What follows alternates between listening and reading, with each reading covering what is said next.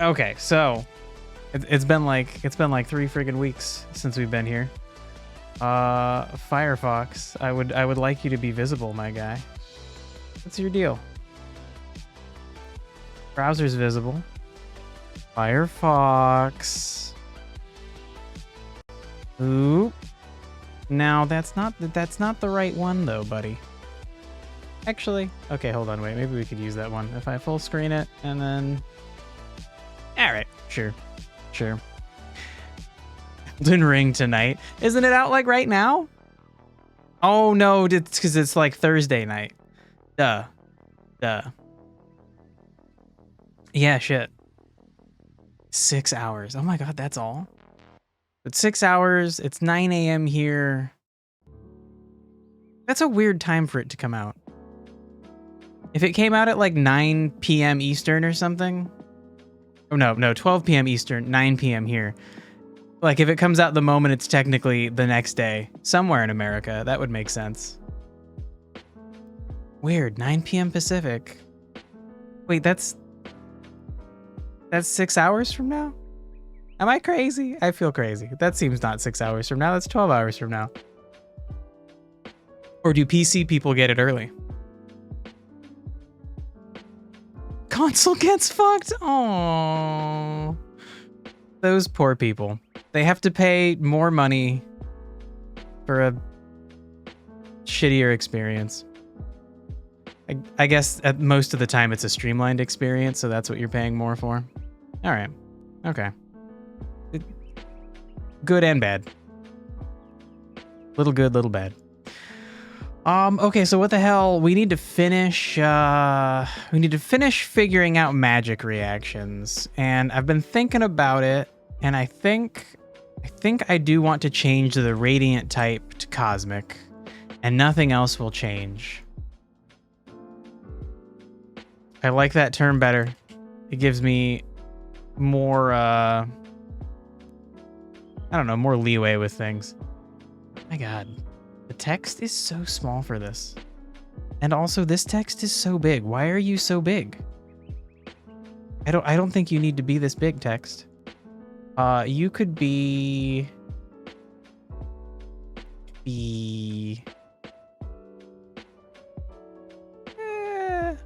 let's do that. You could be like that size and then kind of make these smaller. Sure. Okay, there, now it's like actually readable. Isn't Force also cosmic? Well, I feel like Force is just it's not cosmic. It's everywhere. It's all pervasive. It's like gravity. It is everywhere. But I feel like cosmic gets more at like weird, I don't know, like stellar radiation or the like gravitational effects of planets, like things that would specifically be like weird, otherworldly, maybe would be a better term for cosmic, but I feel like it's understandable as cosmic. And I think like technically the idea for Force is that it's just like raw magical force. It is itself a force in the universe, and that force is magic, like you have gravity and electromagnetism and shit. And so like, I don't know, technically every one of these is a force. Is interacted through a magic force, I guess. But this is just like pure raw, right down to the very core, an interaction, a base force in the universe. So I don't know. I think it's okay. It's what I want to go with for now. I think because it'll allow for a wider variety of spells that I might not know where to fit otherwise. And maybe they could all be put in different sections, but I don't know, like a weird star attack or something. Like Clefairy and Clefable in Pokemon have a bunch of, like, their weird fairy attacks. I feel like would probably be cosmic in my game. I feel like that needs a place. I need a place for that flavor of weird attacks that are like otherworldly and strange. Okay, so last time we filled out this table that is all the interactions between all the elements. We almost fully filled it out. We didn't completely fill it out. I think some of these will have to go. It is quite a lot of interactions, so we might have to cut some out. Some that seem less intuitive. And then we might bring some back, even if they're less intuitive, but like they're good for balance. But the current plan is to come up with all these interactions, then figure out, well, okay, we came up with them. We need to define them more specifically. And then once we have like a working idea of things that they might do, like for example, if you mix flame and shock, you get overload on your target. You get fire on your target, hit them with electricity, they get overloaded. These effects happen. The stacks of flame and shock that we're building up get consumed, and then the creature would take blunt damage and knockback in proportion to the number of stacks consumed. So we're gonna figure that out for all of them, all the different interaction combinations. Oh my God, Greg is chasing a ball around on the floor that she's smacking around. And then I also want to kind of focus on what would happen. What happens if you do each of these things to the environment? And like I think a good example that I want to focus on as a kind of archetype is like if the ground is wet, either if you did a water spell and got the ground wet, or if you had like a pool of water, a puddle, a lake, whatever, and you cast a flame spell on it, a fire type spell that causes like actual combustion and fire to form, then you will make like a steam cloud. And so I need a spot to have all those written down. I can use the dictionary page for defining descriptions. Yeah, that's a good point. I like, since we started in the Miro thing, I do like having it over here. Why did you get moved? I probably moved you by accident. And then yeah, definitely at some point I'll put it into the dictionary. I'm afraid to screw your setup up, Dirk. But maybe it'll be okay. And then maybe we would have it in a separate section, like up top. This is the dictionary section for all of the base effects, and then maybe down low we have a second section for the interaction effects. I think that would be maybe a good idea. And then I'm not sure where on this in the dictionary, like how to put in the fact that if you use flame on the environment, you can make a steam cloud if the environment has water, if it's wet or if it's a body of water. I don't know where to put that. Maybe just their own definitions. Like we would just like have a definition that's like steam cloud. And then explain how it forms. I don't know about that though. Maybe there's a way we can fit it to this situation. Because like really this definition would be like vaporize. So then we would put, just as an example, we would put vaporize over here. And then we could just maybe copy this in. Can I paste into you without formatting? Yes, thank you, Google Sheets. Oh my God, it literally is right here. We literally already, oh my God. All right. Don't take a 3-week break. The 2-week break was intentional. Damn. Okay, so we already have that noted. I guess that's a good enough place to note it. I would like to have a separate table somewhere else that directly notes all those things just for my reference, and maybe I'll make it in Miro along with all this stuff. So I like this information, the way that these are broken down. I feel like when I'm coming up with spells, designing armor and things, like referring back to this will be helpful. We can say the same effect put on creature or empty terrain will just have their own logic. Yeah, because it's not always going to be the exact same effect. I don't think. Well, maybe it is. Okay, hold on. Let's think about that. So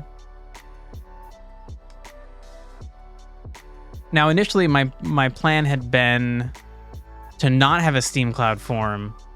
If you attack an enemy, say the enemy's wet, you attack them with a flame attack. So then you have flame and wet combines to vaporize. I was just going to have that be like an instant reaction that occurs.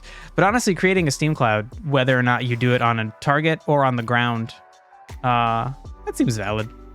That seems fine. Okay, so maybe for now, we'll go through filling it out and we won't have anything separate yet. And then we'll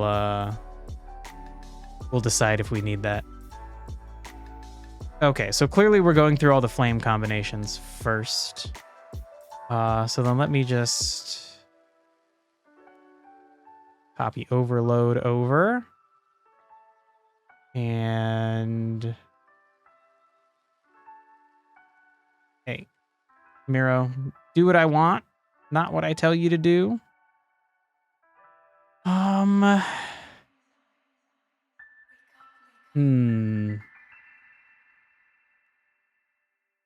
Okay, so for these, I guess it's going to be pretty clear, like this is a combination of flame and shock because it's consuming all of those stacks. You're power outed, so you won't be as active. Oh, fuck, Dirk, I'm so sorry, man. Don't even worry about it. That fucking sucks.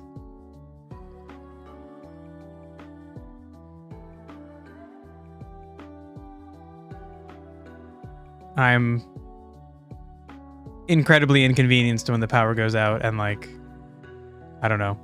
I live in like a nice climate in a state that generally has no other problems. It's a big enough pain in the ass without, I don't know, other external factors. Shit fucking sucks. So yeah, don't worry about it. Okay, so let's make sure we're going in order here. We started with, well, okay, flame.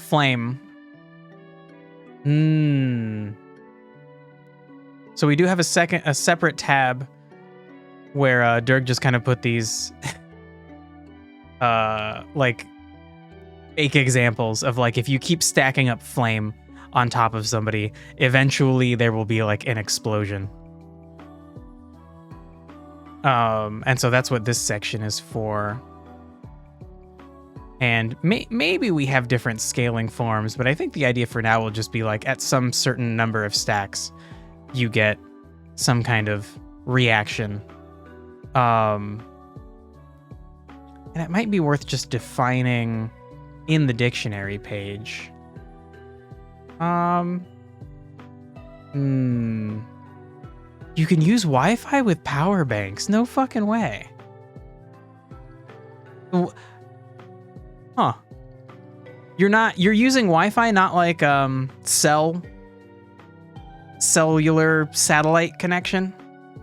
So when our power goes out, our Wi-Fi is fucking done. Like even if we had like a battery, which we do have a few batteries, that we could like plug in electronic devices into. Like my computer is attached to one, so if the power goes out, it doesn't go out. It has 2 columns at the right. Well, I don't know. Wait, what? Now what are we talking about? Are we talking about the collapse thing? Are we talking about the dictionary? For scraping collapse info. Okay. But then I see. Okay.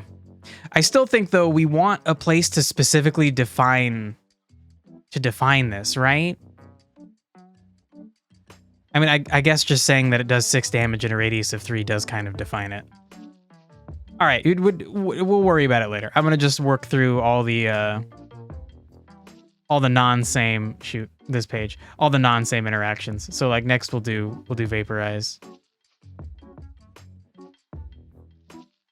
Nope, we did vaporize. Oh my god, tabs. So next I guess we're doing shatter. Flame plus chill is shatter. All right. Not all caps, bro.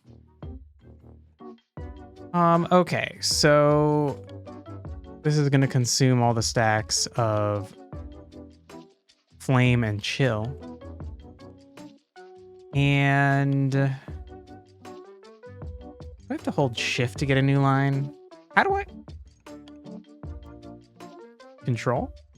Control. I can consult on the same page in flame reacts with.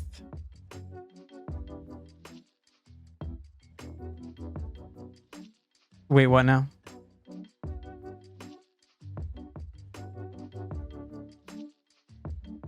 It's okay, Dirk. I'm going to keep going. If you can explain it clearly, take your time in explaining it. In dictionary. Okay. Here's reacts with. Okay.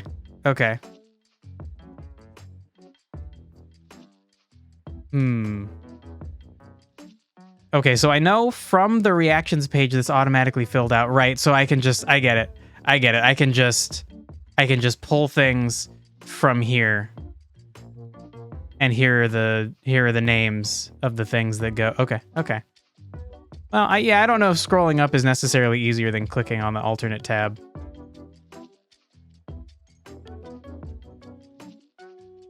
But yeah, thank you for the info. Okay, so the idea here is that you have frozen something, but not fully. It's just chilled. It's like covered in little ice particles. Its temperature is lowered. Enough chill and you might freeze. But for now, you're not frozen yet. And then you get hit by fire. And then the fire violently reacts with all of the ice crystals on you and they like explode, I guess is the idea here.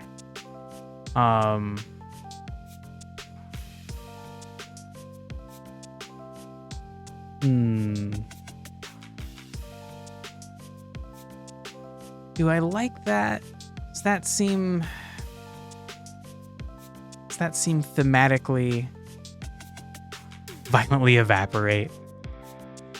That sounds not violent. Evaporation does not sound violent. That sounds just chill. Thermal burns. Well, yeah, I feel like the idea is that like the rapid temperature shift is like, instead of just burning you're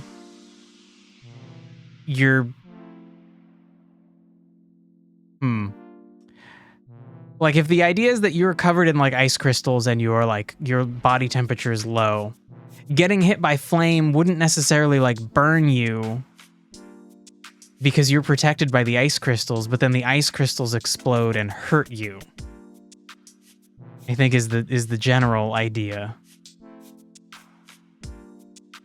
So I feel like it would just do damage. And then you're no longer chilled or flamed anymore. And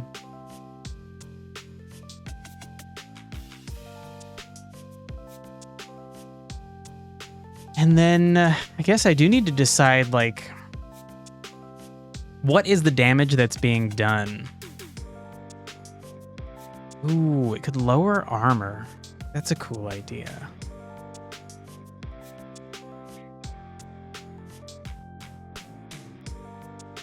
Like it stresses your armor out. Okay, maybe for now. I have a question mark. I want to see what other elements we have doing that, and I kind of think we might have an element where I want that to be its major identity. And so then letting that also happen with Shatter. That might still be okay. And then we have, kind of similarly to Vaporize and Overload, we have like 3 things going on. All of your stacks get eaten, damage of some form, some extra effect. So that, maybe that'll be what we do. Okay, so next we have Flame and Grounded doing nothing. Am I okay with that? Are we cool with that? I do feel like they wouldn't really interact with each other.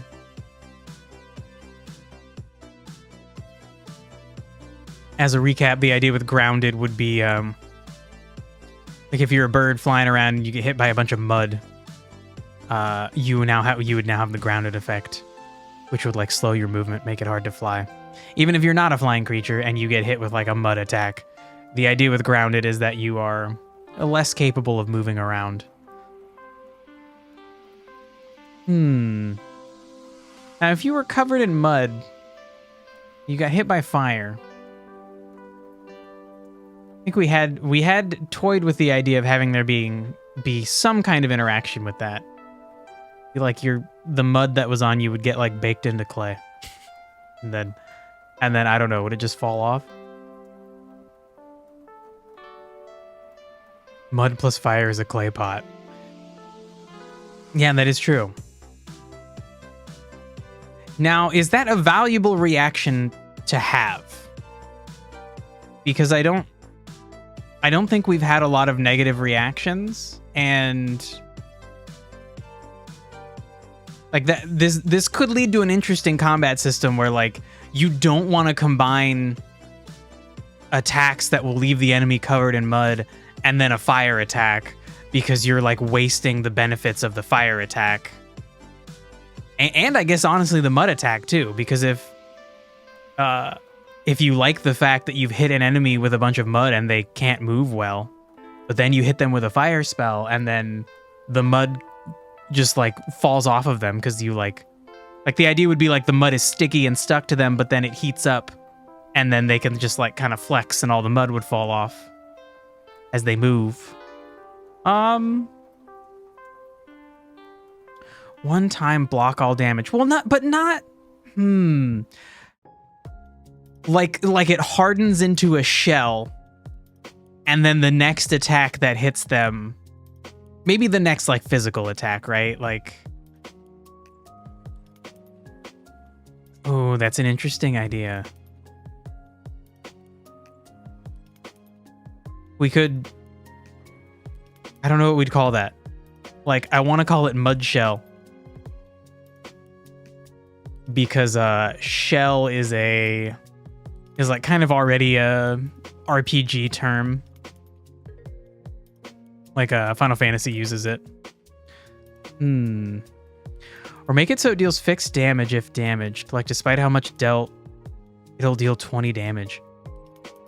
Ooh. Okay, that's an interesting idea. Then it's not just a bad thing.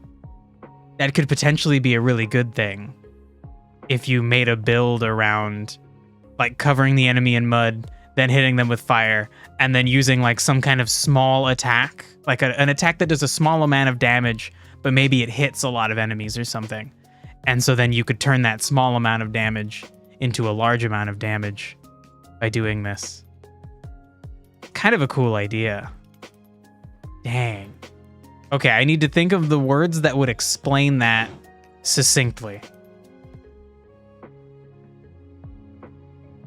So it also honestly kind of feels like the same idea as Shatter, where you're like violently changing the state of something. But But I don't really know if it makes sense for mud to react that way, right? Like mud is so inert, and even if you hardened it.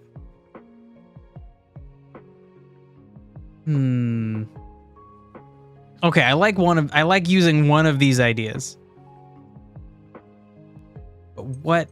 I need a good name for it.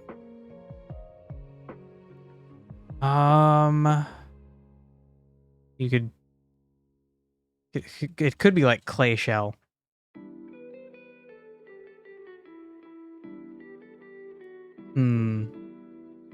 Stoneify. Well, it's okay. It's not stone, right? It's just clay. Like stone is much harder, much denser. I mean, maybe we can just call it clay. No, clay shell might be fine. Clay shell could be okay. Porcelain. I feel like porcelain is a very specific thing. Let's just go with clay shell for now. Nope, not that, not that. Those are the behavior tree reminders. We just need to be just in one tab, bro.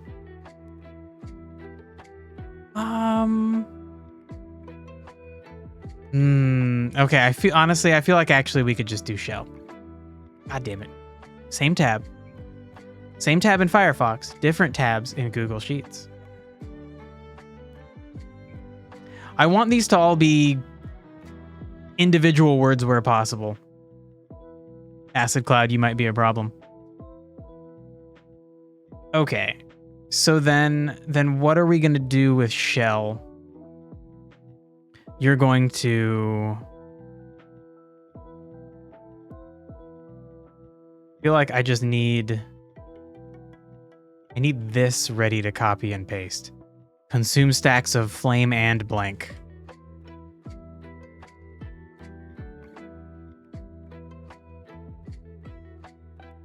Shit, it's grounded, right? Do shell. Yeah, I think shell works. So it's not gonna do elemental damage.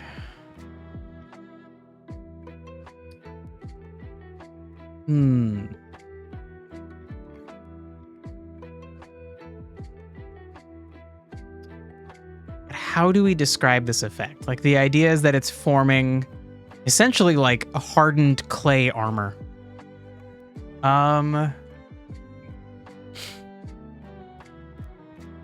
Maybe we just say clay armor. Not instantly. You don't think so? I feel like for the sake of simplicity, it should happen instantly. What would be the benefit of it not happening instantly?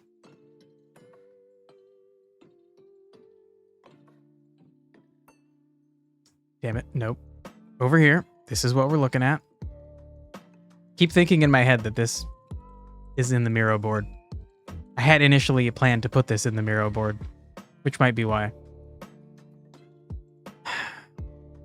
You consume flame and grounded, and you end up with shell. What? What do I want that to do? The idea of it forming armor is very cool. And I guess potentially something you could use to your own advantage?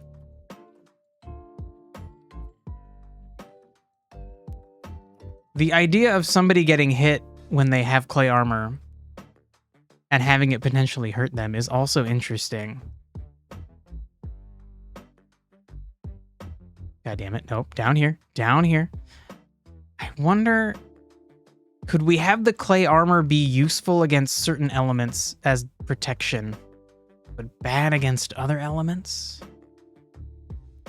Or good against a physical attack?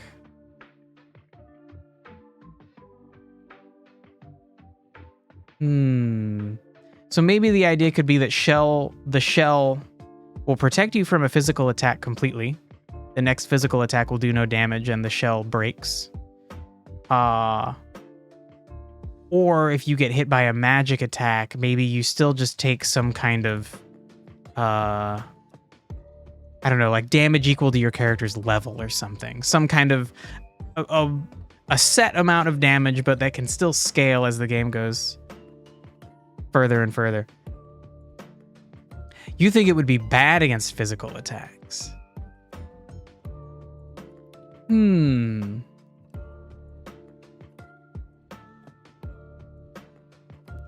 Now, clay armor is a thing. It's a thing you can make in Minecraft. It's not very good.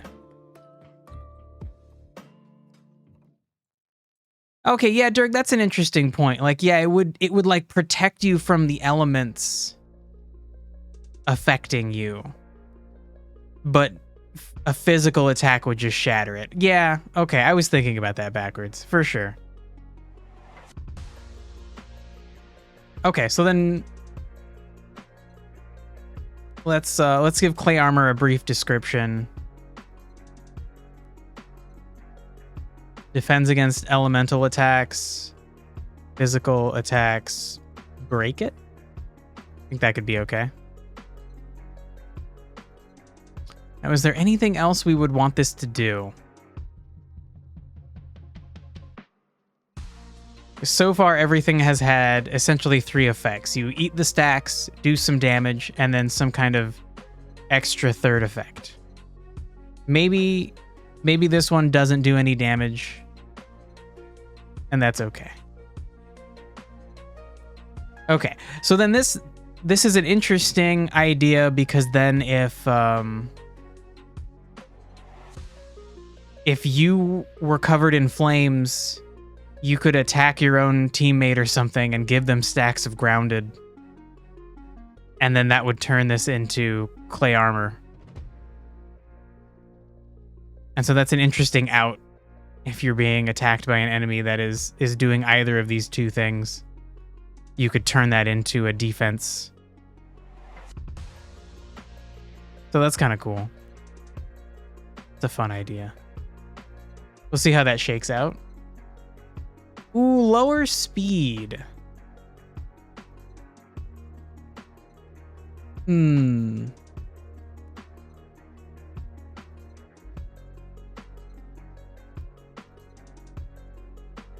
It's not out, though. What do you mean? Damn it. Gotta control, enter. Lowering speed's an interesting idea.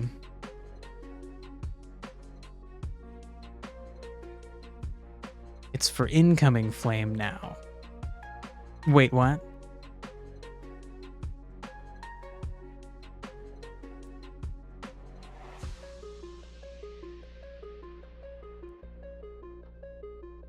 Not for incoming grounded.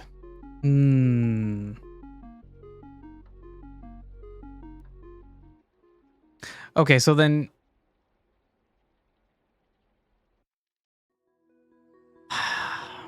Yeah, it's okay. It's hard to make this fully make sense without it being too complicated. Like, Yeah, it wouldn't make sense for you to be immune to every different kind of element.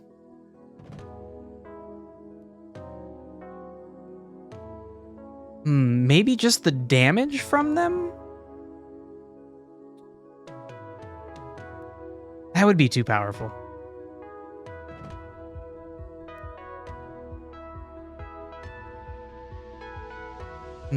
This might be too complicated to have it work in a way that people understand. We could just say it's magic. It's magic mud.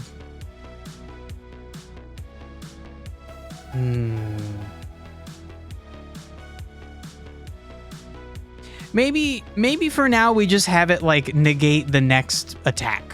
Whatever attack it is.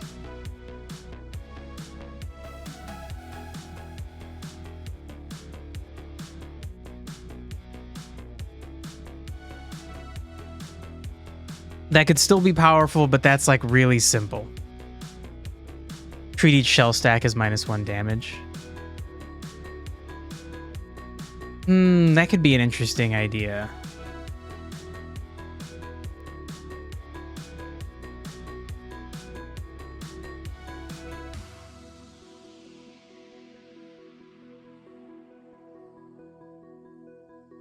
Okay, for now we'll try this, but this might be something that we tweak depending on how good or bad it feels. This still seems potentially powerful though. And I would have to make sure that I balance fights around considering this. Like if clay armor is just gonna negate an attack, and a boss just does like big slow attacks, then you could essentially like never take damage if you just use clay armor.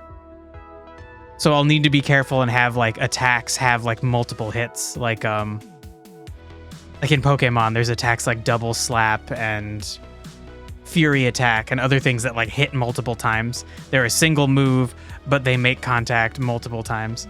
Don't overbalance. I'm just trying to like think of ideas, and if I can think of an out to kind of stop something from being too powerful, then it's okay to have it in. But if I can't think of any kind of way to possibly stop it from being too powerful, then it's like, okay, maybe I can't put this in like that. Maybe that's a bad idea. Okay, so the next thing is going to be flash fire. And that is going to consume all stacks of flame and spores. Right. So then the idea here, I guess should it be flame and spore? I guess an individual stack of this thing is multiple spores. Ugh, weird wording. Okay, so the idea with this is that there are like nature attacks that create like little plant or animal spores. What the hell are mushrooms? Mushrooms aren't plants or animals, right? They're just like a weird third thing.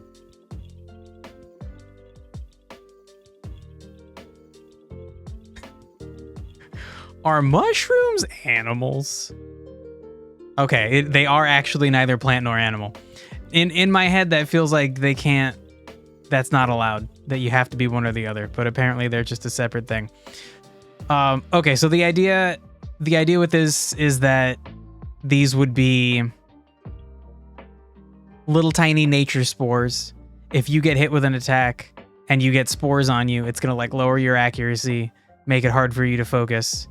But then if you get hit by a fire attack, that's gonna burn up all the spores and probably hurt you a little bit more.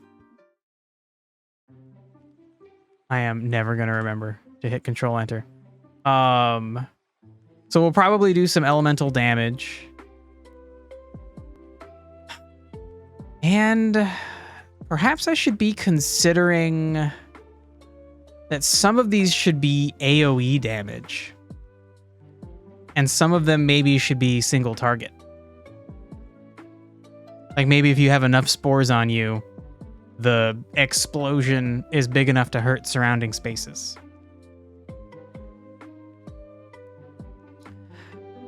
I think maybe we could have the number of stacks determine that. Like one stack of each is just going to be a little single target hit. But if you had like 5 stacks of flame being applied to somebody who already has 5 stacks of spores, that's going to do like a little 3x3 explosion. It'll hurt you and also like all the squares around you. Okay, so yeah, maybe we'll save that for the number of stacks.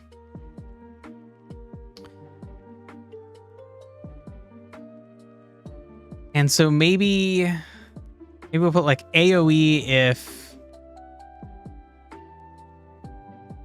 if stacks combine to, I don't know, let's go with like 6+ or something.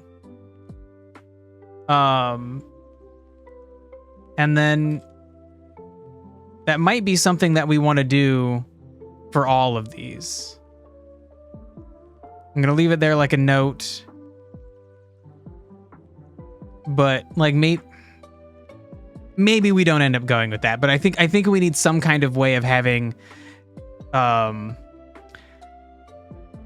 having the ability to make a team that's all about taking these elements and pushing them toward like AoE explosions, so that if there's a certain fight that you're going into where there's a lot of little enemies, then you can like very quickly load up your pre-made team that's got all the sweet AoE attacks ready to go. And then a secondary effect other than damage. I don't know.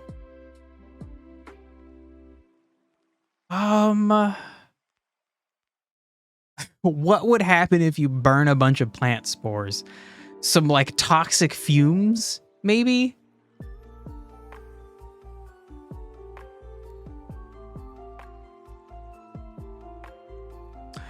Ooh, yeah, good point. Good point. Knockback is probably going to be like a typical thing for the explosions. And yeah, I don't know if it would be smoke. Like smoke would be like you like lit a plant on fire or a tree. I feel like if this made some kind of smoke, it would be like something I don't know, it'd be like a toxic cloud or something. Hey, Silent Boy. How's it going? I think for now we'll just do knockback.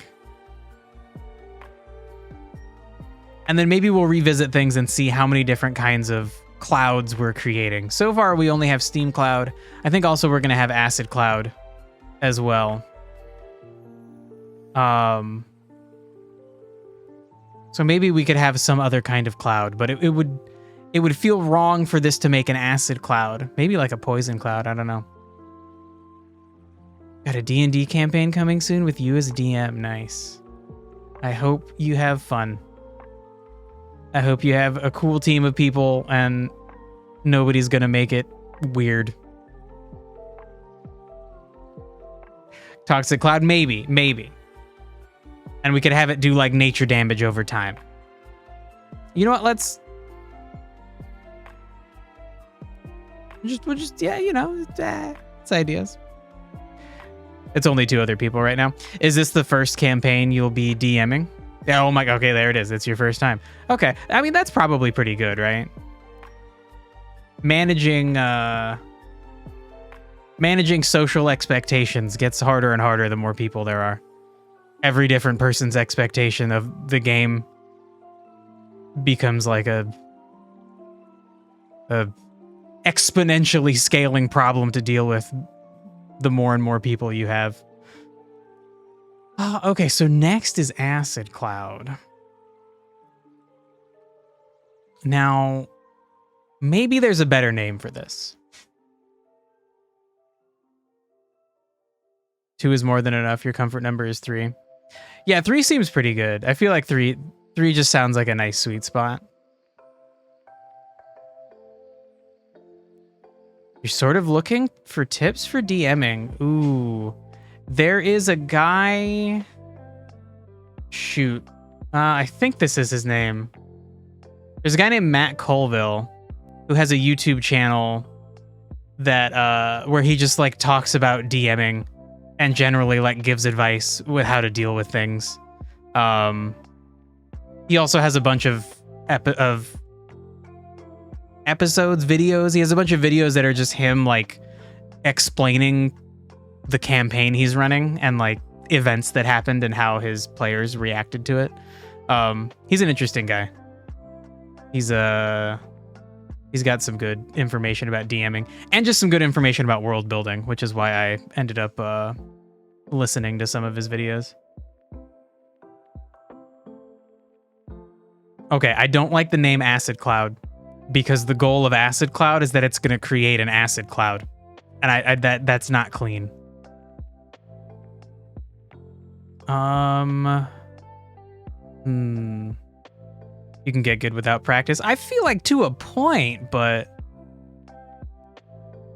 I think you could be prepared enough to make sure everybody has a good time.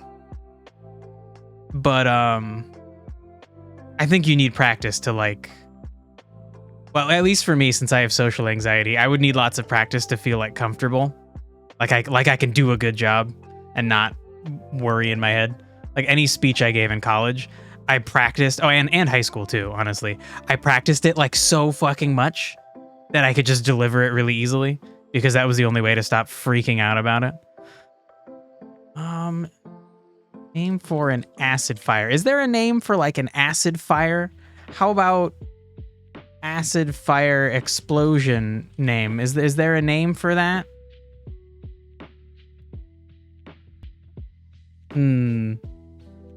Picric acids.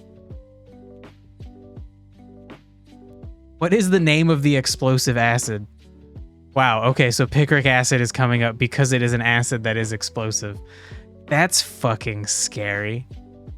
Jeez. Okay, but not getting me to what I want. I need a good name for this reaction. It's the same world you're making for your game. That's cool. I really like shared worlds across mediums are fun. It's fun to have like you don't tell people that's the case, but then you like put in little hints or like recurring characters. They don't really know the world, so you can have so much fun with it. Yeah, that seems like a really good it's a good way for you to be forced to flesh out your world, and if you're accepting of it, which I hope you would be, a good way for essentially like their reactions to things will help you like change the world into something it couldn't have been without their input, essentially.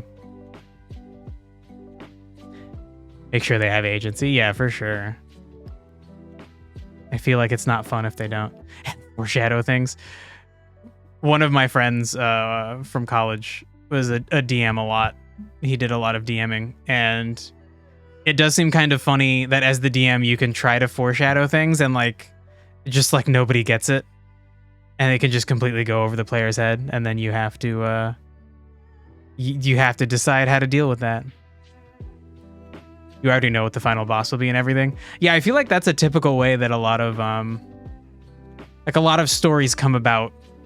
You either like you come up with a cool twist and you put the rest of the story around it, or you figure out the climax and you're like, okay, how do I get there? I cannot think of a good name for an interaction between fire and acid.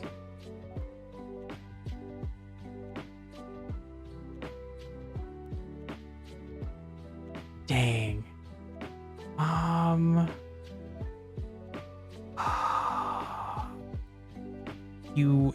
If you heat acid up really quickly, it would like boil. You could call it like acid boil, but that sounds weird.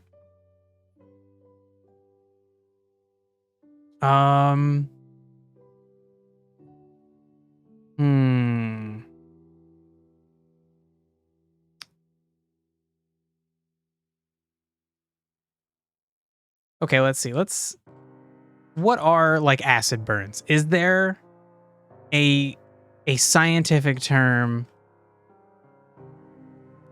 What is acid burns? Oh boy. Is there like a scientific term for chemical burns? Wikipedia, I don't know if I need a fucking picture of this. Shit. At the beginning, you're going to make it clear that you're going to fight this boss at the end. But that's not the final boss. That's a fun twist. Acid mist. Okay, well, so Dirk, the problem is, and actually, I think maybe let's fill it out. Let's fill it out. So it's going to consume all your stacks of flame and acid, and it's definitely going to do elemental damage.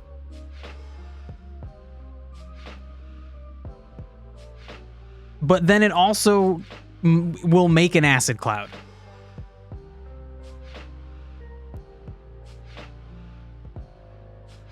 They're basically the same as dehydrating tissues. Yeah, I need like a cool sounding term for that.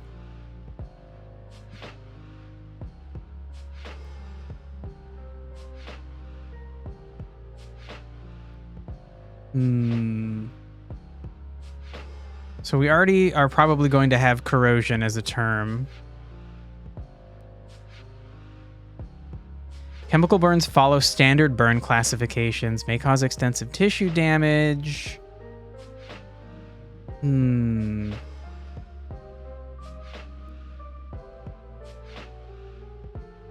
Cytotoxic is a very cool word.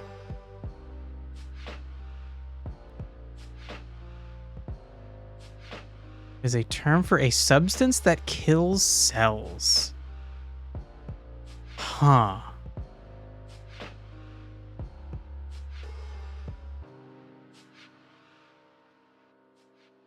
Damn.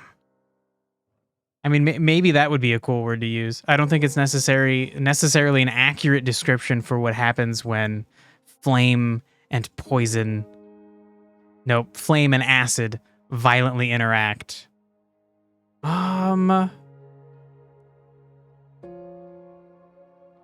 Damn. Is there a term for acids boiling? What if they just don't? So we have definitely been trying to consider things we should just skip over. A decent portion of this is blank. I think realistically they would interact in that acids are typically part of a liquid.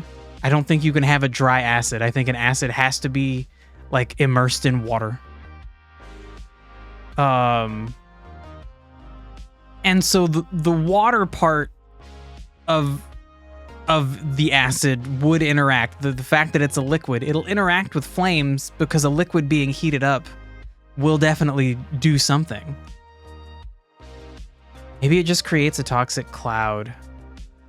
Now that's hard because if we have acid damage as a separate element, I feel like we should be able to have acid clouds specifically that would do acid damage. Maybe they'll eat away at your armor.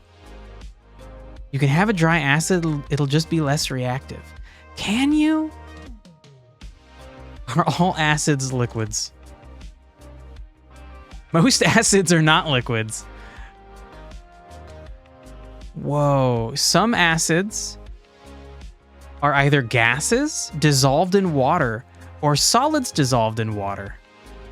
Well, fuck me. Okay, but so typically they're dissolved in water. And then there are two interesting exceptions that are true liquids at room temperature. Just pure all by themselves. That's fucking cool, man. What a weird thing. Cool. Okay.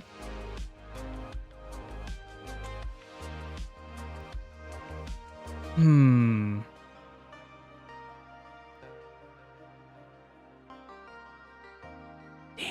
Okay, I still need a cool term.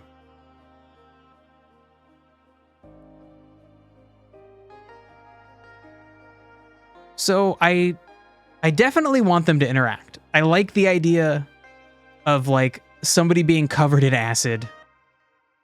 Okay, I don't like it. It's interesting. It's an interesting idea for a character in an RPG to be like covered in some kind of horrible acid, and then they get hit with a fire attack, and that just like burns all the acid off of them. And then could potentially create an acid cloud.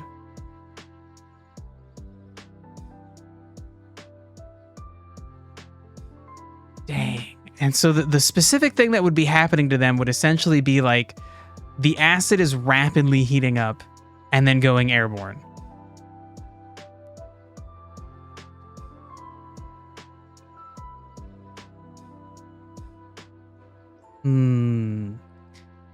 If we could come up with something like flash fire. Like acid fire.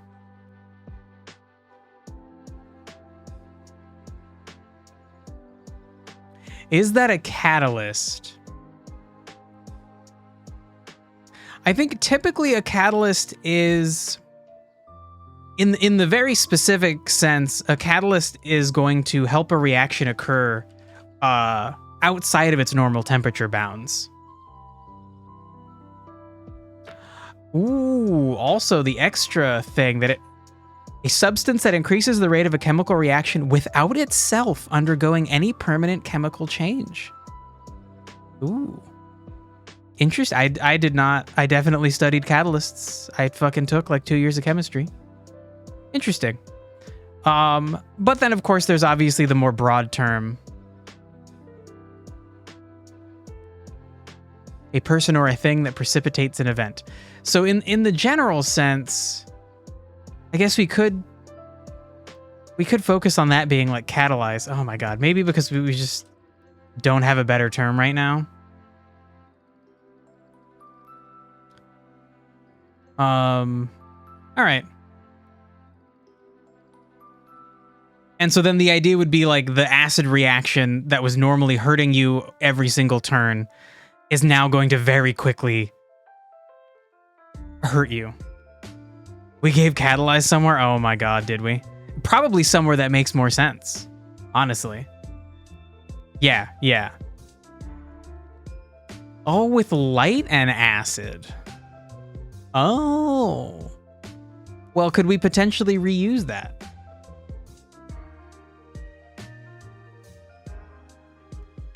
So I think it does make sense that you could arrive at the same reaction through different means. I think. Yes, please. Just move on. Okay. Yeah, let's keep going. Okay, so now we reach a spot where there are no reactions. And then clearly we already see some kind of resonance with light and flame. That the idea would be you're going to amplify essentially whatever you had already applied. So shoot, the idea here. Now why? Okay, so I should have labeled this better. But I think the idea was that over here is like the attack.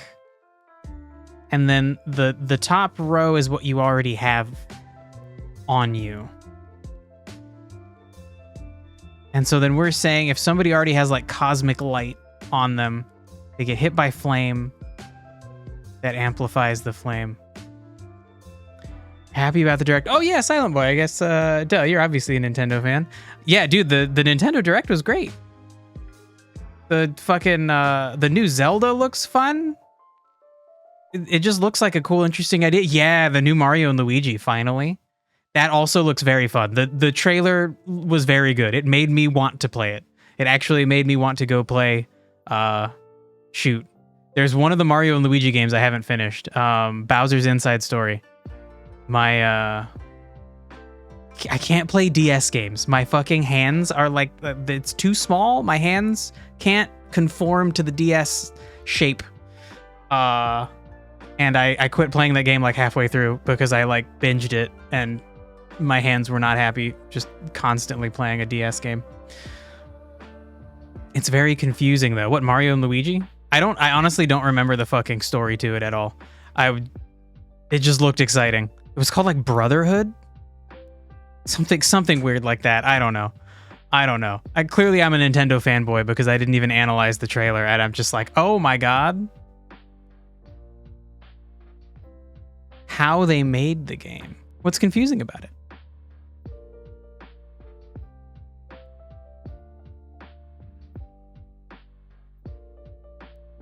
Dirk, you said if someone has light, it's dry. As in, sure, like the light has like provided some level of heat and they're dried out. So like they're dry and then they get dry burns. Sure, it would be more extreme.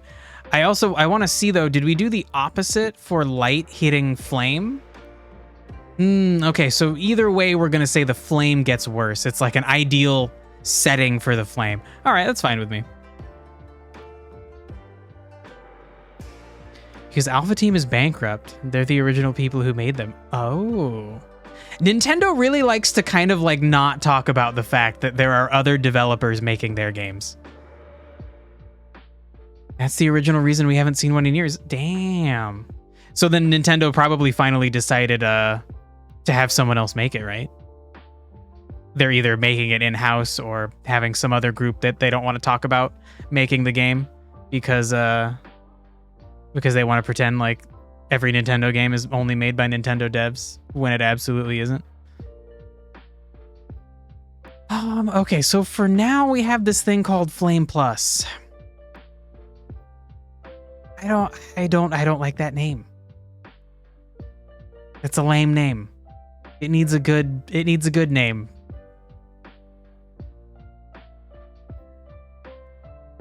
After the remake of Bowser's Inside Story, it went shortly bankrupt and disbanded. That fucking sucks. Obviously, there's a million things that can go wrong, but like I hate it when a company seems to be like making games just fine, and then they have financial problems. Like you were doing fine. How'd you have financial problems? You kept making the games.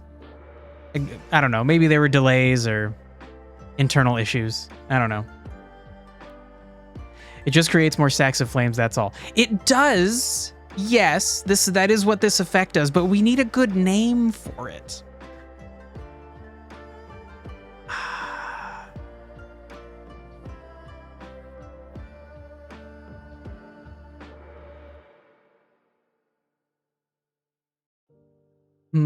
I guess, God, do we? Like, my thought is you'll be playing the game, and if you cause one of these reactions, you'll see the words on the screen, like above the enemy's head. So that you know you triggered it. And then if you don't understand this game's combat system, then you can be like, what the hell was that? And you can like look this up in the help menu, and the game will explain to you like, hey, this is a reaction and it does these things. And like, don't you want to do that? Because like you want to kill the enemies. Here's how you kill enemies good. So I don't know if I like the idea of the player seeing the words flame plus plus on the screen. Whereas like, oh, catalyze, that sounds cool. Flash fire, oh yeah, cool. Kill that boss by focusing on making a team that can do really good flash fire damage. Like that sounds cool. But saying flame plus or flame plus plus sounds dumb. I don't like that. What makes it worse is that Nintendo could have bought them out of it. Yeah, I think Nintendo has, they have purchased a few studios in the past who have done their, like, their third-party, like, either the remakes, there's some studio that did a bunch of remakes that Nintendo eventually just bought and made part of Nintendo. But yeah, either remakes or these weird, like, offshoot side games like Bowser's Inside Story. Nintendo is very, they're very cautious with their money. So I assume they've got a reason for not doing it, right? Shit, yeah, Derek, I like Blaze. Blaze is interesting.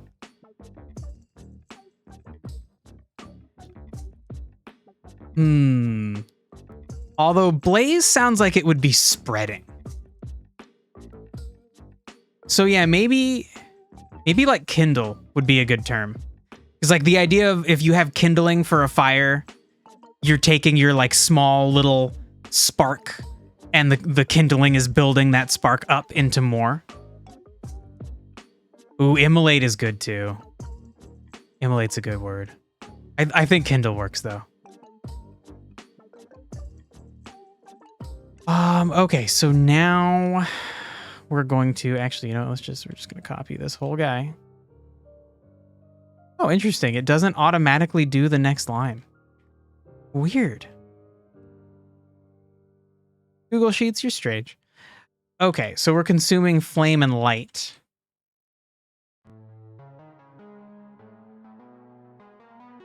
And then now I guess we should think about this. I think the idea is always going to be we're going to consume things just for the sake of simplicity. I feel like really you wouldn't actually consume the light. They would still just they would have more flame on them and the light they still had on them. So that's an interesting idea. I think for simplicity now, for now though, we'll still have everything get consumed. And then we're not doing elemental damage. And then we're just gonna boost flame stacks. Let's think about this for a moment. Maybe there's an extra effect we could have going on.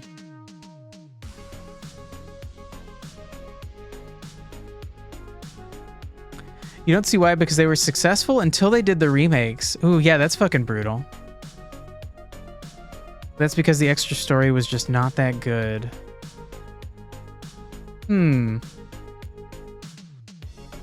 I feel like every game company should be able to survive a bad game. Like, in an ideal world. I don't know. But yeah, that sucks. Consume light becomes darkness. That's an interesting idea. I think we have room for something like that later on. But I think generally the idea here is that this light is like weird bonus light. It's like, it's not like if you take it away, it's dark. It's that this light is crazy bright, and if you turn it off like that, you still have light. You know? This is like an extra source of light. It's a cosmic bonus blinding light. You've been thinking about light. Okay. Talk to me about it. Talk to me about it while I think about whether or not this needs some other extra effect.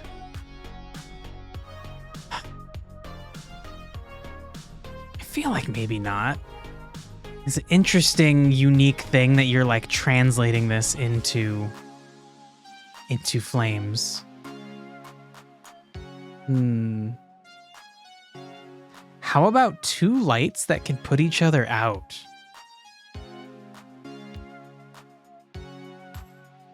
Okay, that's an interesting idea. How would we use that? For a puzzle, sure. For a puzzle, that sounds fucking cool. We don't need this. It could just be a special move. Okay, that's a good point. Dark light sounds very cool.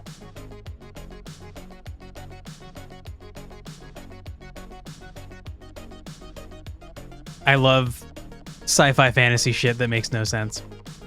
How could you have a light of darkness? Shit's fun. Light in your universe is used for weapons buffing towards one type of enemy and one type only. Yeah, I feel like that's pretty similar to the idea of like in Dungeons and Dragons, like radiant damage is like really good against undead. It sounds like something similar. That is a cool idea. I definitely want to have certain species that are very weak to certain elements, so that if you run into them in an area, you might think like, okay, yeah, there's a lot of zombies here. Like we should use radiant damage if we can. Get your radiant weapons out, people.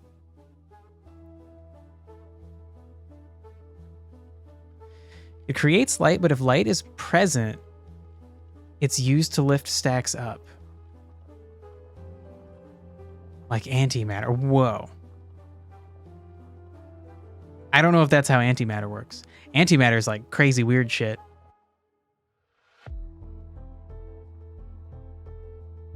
Dirk, I feel like this would be cool for like a puzzle. Like light that's like out of phase with other light, and they can like cancel each other out or work together. And so then like the player has to figure out like, okay, this light plus this light is darkness. This light plus this other light is a brighter light. And then like they have sources of those types of light, and they have to figure out how to like, I don't know, get light to a certain spot on the wall or something. In your world, light kills void entities, and light is the only way to kill a void entity. Ooh.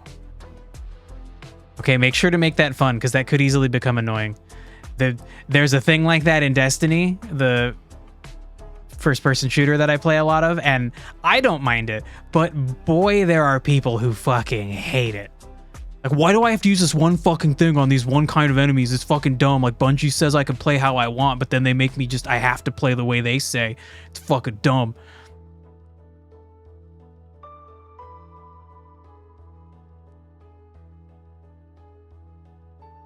You need to make sure your main character Star takes more damage to light weapons because she's a void entity. That's a cool thing to kind of hint at. I like if you like don't explain that, but then it's like up to somebody to like examine the character and be like, okay, well, we know that void entities take damage from light attacks and Star takes bonus damage from light attacks. So that means she's probably a void entity. You can kill them, but they just come back like if you don't do void damage. That also sounds like a very zombie thing. You gotta like, or no, I guess maybe like a vampire. Like you gotta kill him with like a stake through the heart or something. I don't know. Shit. Okay. Anyway. I don't know if we need an extra effect here. This seems kind of boring though.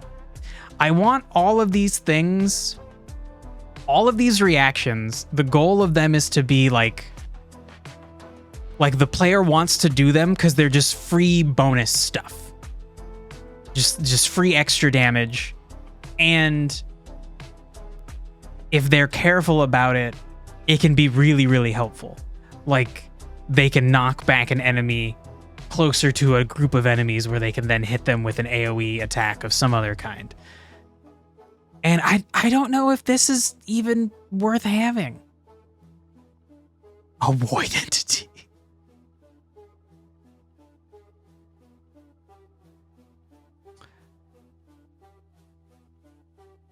Maybe, honestly, yeah, maybe we just don't. I think maybe just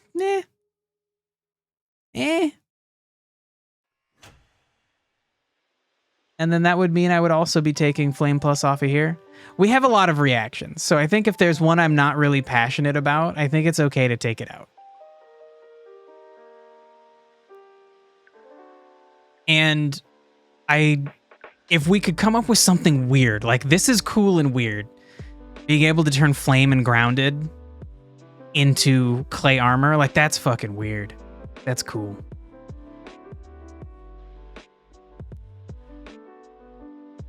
You already know something randomly.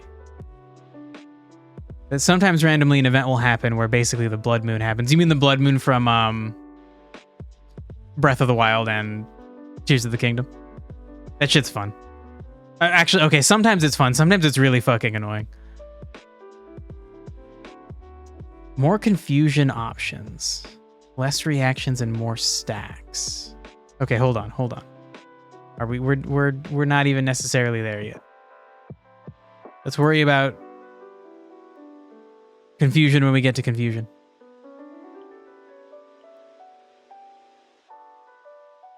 Okay, so I think we're done with Flame. So now we would move on to Shock. And we already did Overload. And so then we're going to have the same thing where every time we go to a new line, we have fewer things to do on that line because we will have already done some of them. Okay, so now Shock plus Wet is going to make Discharge. And I think for that,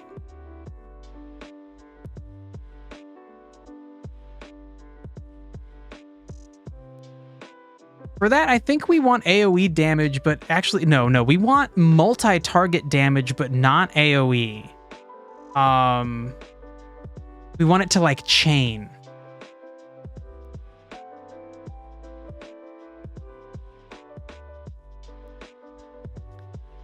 And so maybe at its base,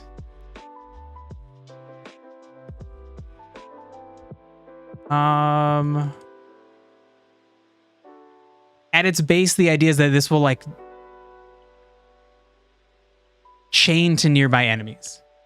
And if you have a lot of stacks of it, it will chain to more nearby enemies. You could jump from one enemy to another, or something like that.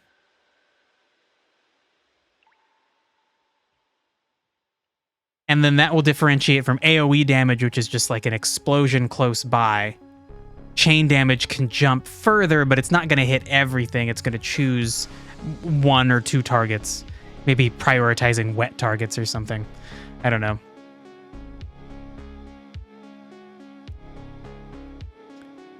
Right, Dirk, you weren't talking about confusion the effect, just confusion the idea. Empty boxes are good for creating stacks that don't collapse.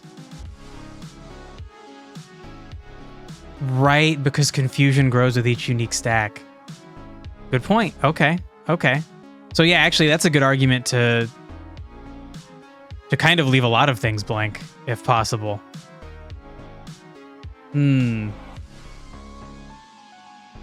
Okay. Yeah, let's as we go through these, if we're not really passionate about them, then we should clear them out for sure.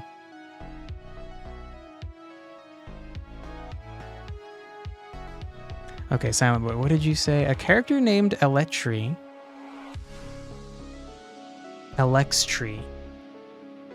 who's usually in the area called the Dark Forest, will be able to leave and attack the characters. She's a character they want to avoid. She's aggressive. Has stone-like skin. Cool. So swords and stuff won't really affect her. She has a very long but fast spiked tongue. Ooh, creepy. She can hit players with, and it would poison them, leaving them with a drunk-like effect. Fun. I used to like getting drunk in World of Warcraft. Like shakes your screen as you walk. It's very silly.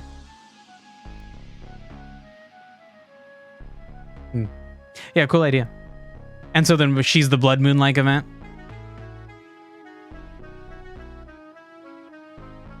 In your D&D campaign, you're going to have that cause players to hit their teammates. Ooh.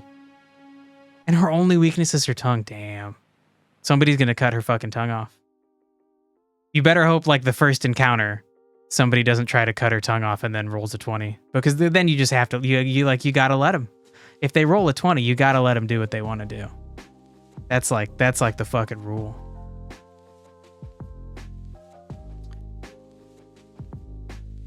I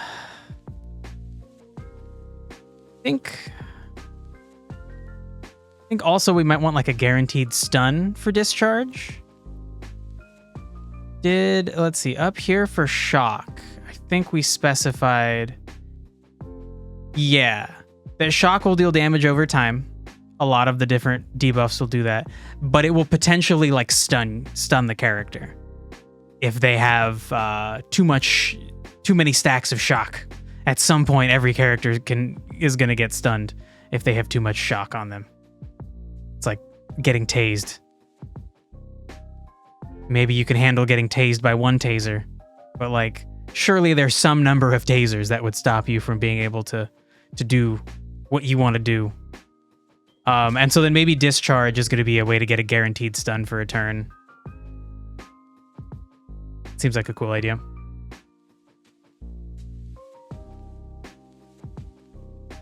Oh my god, you're going to have her regenerate her tongue. Gross. It's going to be fun because she's also a shapeshifter. Cool. I feel like the right mix of menacing. Like if she's too much of a threat, then like your players are going to be constantly worried and annoyed when she shows up. But if she's like the right amount of threat,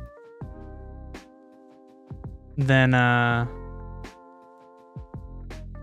you know, it would be a good extra worry, but not necessarily something that would annoy the shit out of them. Hold on, gotta report a bot. Oh my god, terrorism. That would be so funny to report them for terrorism. Spamming and scamming.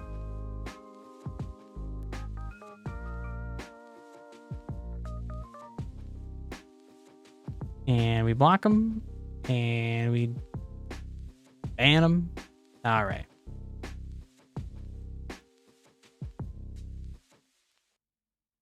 Don't overcomplicate the first fight. Yeah, for sure. Most of the time she's stalking people. And she's also looking for weak people. So probably if your health is low, she's going to target you. Man, whenever I'm playing video games, I always feel like the enemies in the game should do that. Like they should, if I have a party of characters, they should figure out when somebody's got low health and they should just all go for that person. I feel like the reason a lot of games don't do that though is because it might not be fun in the long run. And I think that's the cool part about being a DM is you get to, if you're a good DM, you can kind of change that as you're playing. It's not like a video game where everything's set in stone with all the programming ahead of time. Like, you can kind of decide if you're going too hard or not. Shock blocks some action. A full stun is a gross thing. Be aware. Yeah, I definitely, I think maybe we define a stun as like loss of action points.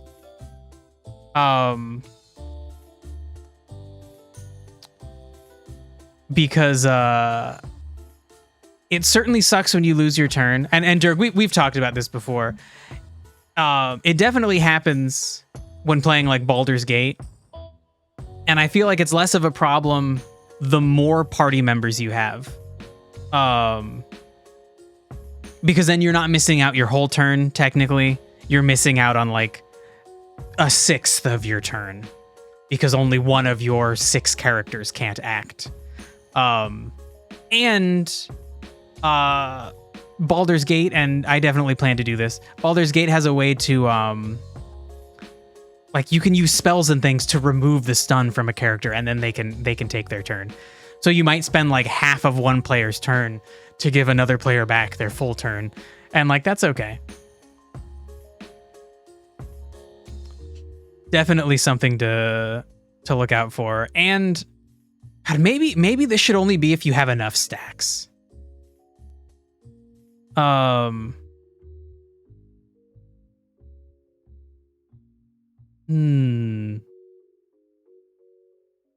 Sure. In enough stacks is a guaranteed stun. And that could be like you lose 2 action points or something out of your 6 for the turn or something. Yeah. And again, all of this we can tweak. I could potentially just throw it out if it's not fun. For sure. Maybe it will be actions also deal damage.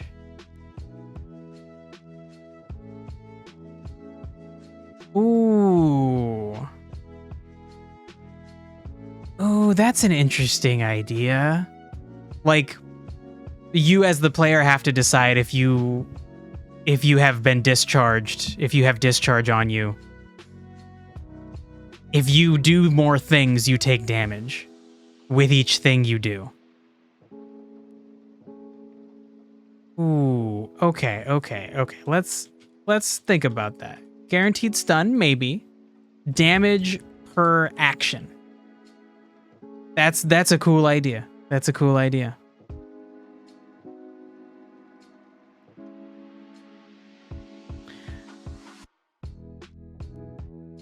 Okay, what was Alexstree? Like you said, Alexstree can only leave the Dark Forest when a Dark Moon is happening.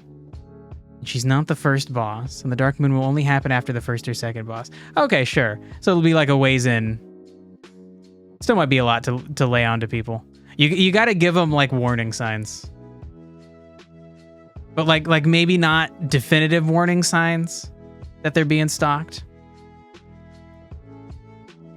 They'll be warned that the Dark Forest is not a friendly place to go. For sure. It literally already sounds like not a friendly place to go.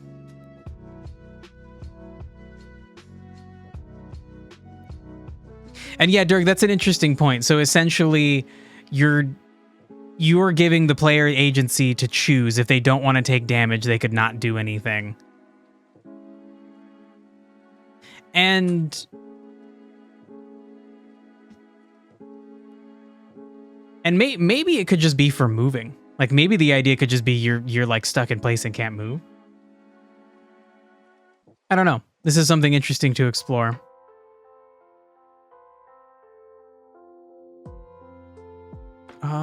Okay, so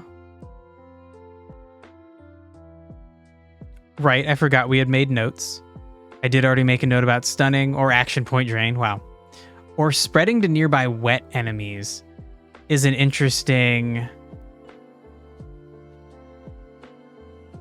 It's an interesting idea specifically.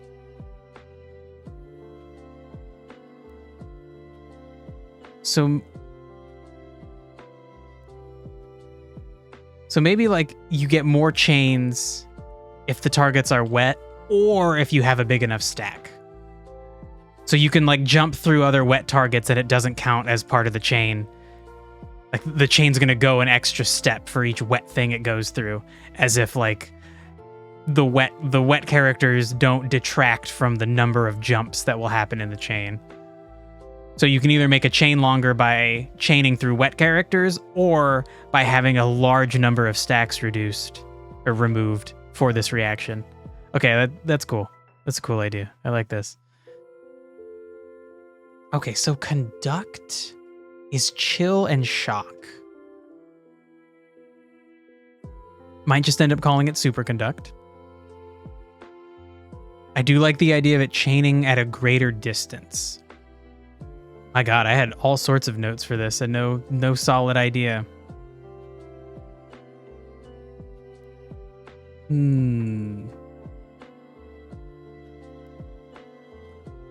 A dot from the shock stacks is interesting. I think we're already going to have, if you're shocked, you take damage over time, so I want it to be something different. Ooh, removing shock immunity is very cool. That's such an interesting strategy to have for that element. Okay, so maybe we do chain at a greater distance and removing shock immunity. Those are both cool. And I think it makes sense to call this superconduct because that's the actual idea. Depending on the roles your players get, something may happen to them. Rolls like dice rolls. Okay. The lower a roll is, they may have some consequence. I think that's like a given, right? That's a typical Dungeons and Dragons thing. You need some thought on your final boss. Well, think about it. Let me know your ideas if you want somebody to bounce ideas off of. Durg is great at offering alternative ideas, taking ideas at like the next step, making you realize your ideas are backwards, that you flipped things. So honestly, Dirk might be a better sounding board than me. Dirk is not a great... You shut up. You are actually pretty good at this. I know you're kidding. I'm kidding too. You don't need to shut up. But you're wrong. After defeating the boss, the real final boss will then show up. He'd have multiple phases. First phase, he can transform into your friends or family, making players do less damage. Oh my God. The final boss is called Memory. He's the faceless being with a suit on. Weird. It kind of reminds me of the like recent Destiny villain. The like big bad guys named The Witness. And he just looks kind of like a guy, but he has like smoke coming out of his head and like there are a bunch of faces in the smoke because he's like a bunch of people condensed into one person. He's hinted at as a bad person by the others. Okay, so that's what I was going to say is you definitely need... you can't just have a last boss that's a complete surprise because then people are going to be like we don't care about this guy. Like, fine, we're fighting him because he's attacking us, but like if the whole time they think the last boss is going to be this other character because that other character has been like the cause of all the problems, it kind of sucks when you get to the end and you defeat that character and then you as the player find out like, oh, actually it was this guy pulling the strings the whole time. So actually he's the one you're mad at.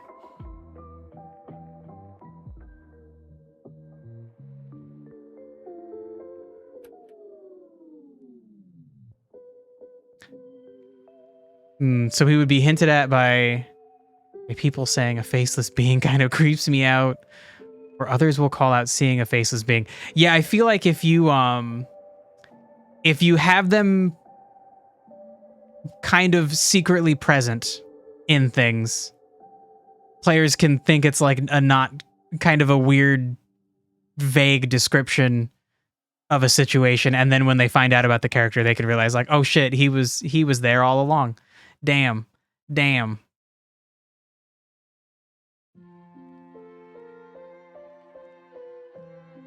Oh, this is chill. This is water and chill. Hey babe, you want to water and chill? So when we superconduct, do we want to deal damage? Yeah, I guess we want to deal damage and then chain. Have another kind of chain. So then discharge is about chaining damage through wet creatures at medium distances. Superconduct will let you chain damage at long distances. So we'll just say like chain elemental damage long distance. God,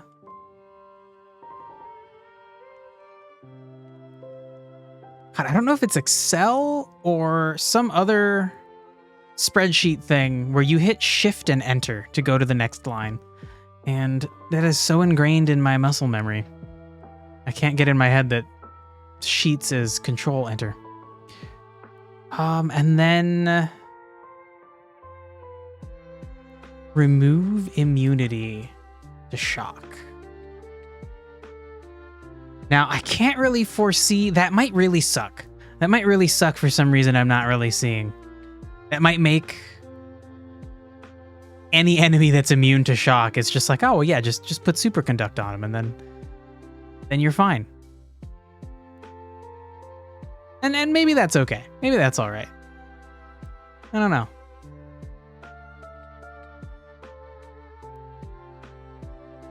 Yeah, Dirk makes a good point. Doing a wisdom save like every turn for figuring things out is a pretty typical D&D thing. It's a fun, and then like you don't know when the players are going to get the information. They might get it early, they might get it late, they might never get it. Funny enough, memory's the one sending you on the adventure. Oh, that's such a weird trope. It's hard to make that good. You got to be careful to make that situation good. He needs the final boss dead so he can destroy the world and recreate it to his liking. Oh my god, well, why can't he just do it? He's kind of the narrator.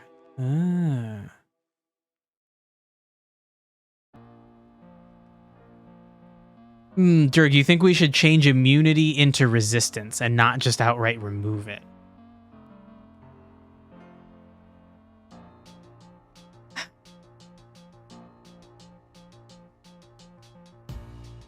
Maybe. I don't really, it's like I don't know how this is going to be used exactly. Right? Like the simple reactions, it's so obvious that like you're taking single target attacks, you're turning them into AoE explosions or chain lightning damage. Changing someone's immunity to shock to resistance. That just seems kind of like, eh.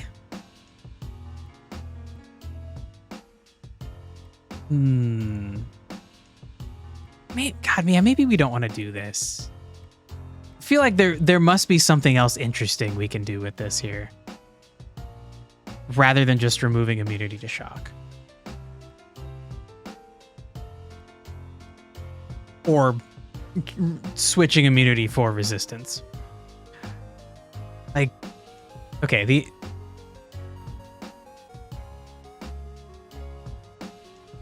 shit, also, wait, water and chill would be freeze. It's shock and chill. You're going through shock stuff. Also, they need to be in caps. What confused me is I wrote this in the wrong order.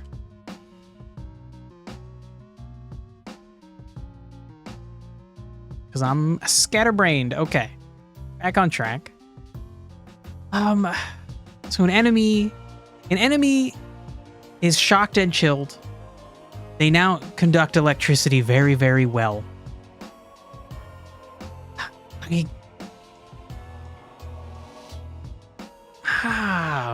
don't know.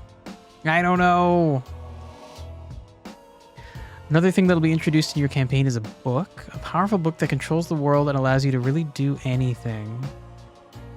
Well, not any. It can create rules for the world, and any rule that's put in the book can never contradict itself.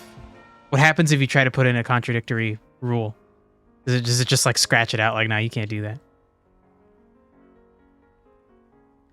There's already a rule that stops people from killing villains unless they're a hero. Well, if I were the memory guy, I would just become a hero. I would look for the easiest way to be considered a hero.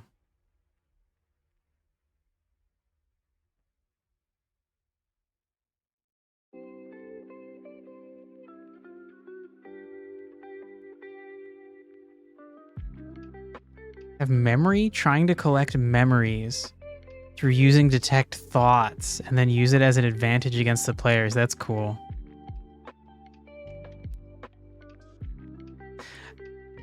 That feels like a really, like somebody who's a really good DM could tell such a cool story with that. It would require you to have like a really good backstory for your players. Things that are fleshed out so that the big bad guy could actually pull some memories that are that the DM knows that would be like really, really harsh for the player to re-experience or have thrown back in their face. That's a really cool idea.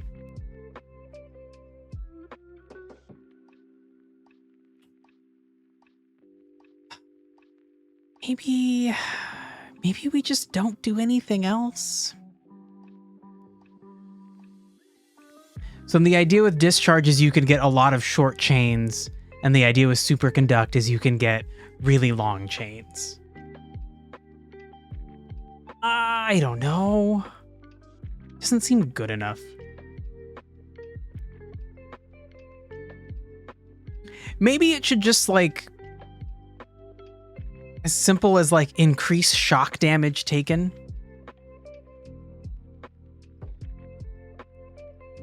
From then on.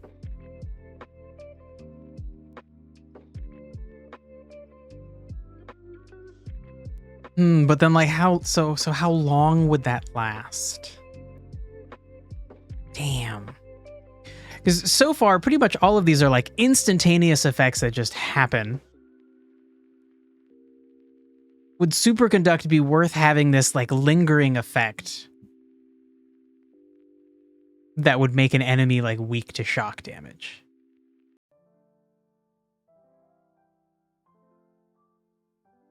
I don't know. It doesn't sound cool. Like if I was playing a game and somebody told me I could chain damage if I did ice and shock attacks together and it could go a really long distance, like that sounds fucking cool. That sounds like a cool thing I want to do.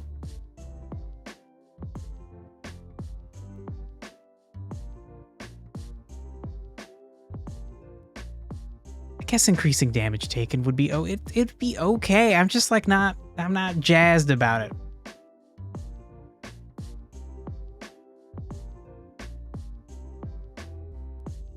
Yeah, Dirk, that's already what I'm thinking, that the discharge is closer range but potentially more has a higher potential of targets to hit.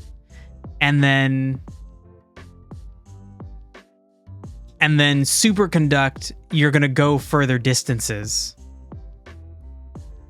And so then there might be situations where superconduct is just better because the enemies are spread out. What did we say? Sorry, your grandma called. Oh, that's okay, Silent Boy. I think I just said, so about the final boss, just said you've always got to be careful when the last boss is like a secret. You got to really make sure that players could have actually seen it coming. They like a mystery novel. When the twist is revealed, they need to feel like they could have known. And if they don't feel like they could have known, they might be disappointed or annoyed. that they thought they just defeated the bad guy, but actually they didn't. And then Dirk shared his thoughts about having the bad guy like collect memories from the players to like throw in their faces or to like torment them with. I think that was basically it. Yeah. Yeah, it's all good. Okay, I think for now I'm taking out the shock damage bonus. And do I maybe want it to stun?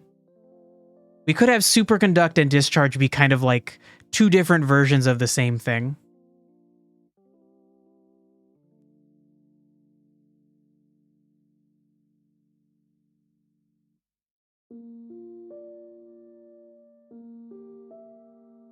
Think about that. I really want these two things to be... I like the idea of them being similar,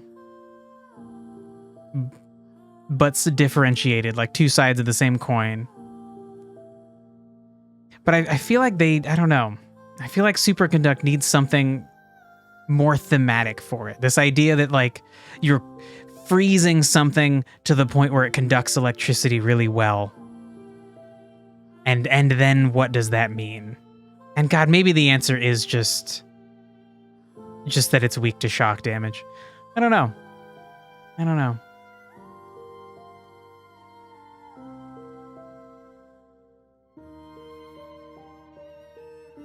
So they'll learn from the daughter of the fake final boss about what happened. So then they'll know going into the last boss? Or is your idea that they fight the fake final boss and then they immediately fight the actual last boss?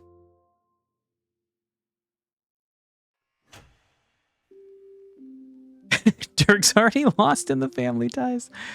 I think I get the idea. It doesn't sound necessarily bad, but I would warn you against... I would personally be annoyed as the player if I didn't see the final boss coming.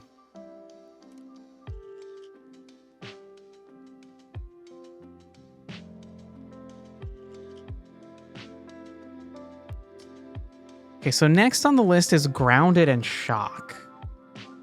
And...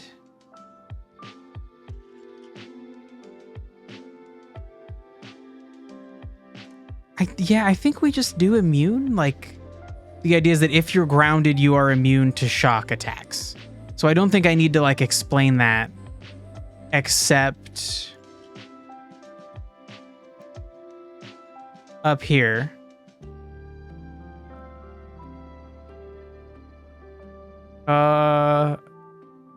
Ground gives immunity to shock attacks.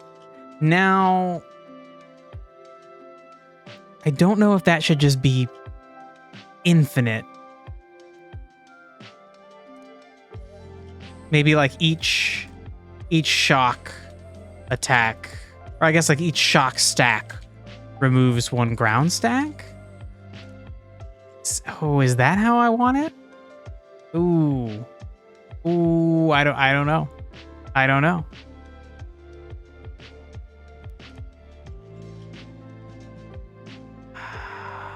Shit.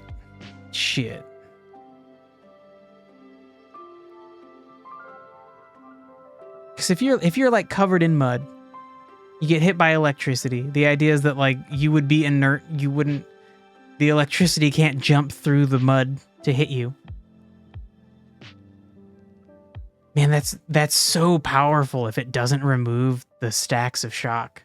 Or sorry, if each stack of shock doesn't remove grounded. If you have grounded and you're just permanently immune to shock attacks while you have it. I guess that could be okay. And then the lesson is, if you have a team that's based on shock attacks, you need to be able to get rid of grounded. That's like one of your weaknesses. Are enemies that are just going to cover themselves in in mud. Yeah, that could be okay. I don't know. I'm not jazzed about it. I like the idea at its core, but I feel like it needs something else. But whatever. Whatever. Okay, so neutralize in just a moment.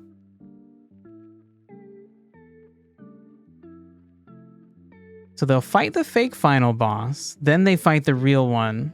But before that, the daughter will let you know a few things about her home and family.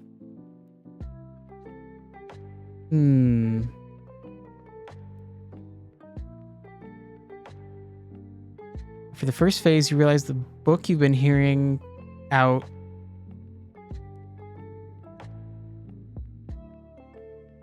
The book you've been hearing about is in the villain's hands. So then memory has the book the entire time. That book seems too powerful, man.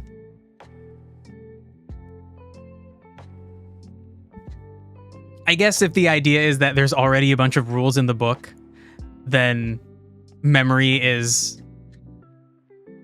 If he's trying to use the book, then he's like limited by all the previous rules and like trying to find a way to like maneuver around them to get his final victory. I guess it could work. It does seem funny for like a big bad villain to just be like fucking pissed off at a book that has stuff written in it. Like he's just mad at the fucking words. Like staring at the line that's like only heroes can kill a villain. He's like, fucking goddamn it. Stupid fucking book. It could be interesting. I feel like the idea's got some... It's got chops. I could see it going cool places.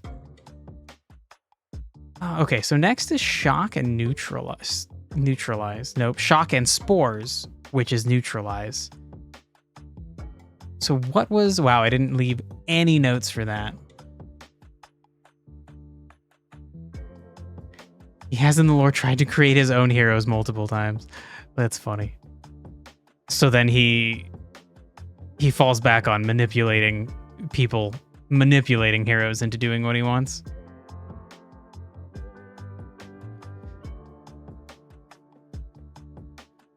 So the idea with the neutralize, I believe, was that if you had spores on your head, you had weird spores flying around you, and then they get electrocuted, that just cancels everything out. You're just... Yeah, exactly, Dirk. It just takes the stacks off. Like, you don't want to do that. That's like a no-go.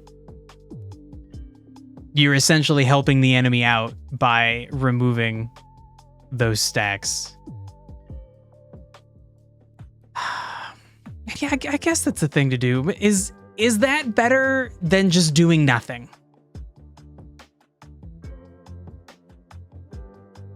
Is that actually like an interesting, valuable thing for the player to remember? Because I feel like it's gonna screw them over whenever it happens and they don't mean it to. They're gonna be like, God damn it. Like if they're trying to raise the number of different kinds of effects someone has on them, and then they accidentally hit them with spores. Well, they would intentionally hit them with spores and then shock, and they wouldn't know that it's just going to cancel those out. I don't know. I feel like maybe we just don't have anything there.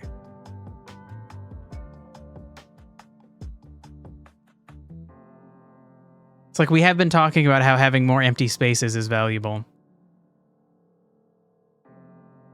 And I don't know if players would see that coming. I want all of these things to be things that a player could see coming.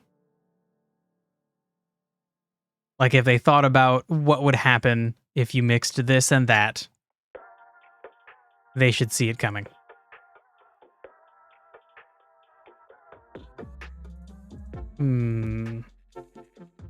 Okay, yeah, we'll just leave it empty for now.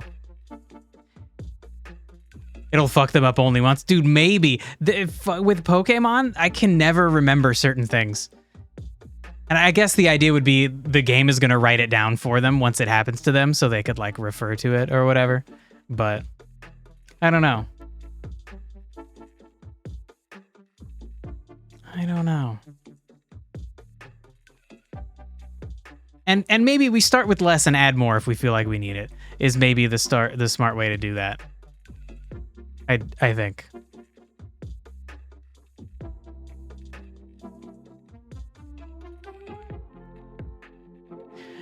Your character Silent originally defeats the fake villains and dies in the process. And a year of nothing happens, but the D&D campaign... In the D&D campaign, Silent fails and dies, leaving the world into darkness. So wait, it's like two different timelines?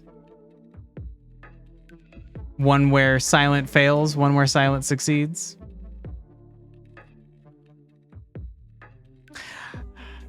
I'm not a fan of that situation. I don't like the way that's like there's like Zelda, the Zelda timeline is like these games take place where if pretend we went back to this one game where you won and pretend you didn't win. These games take place in that world. And it's like, but I won. Well, then show me what happened when I didn't win. Game. It's weird. It's a weird thing. You can never really tell what's common sense for another human. Yeah, for sure. For sure. I have to try and guess like what most people's experience is going to be, right? Like if I can figure out that everybody's going to have, or most people are going to have like this experience, or this experience, and then I can make all of those experiences still be good. I can make them come out still understanding, or I don't know. You're right, you can't predict everything, but at least trying to predict what most people will do, I think, is worth it. Especially knowing that some people are going to react differently to things, or some people are going to remember certain things, some people won't. Some people are not going to care about this combat system. And for them, there'll be like an easy mode. And oh no, if they accidentally do something they didn't want to do, it won't be that bad because the combat won't be that hard. So, you know, I just did things like that. I feel like it's good to kind of think about. So Silent, well, you're saying for your D&D campaign, you're going to have a story that's like an alternate version of the rest of your world's lore. If I was the D&D player, I would be like, so our story doesn't count? Like, it would feel like our story didn't count.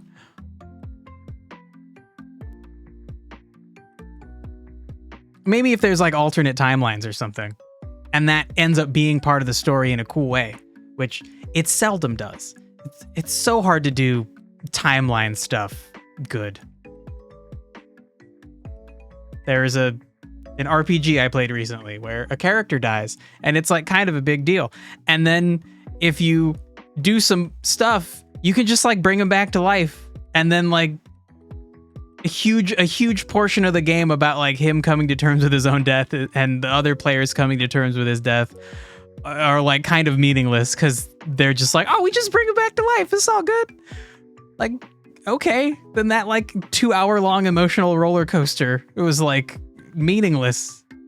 Like, fuck, shit. And I don't know. It's hard to do that stuff well without it just being kind of a cop-out. So next thing we're looking at is acid and shock, and I didn't finish this. Couldn't even come up with a name, and I honestly feel like maybe we just don't need it for now.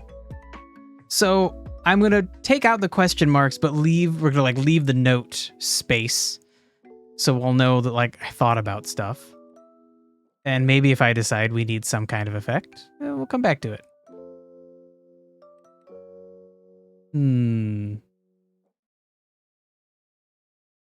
Okay, so shock and light. just boosting the light.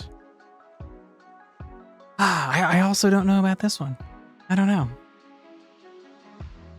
We could use Catalyze for acid fire and acid shock. Yeah, that's an interesting idea. Oh.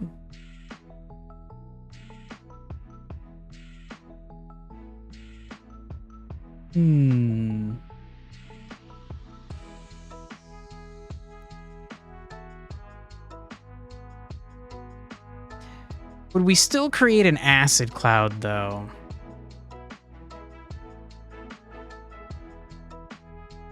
Maybe?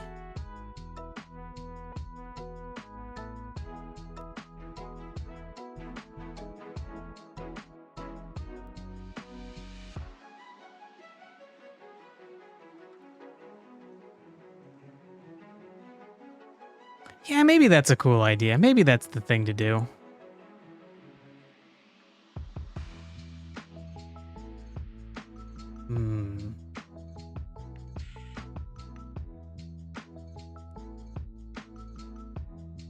All right. Why won't you autocomplete here? There we go. I was just, okay. Just typing too fast for it to show up. Okay, so then for Catalyze, they would actually now have to be that it consumes flame or shock stacks and your acid stacks. And maybe it'll just always do acid damage. I think we're going to have to go through and decide which element of damage is done. Maybe it's the one you apply last, or maybe for certain situations, it's always one element.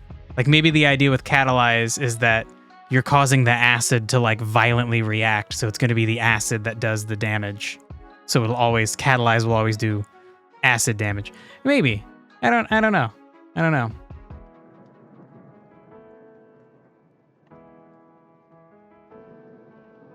Okay, so your universe has alternate... Okay, your world, I guess. The world you're making has alternate universes. I guess then you'd call it a multiverse. A couple of characters from an alternate universe get into the main universe. Okay, that could be interesting.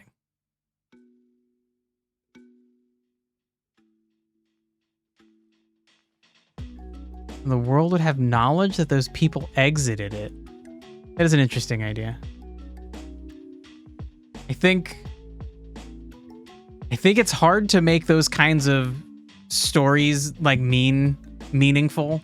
I think Rick and Morty does a good job of showing why they can kind of be like not meaningful. Like if there's an infinite number of alternate universes, then like no problem is actually a problem. They could just go find an alternate universe where like everything's fine again.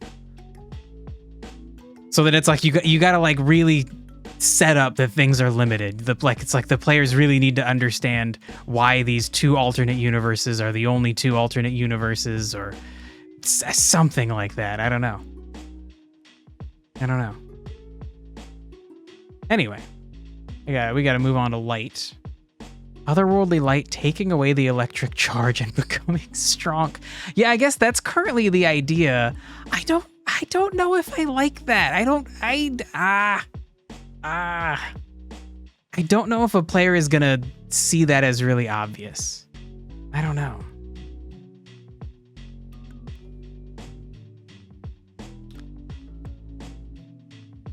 There's only one memory. So across all of the alternate universes, there's only one big bad. So defeating him in any universe has an effect. So what is it, that he exists in multiple universes, but he's like one being, or he's only in one universe at a time, but he can like travel between them all?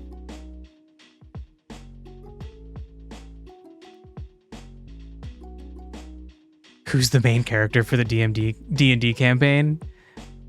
Yeah, Dirk, I do kind of agree. It does seem like Memory's the main character. That's a hard thing to deal with. Just like you want the players to feel like they're the main characters. Maybe if you do it right, it would feel like they're all the main characters. This is as much Memory's story as it is theirs. I don't know if that would feel good though. I haven't. I don't really have any like anything to compare that to. I think to a certain extent you want it to seem like the villain isn't just there to be defeated by the main characters. I don't know. I also don't know about this interaction. Okay, let me think about light again. So light interacting with water and causing refraction, that's cool. I don't know about light neutralizing these things. Light causing spores to grow is very cool. Light and acid causing catalyze. That's also fine. Amplify, boosting light, yes. Resonate, having entangle, yes. And light on light is just more light, yes. Yeah, I think for now we're just gonna delete that. Great, Dirk agrees. All right. Cool. So then we would move on to the wind element, which does spread. And spread is the same for everything. It just spreads effects. I don't know. I'll just say it. Spread stacks of spread reactions, spread statuses. Spread elemental stacks to surrounding enemies. Ooh, enemies / objects. Do we have it go to allies too? Like, if one of your characters is far away and casts a wind spell that has spread on a target, and that target is an enemy, and they're standing right next to one of your allies, I mean, does that just get everybody's on fire now? If there's fire in the area? Ooh, okay. I'm gonna put allies with a question mark. I feel like that might not feel good. That might make spread feel really limited and dangerous.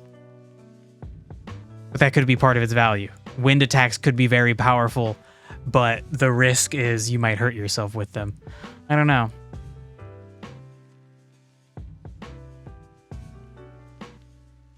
You're telling us extra stuff about the world. Information like this isn't important to the D&D campaign.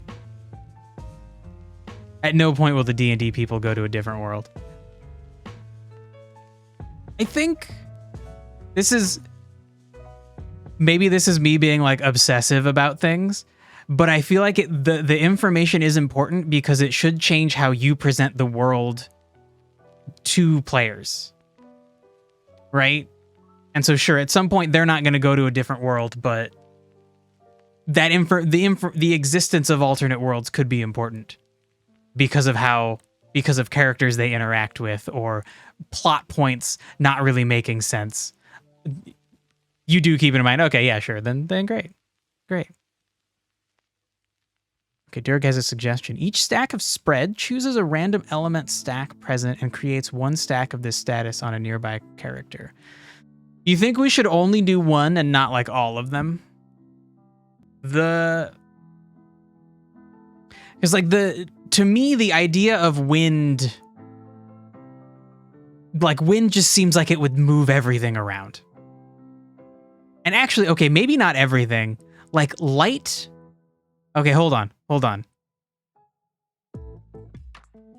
Maybe we only have it move around things that wind could actually scatter. Like wind could definitely scatter flames. We've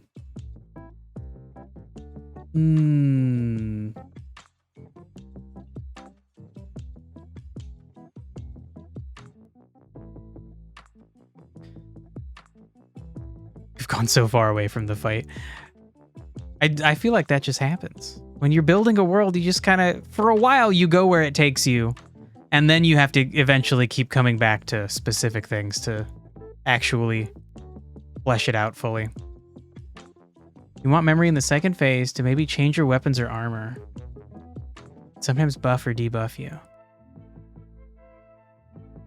I mean, I feel like that could come down to the memories he's trying to throw in your face.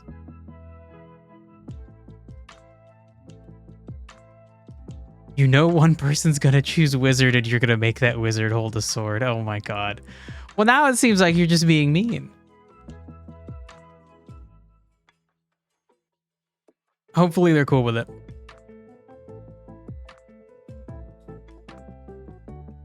So I'm kind of feeling like one blade singer wizard, please. I thought the idea of like a spell sword is so cool.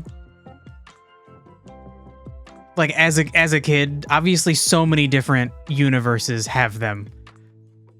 But like the idea of being like a warrior that also uses magic, like together, like that's part of your identity? Dude, so cool. Who would want a dumb wand when they could have like a magic sword that does all this stuff? Like what if Harry Potter had a sword? It could do wand things, but also he could stab motherfuckers with it. Hell yeah. That's fucking cool.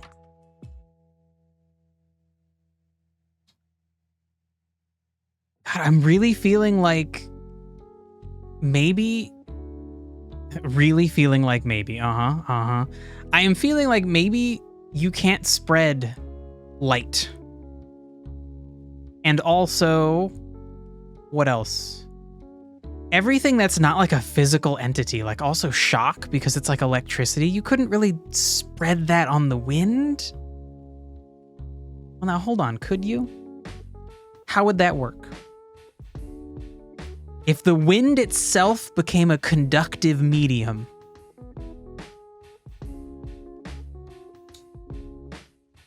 like if you were spreading water, then the electricity could jump through the water that's on the wind. That's so needlessly complicated. Oh. This is why I have such trouble making games. I want everything to be like thematically logical and sensible. But then it just gets too complicated.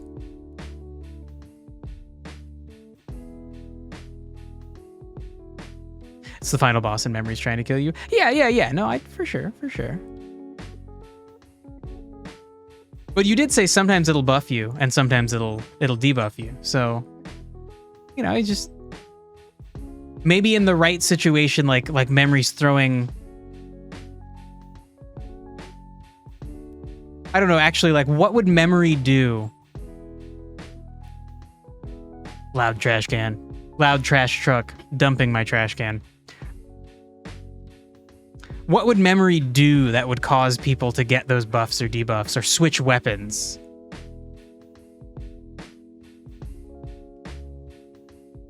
Like, is he attacking you with the memory of a different person or something? He's like turning you into a different person or something, so now you have a sword. I don't know. I feel like the grounding it in theme could help you figure out exactly how you would end up making that wizard hold a sword. And yeah, Derek, yes, simplicity versus realism. I think in this case, maybe you just can't spread shock. Hold on. Wind and electricity. It's gonna get us turbines. Okay. Can wind conduct electricity?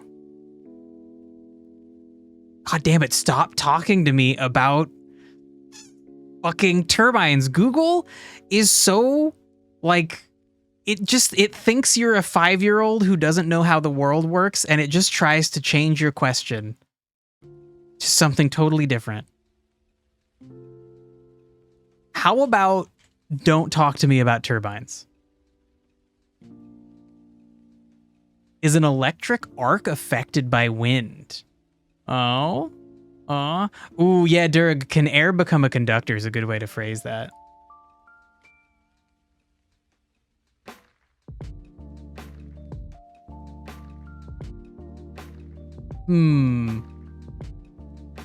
Okay, so yeah, Silent Boy, the idea that he's like changing your memories, but then they're also like brought into reality or something. I feel like there's such a cool...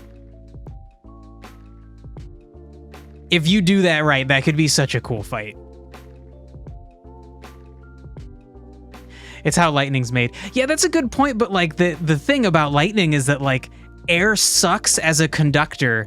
So like the reason that lightning is so violent is because the cloud has to build up like just so much fucking electricity before it can jump the gap down to the ground, because like air doesn't want to conduct things.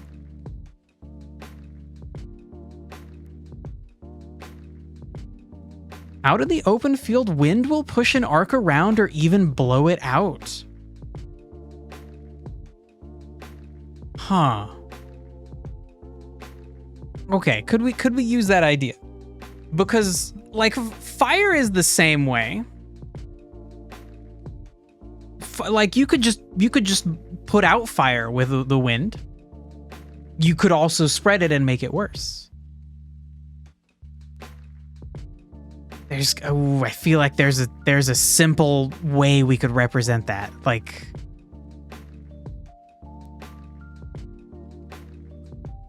okay, what if someone has one stack of flame on them and you use a wind attack that puts the flame out? But instead, let's say they had 2 stacks of flame and you use a wind attack on them. Maybe it reduces the flame stack by 1. So you go from 2 flames down to 1, and then it spreads around everywhere. And so maybe we just do that with shock as well.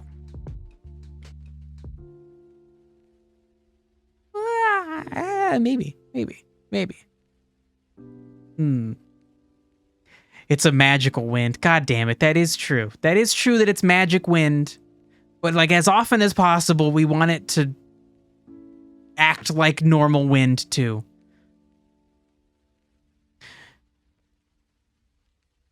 You could counter memory by having your own good memory.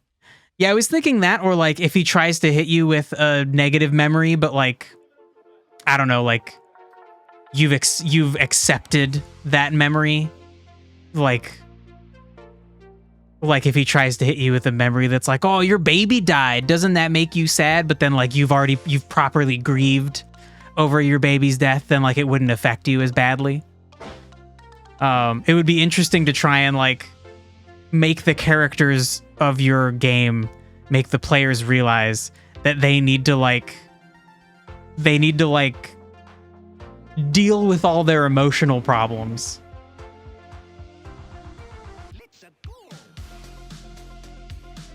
Fucking hate Trash Day.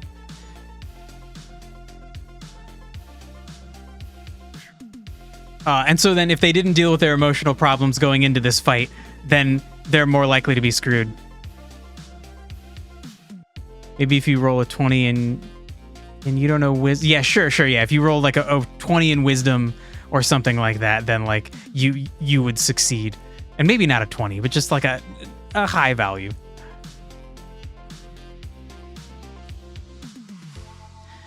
Funny enough, that's how memory gets people, by manipulation and being heartless. Man, I feel like somebody who controls your... Like, I feel like he could convince people he's not being heartless, right? Like, if he could see your memories, if he can, like, manipulate you with your memories, he can probably make you think he's, like... He cares about you. Probably make you think, like, I'm the only one who cares about you.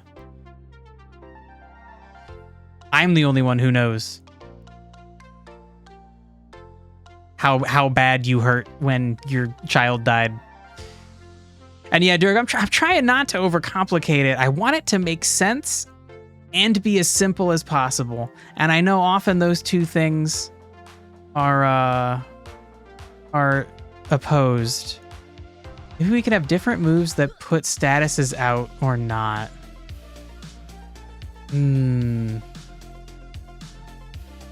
Yeah, I mean, we can always do that. And I think I've already written down a few ideas for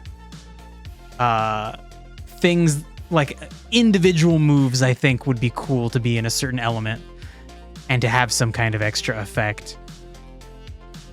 All right. So then, do I still not want light to be spreadable? Because I just don't feel like you would be able to spread light.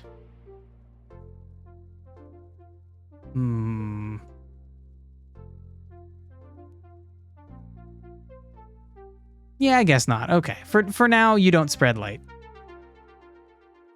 So fine. Spread elemental stacks to surrounding enemies, objects, allies. Okay. We'll just, for now, we'll call that done with spread. And then now have wet to deal with. But we've done vaporize. We should have done discharge. Yep, discharge is here. We're skipping over wet on wet because we know that's just adding stacks of wet. And then, okay, we get to chill and we get frozen. So that's, nope, dictionary. Okay, so frozen. Frozen is going to be interesting because I think I may want special effects to be able to trigger off of frozen. Like I might want shatter to be able to be triggered off of frozen.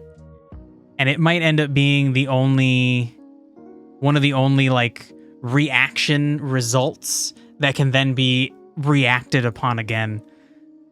Because a lot of these are going to be instantaneous, but frozen is definitely something that's like, that's going to last.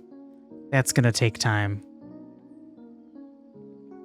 Wet plus equals flood. Yeah, there will definitely be some kind of situation where if you get enough water on an area, you're going to like cover the ground and nearby areas in water. Maybe even like making like a small puddle or like a lake or something. But these are going to be small scale. So not like a full flood, but definitely the idea of like spreading liquid everywhere. And then potentially maybe you cast a fire spell and turn all that liquid into steam or something. Then use the steam for something. Maybe like the steam blocks enemies from seeing you at a distance. So you could like hide in a steam cloud. Oh my god, it would be an ant flood. Cute. Well, terrible and sad, actually. The idea of it sounds kind of cute though. Like little tiny ants like, I don't know, get to the lifeboats. But like they're tiny ants. Okay. Anyway, what the hell does frozen do?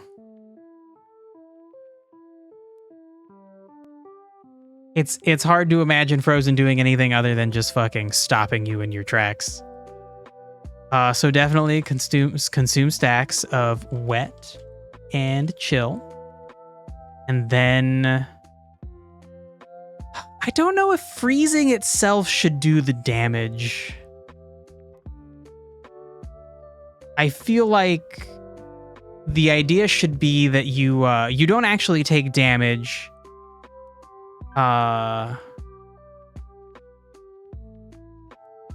It would just like prevent action for one turn. Now, God, we could do one turn per stack. Oh my god, that would be so terrible. Maybe not. Maybe not. Maybe frozen is unique in that just a little bit of wet and a little bit of chill is all you need. And if you do a lot of wet and a lot of chill, it still only freezes them for one turn. The idea of the player being able to be frozen for like 5 turns it sounds so terrible.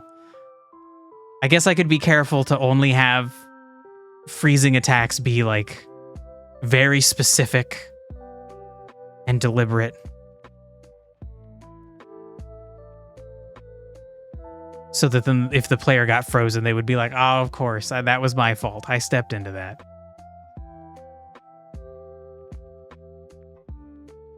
I don't know. I don't think it's going to turn out that way. And frozen is such a cool, like that's such a fantasy magic thing. Like we got to figure out a way for this to exist nicely.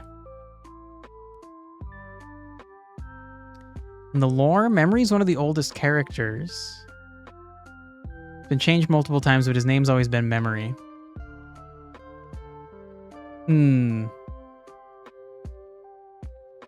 He's got to have some cool original name before he was Memory, right?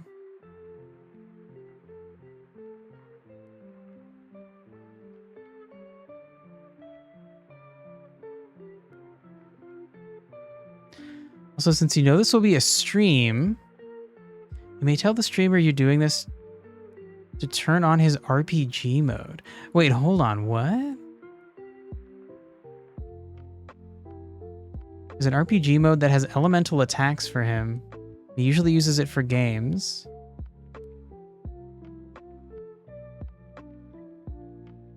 Whoa, wait, yeah, what is this?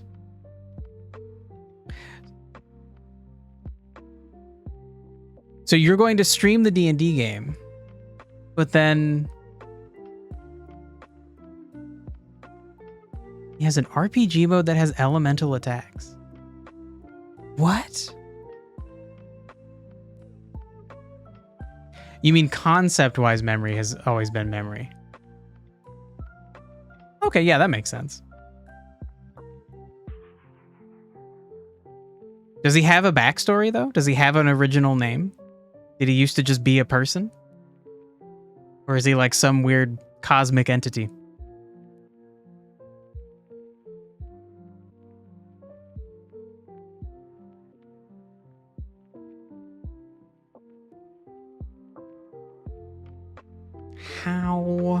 How make Frozen work?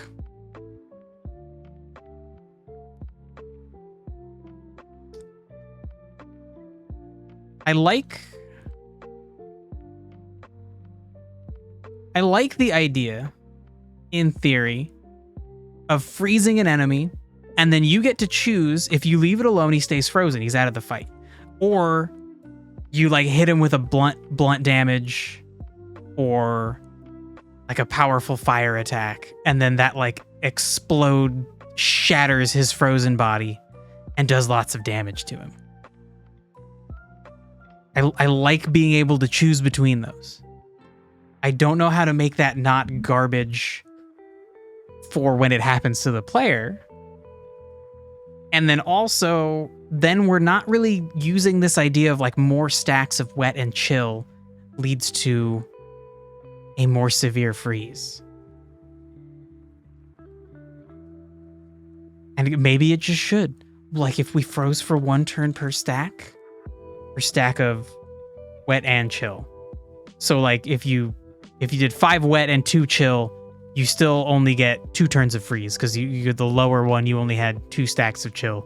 So you had 2 chill and 2 wet would get you 2 turns. Oh, I don't know. There's got to be a way around this.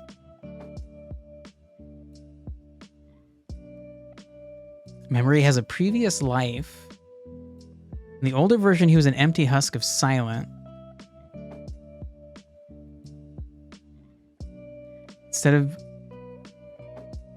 Instead of a hero, she back then was a... Wait, what?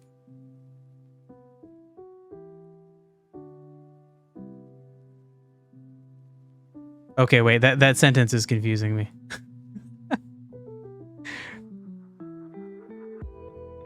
You're talking about the concept for these characters. Yeah, instead of a hero, she, who back then was a he, was more of a scared child. Okay, she, who back then was a he, was more of a scared child. Oh my god, without like a comma in there, I could not paste that sentence right.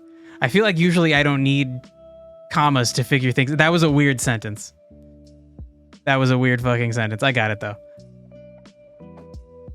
Yeah, I definitely have done things like that. Like you iterate on lore and you, I don't know. You just like change ideas in a direction you think works better. It can get complicated if you aren't consistent with the changes. But yeah, I don't know. I feel like Memory needs some kind of cool backstory. At least for me, like every character that I have or every villain has some kind of backstory that I think rationalizes, at least to them, why they're doing what they're doing.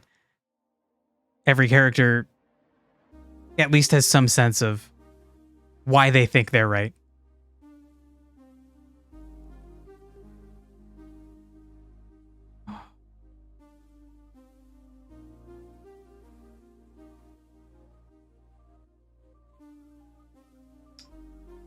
Man, maybe this is too strong.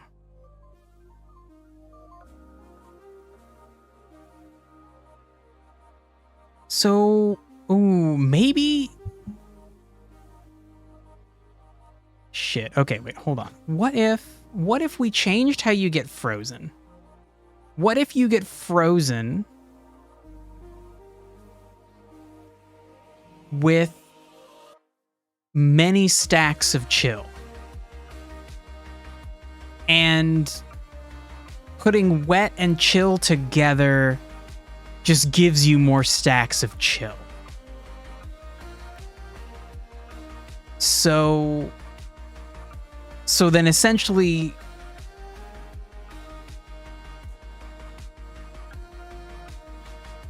you would like you would only consume these stacks like once they reach like 20. This is going to be a reaction that doesn't just happen immediately. You have to build up a lot of wet and chill together. Could be a little bit of wet and a lot of chill. Could be a lot of both. Either way, overall, you have to get to like 20 total stacks. And then finally, they get frozen. And then we would take out the per stack. Because the idea is you gotta build up a bunch to get this powerful effect. And then you can still use wet and chill for all these other ideas, all the other reactions. But if you use them together and get a lot of them, then you can get frozen. And then also chill by itself, if you stack up a bunch of chill, you can also achieve frozen. Okay, I think this might... So it's a reaction collapse moment. Yeah, I guess it's like a weird combination.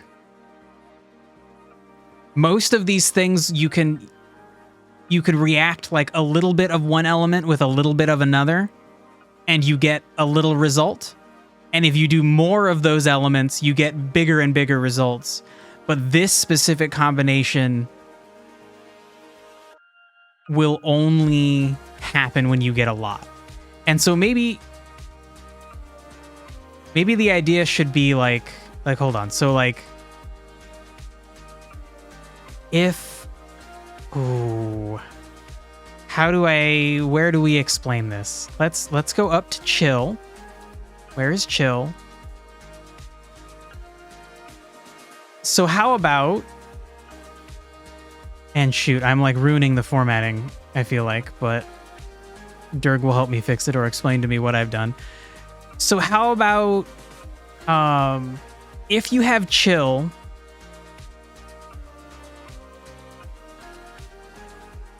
and then you get hit by wet,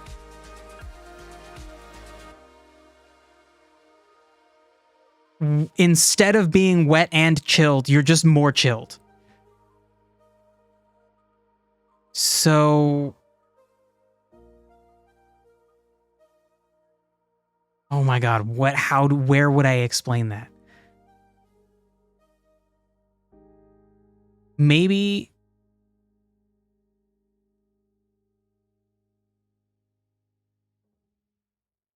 Okay, here seems like one good spot. Putting wet on a chill enemy results in... On a chill target results in chill stacks equal to the total wet and... Okay. Putting wet on a chill target doesn't get them wet. Instead, it adds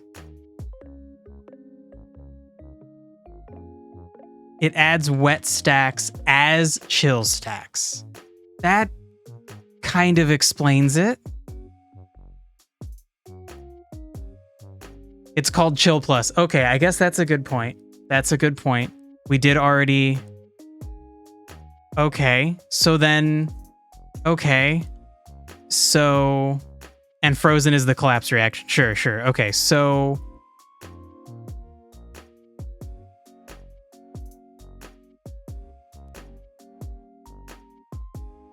Wet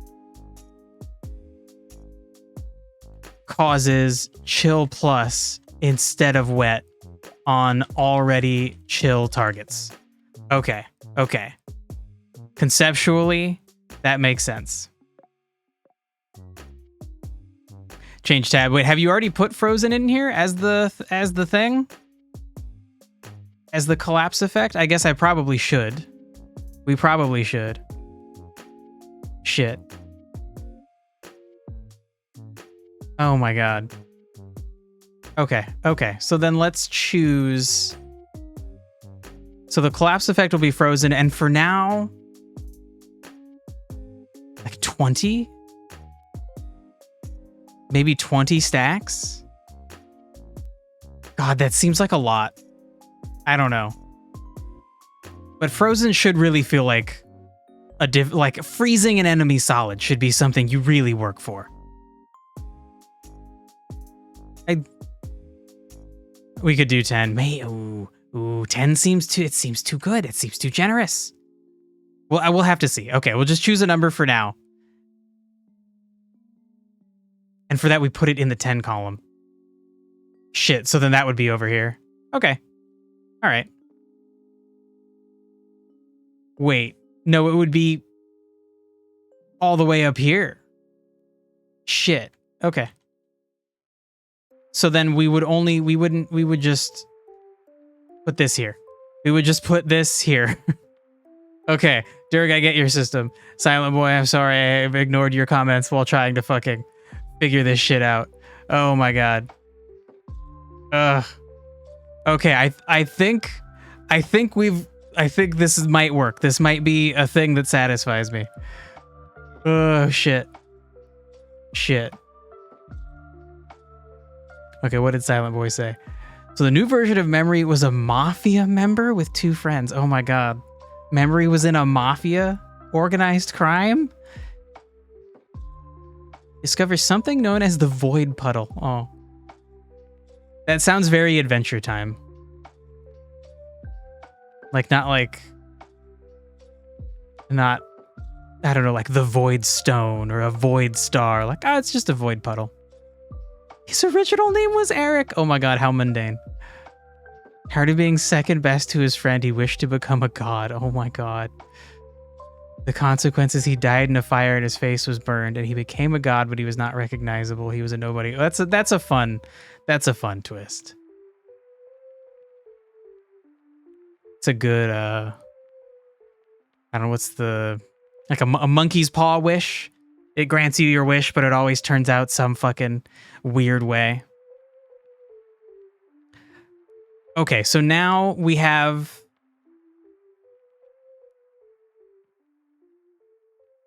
Now we have an easier explanation. Frozen is just going to consume chacks of still. Spoonerism. Frozen is going to consume stacks of chill once you get to 10. Okay. And that results in Frozen. And the effect is that the character who is frozen won't be able to take an action for a turn. Honestly, God, maybe it should be like 2 turns.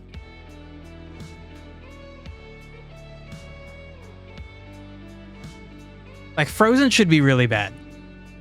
Like, in Pokemon, Frozen is so unlikely, and whenever it happens, it just feels like the worst fucking thing ever. So maybe 2 turns, because then you as the player can you can wait a turn to do your shatter damage. I don't know. I'm not sure. Funny enough, later, Memory's 2 friends also find the puddles, and they make a wish as well. One of them wishes a life. Like wishes for a life? What does that mean?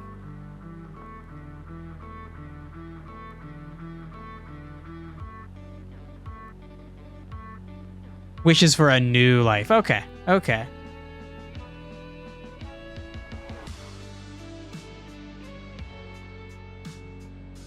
That's a surprisingly nice wish for an organized criminal. Dirk, you got power back. Nice. I have 10 more levels till collapse. Wait, what?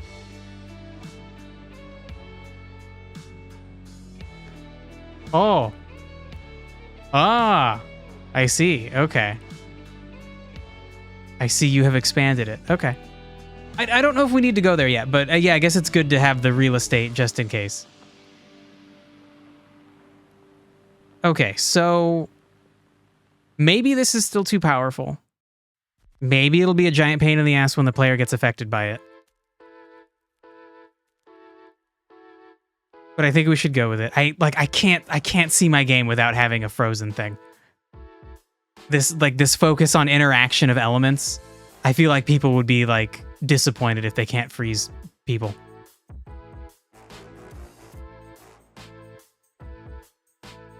God, and also the idea of like making a team of just a whole team designed around freezing targets sounds really fun.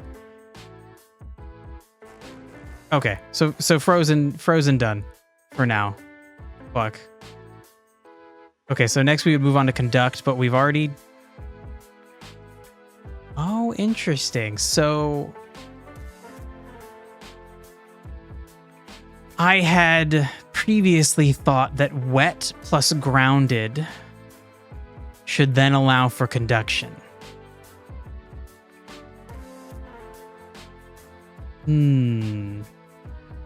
I honestly feel like wet should remove grounded. Like if you have mud on you, like water would wash it off. I think that might be the thing to do. So I guess we need to define neutralize for sure. Let's do that. Remove stacks equal to... Remove the stacks of an elemental buff equal debuff. Remove the stacks of a status effect equal to the amount of incoming stacks.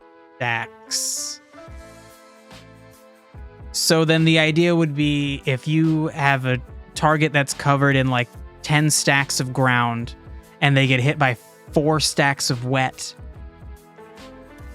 the ground goes down by 4. I think that works. I think that would work.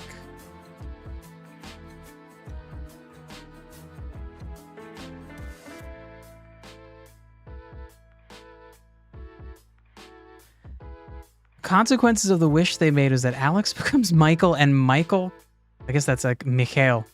Michael is spelled A-E. And Mikhail cannot die. Michiel? You probably just meant Michael. But his new life was as a gardener. He's still a sharpshooter. Oh my god. The mafia leader becomes Shadow and has a daughter named Silent. Okay, so we've connected back to Silent. Who Memory tries to kidnap and fails, but not before killing his other children. Oh my god. Because Silent's protected by the wish. The wishes seem powerful.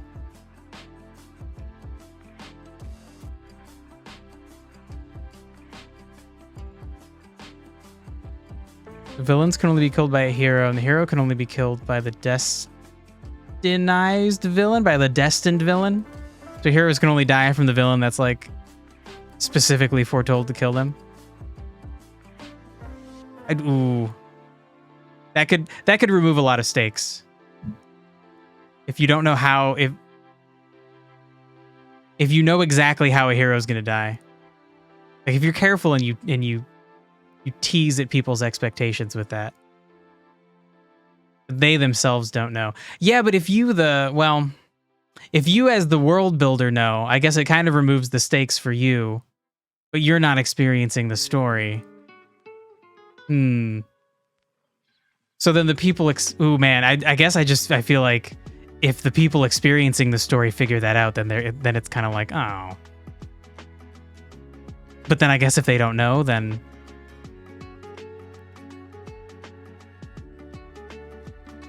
the hero cannot die, but everyone else can. For certain fantasy, yes.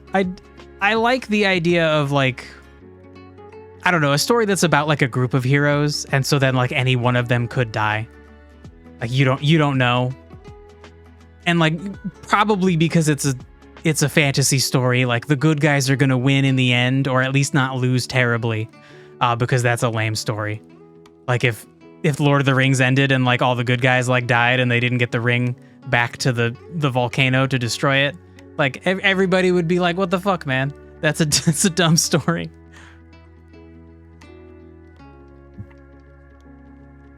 But I at least like the idea of like not knowing who might die when, right? That at least feels, the stakes feel real. Silent does die at the end. At the end?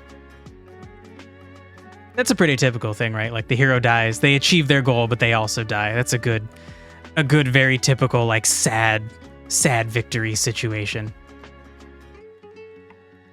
Before she dies, she leaves a sort of egg that has her next child. That's also a very typical thing too. A little like glimmer of hope in the sadness. But yeah, you know, just because something's a trope doesn't mean don't do it. You gotta be careful with them, you know? Okay, so we decided on neutralize. And so now, okay, this one I feel good about. If you hit some nature spores with water, you're gonna get some kind of growth. And I think if we continue this idea that wet just kind of adds on to spores, maybe we could have growth be kind of like frozen, where if you get enough stacks of spores, you get some kind of growth.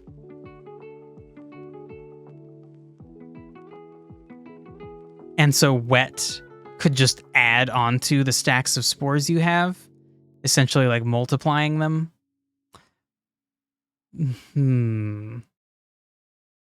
Okay, let's think about spores in relation to grounded. Was essentially going to cause a kind of growth. It's going to like cause like vines or brambles to form. So maybe wet just increases the number of spores.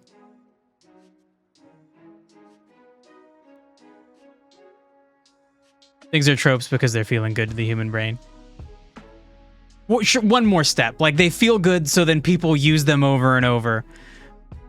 And then they become a trope because they're used over and over. But yeah, it's like things are a trope for a reason. They're like, they speak to humans in a certain way. And so then people want to reuse that idea over and over again. It's fun to intentionally surprise people based on tropes. It's fun to like manipulate your audience and to get them to think like, oh no, I've seen this before. That lady is gonna, that girl's gonna be his daughter. Like they're totally hinting at it. And then like, actually, no, it's not. Ha. I had you all along. You thought it was gonna be his daughter, but it's his best friend's daughter. Ha. I don't know. Just something like that. It's fun to subvert expectations.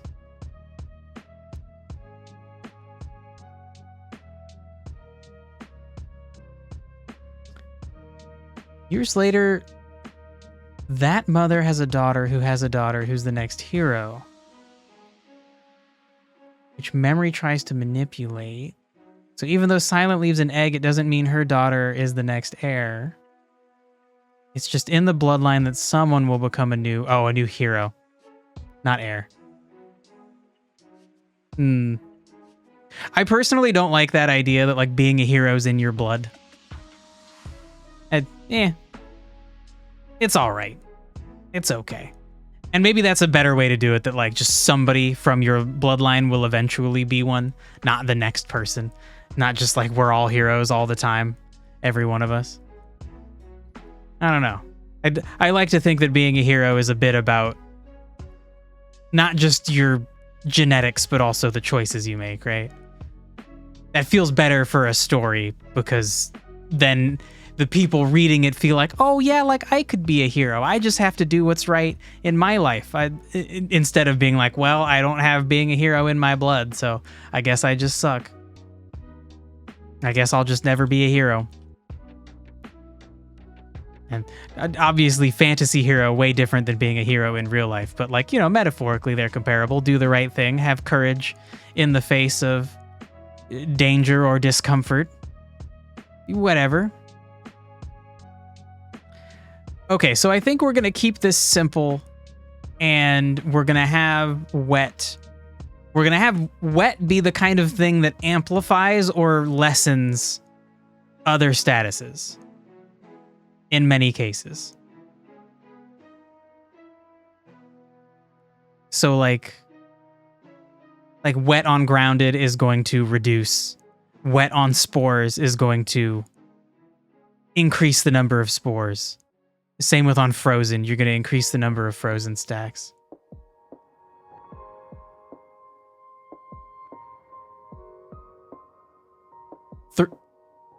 What, Durg? Oh, 3 H God 43 hours. Oh God, 3 hours? 4 hours. I mean, what? We've been going for like 3 hours. Almost. Yeah. Yeah.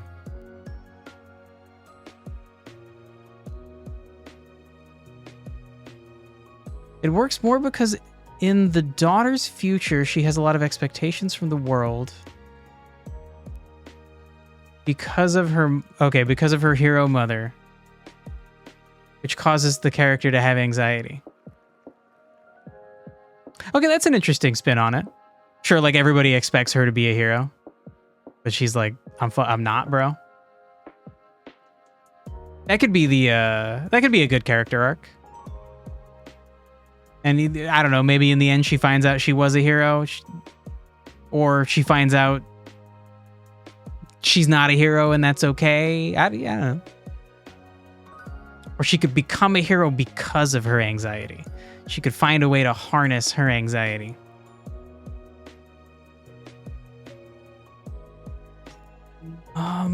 Okay, so then I guess actually what we would want to do is go to wet and have a similar line like this, but it will cause spore plus instead of wet on an already spore target. That is a weird, I guess we could like ED.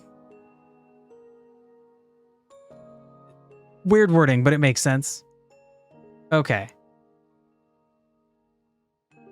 So fine. That's what wet's gonna do, and we'll have growth, I think. Instead of brambles, I kind of like the name growth. Because then the idea is you're causing the spores to grow into brambles. All right. Okay. And so then I guess, yeah, we still leave this as growth because this can lead to that reaction. Wet plus spores can lead to growth. And then we're going to decide that I guess I've now decided that growth is the collapse effect of spores. That if you get enough spores, then the spores end up growing into brambles. Into stabby, thorny vines that might prevent a player from moving. But then I gotta define that, so shit. You know what? I should have just not deleted that. So let's see. You're gonna consume stacks of spore once they reach 10. Shit. Gotta hold control when you hit enter, buddy. And then prevent actions for 2 turns is what Frozen does. So prevent movement is what growth is going to do. For some number of turns. Maybe like 4 turns. And then it's also going to deal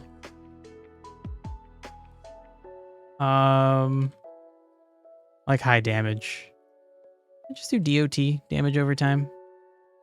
Sure. That's fine. Okay, so growth is going to do high damage over time.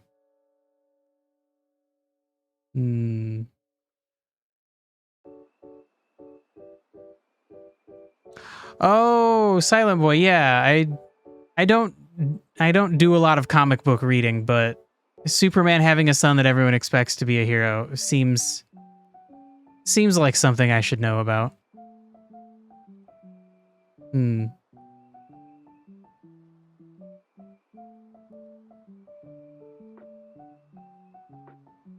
Back to States. Yeah. I know. I think we've already done catalyze. Is that still what we want? Wet plus acid is going to cause catalyze. So again, the idea is that your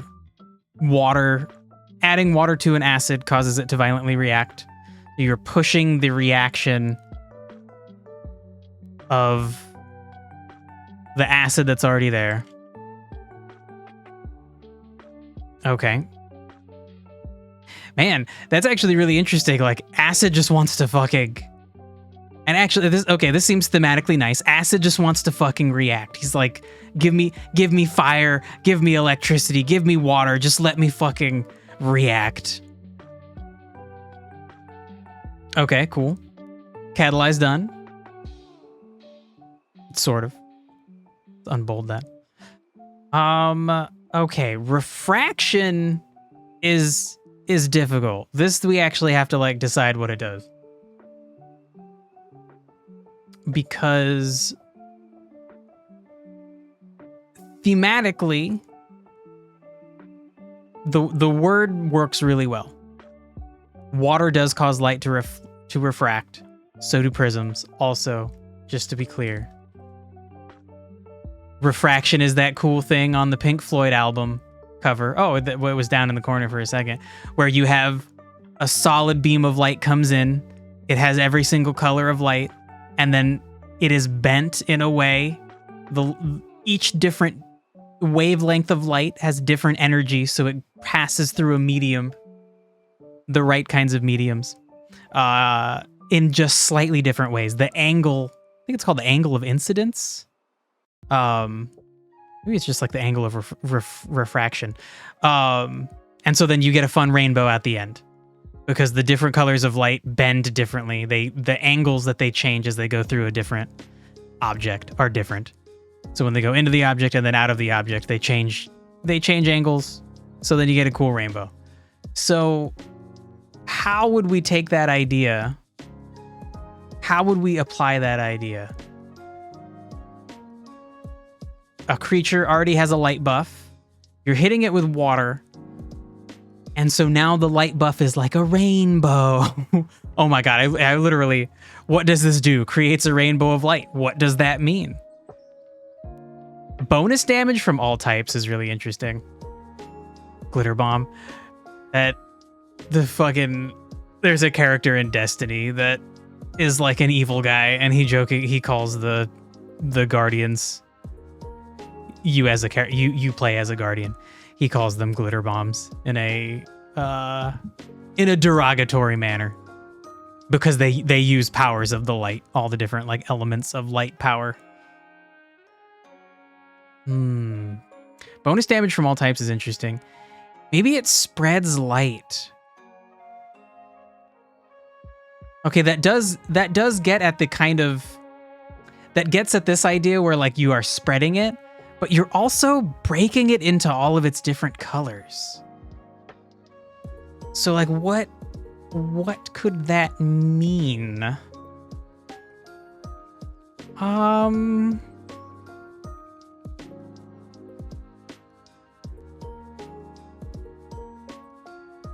just giving like bonus damage to everything seems kind of like a cop-out. That seems kind of like meh.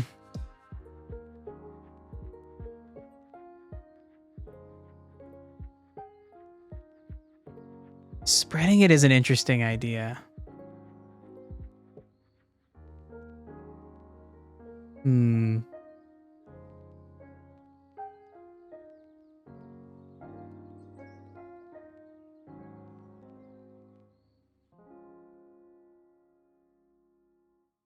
You rephrase.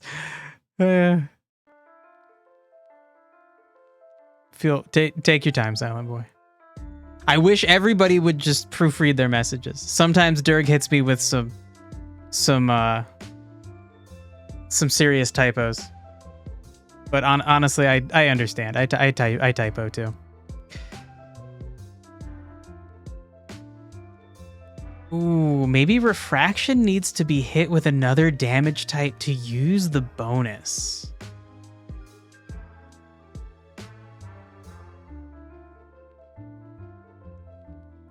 So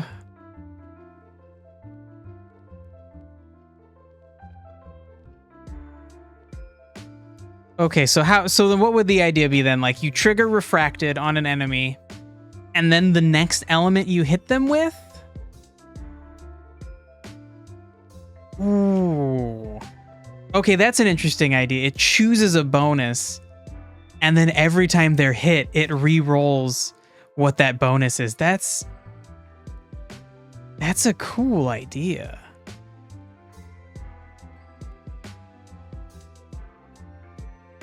So you could use that to your advantage in a weird way if your team mostly focused around like doing fire damage and ice damage or something. And the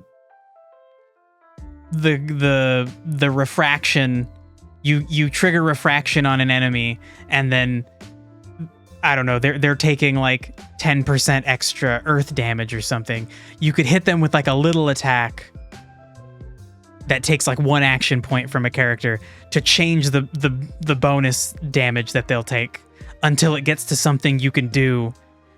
And then you have a character that does like a really big fire attack that does a lot of damage. You just like cycle through the bonus until you get to fire and then you hit them with the big fire attack. That's kind of interesting.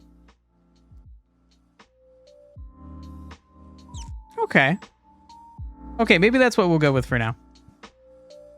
Okay, what did Silent Boy have to say? Memory manipulates Silent's granddaughter, Evenling.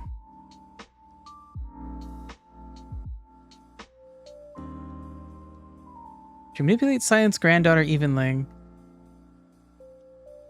How he does that is interesting to you. Does it by pretending to be her grandmother, her great-grandmother in her dreams. Ooh, that's fucking scummy. That's definitely a trope too, right? Like appearing in someone's dreams as someone else. There's a group of creatures in Destiny that do that. They grant people wishes, but they're always they're like a monkey paw wish. They're always like tricking you with the wish, and they can disguise themselves to look like anything they want. So they'll come to you in like a dream or something and look like one of your relatives, and they're just trying to get you to wish. If you're like, I wish for blank, or if they ask you what do you wish for and you say something, then it's like, oh, they got you. Now they can. They feed upon doing that. Like this is like how they exist in the world is by granting wishes. They have to do it to continue to live.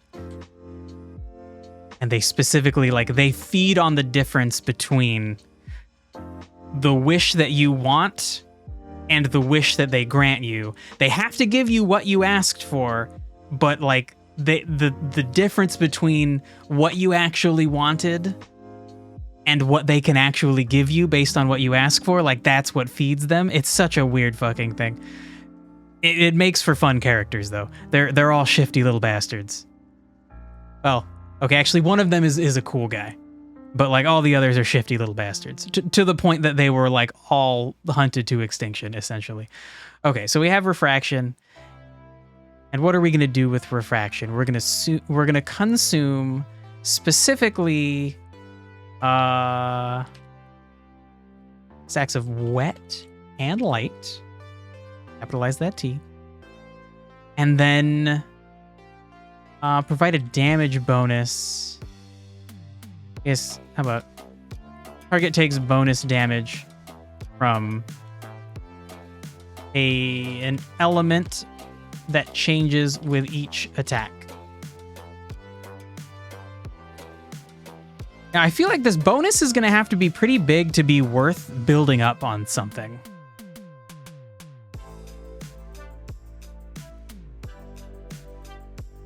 Memory's using her dreams to kind of force her to be a hero. Right, sure, because Memory needs people to be a hero to defeat the villain that he needs defeated. It's a cool idea.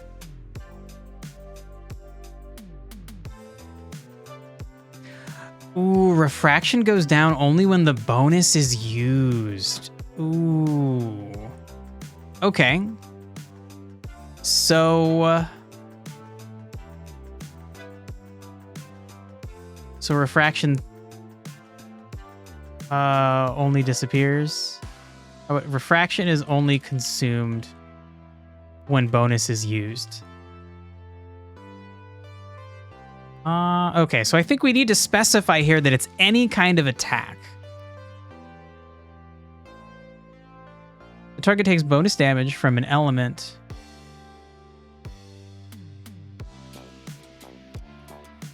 How about, okay, so we're going to turn this into 2 lines. From a random element. That element changes anytime the target takes damage. So that way it's clear any kind of damage it takes is going to change the random element. And only once you happen to match up that random element will refraction be consumed. This seems like a really cool strategy for a boss. If you really need to do a lot of damage to a boss, you could maybe focus around putting refraction on them and then hitting them with a big attack. And maybe we could do something where like it lasts a turn.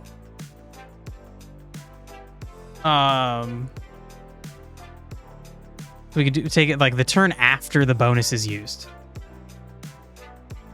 So maybe you get at the end of the turn. It's consumed at the end of the turn. The bonus is used. So then that way it could like you rotate it over to fire and then you get all your dudes in position to just do like as many cool fire attacks as you can do on this dude. And so then for like medium-sized targets, like it would be way better to go with some other kind of reaction. Or maybe like it would break even, but for a really beefy, powerful enemy, putting refraction on them is definitely a good idea. Seems cool. All right.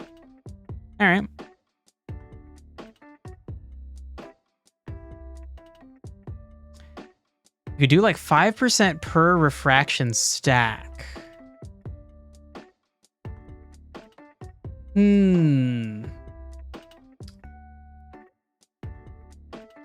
Okay, so yeah, I guess we could call it like escalating bonus damage. Because more stacks of wet and more stacks of light are going to result in more stacks of refraction. Sure. So let's say for now, we'll just say a 5%. Oh my God. Oh, you had it and then you just wrecked it. 5% bonus damage per stack from a random element. Okay. The dot will fuck up refraction so much. Yeah. Yes. And so I think it's up to you to... You might need to realize that happened. Like if refraction switches over to fire, if you got a boss, he's got refraction on him, and he's also taking like 5 fire damage per turn because he's burnt or something. Then if you see the refraction get used up, you would realize like, oh shit, refraction switched to fire, and then he got hurt by fire damage. So now like this turn, I have to do fire damage if I want it to be bonus. If I want that bonus. And that would make a nice I don't know. I always want to be pulling the player in a bunch of different directions. RPGs are boring when it's like, oh, I just always kill this guy.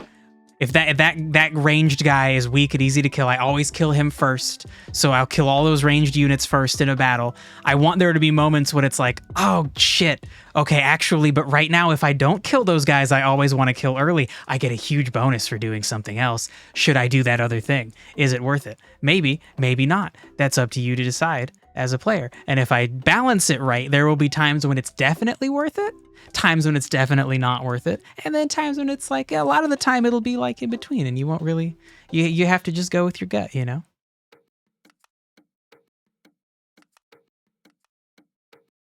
I could use the dot to reroll fast. That's a good point too. The dot would help you reroll every turn. And so yeah, it's kind of, the dot would help you get to a valuable type of damage, but then it would also potentially force you to have to act quickly. That is an interesting idea.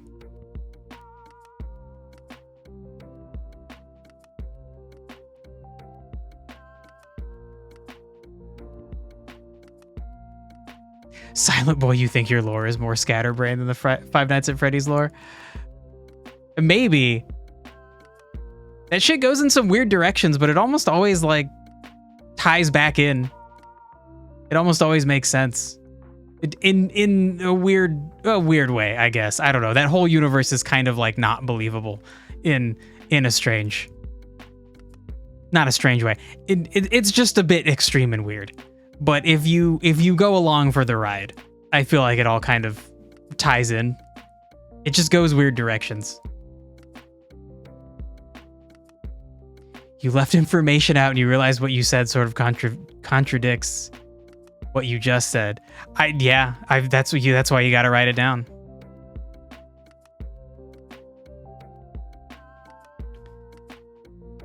The contradicting thing is that light can only be used by gods or people of good nature.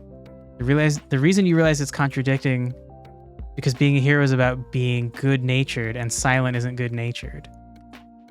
Aww. I feel like there's room to like think about that, like to discuss what actually is good-natured.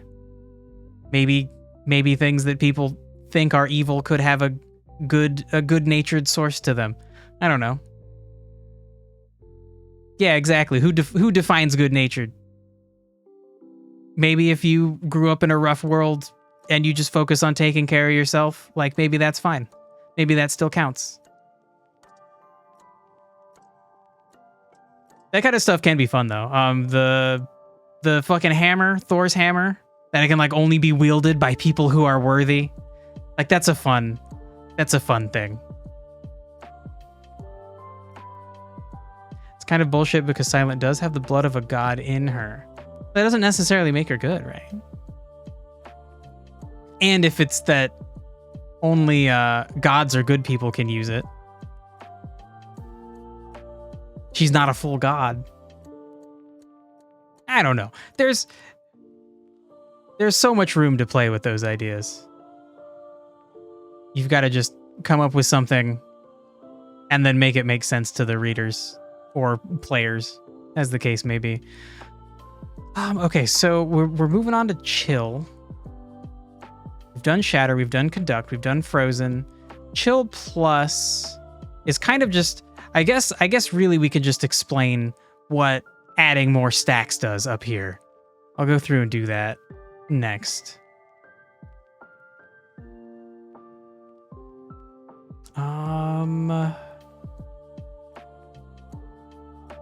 Right, we have Chill, Neutralizing, Grounded. Like all of the mud would just like freeze and fall off of you. It would stop being stuck to you. I think that's okay. And we also have Chill freezing spores and just getting rid of them. I think that's also okay. Those are boring, and maybe we could just have them not interact.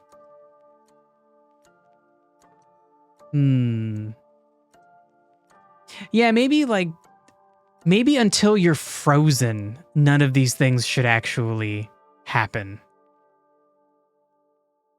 Ooh.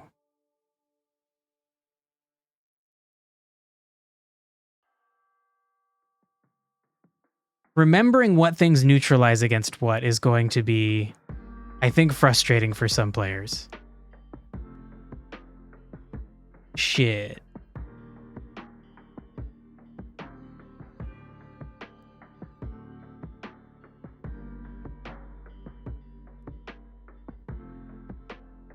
The reason she's not a good person is because there is speciesism against spirits. Well, wait, and she is a spirit, so people are speciesist against her, or she is speciesist? Oh my god, that's a weird term.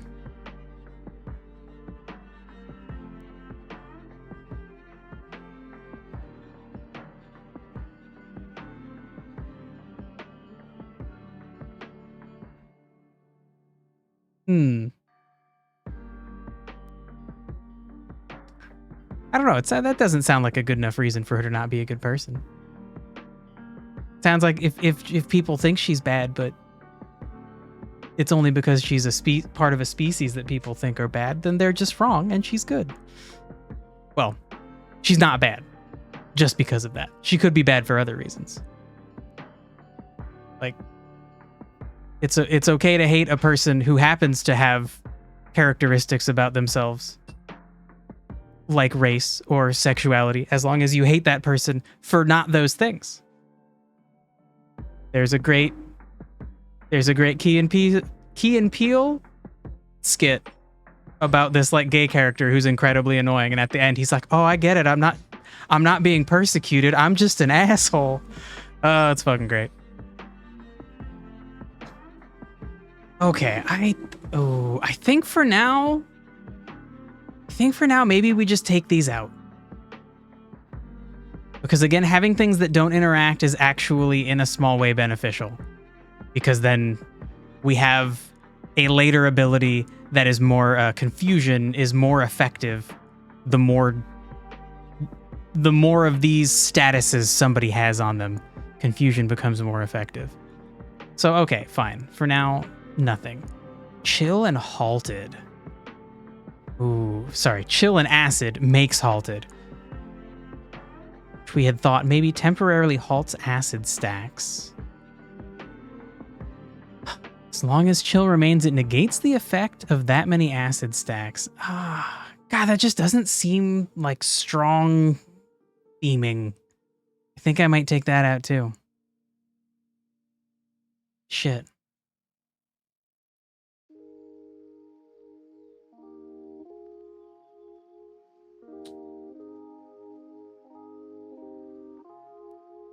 Now, okay, so hold on.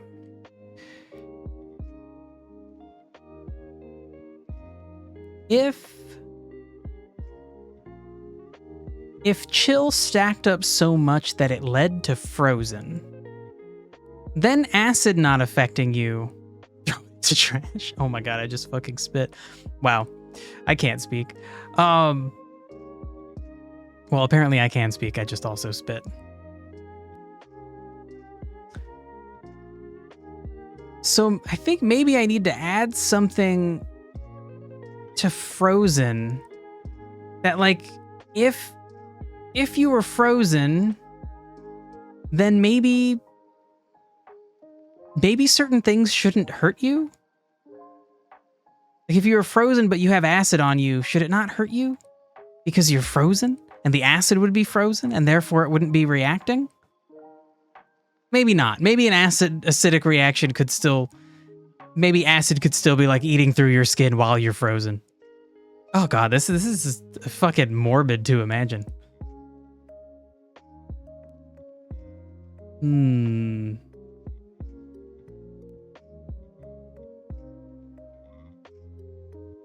Okay, yeah, I think we'll just not worry about those specifics right now. And if they feel good to add later, maybe. We're also gonna have chill neutralize light. What was I thinking? That doesn't seem... I think I was just trying to give everything some kind of reaction, but that also... Hey, big guy. How was the Destiny stuff? Dude, the raid was so hard. It was so fucking hard. Like, they finally made a raid that was, like, so fucking hard that only the, like, try-hard, spend all day, every day playing Destiny people could beat it. Which is, like, cool. That's cool. They finally have one that, like, only they got to beat. We got stuck at the second encounter. We probably could have beaten second and third if we kept going. But yeah, it was fucking brutal.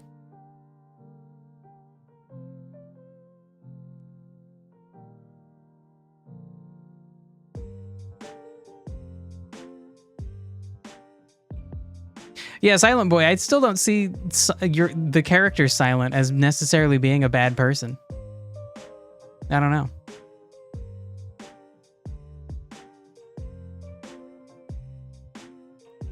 I got it twisted.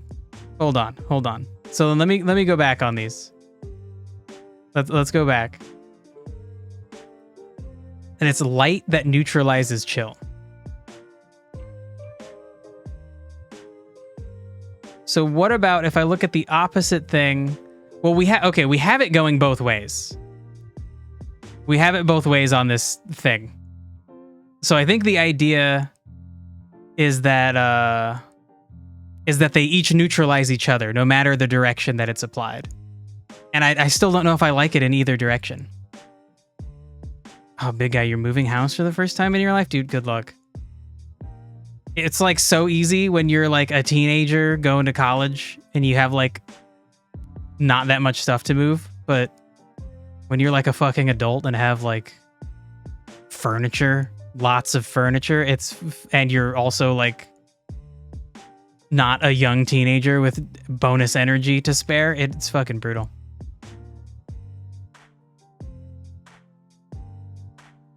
Okay, Silent eventually gets in trouble for doing bad things like stealing and also putting pipe bombs in people's mailboxes. Okay, all right. That does seem... Pipe bombs are a little extreme.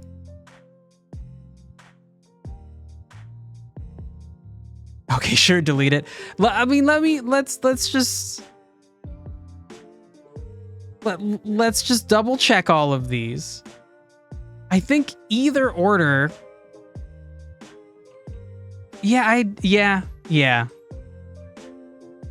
I think they should go. I think probably they should go.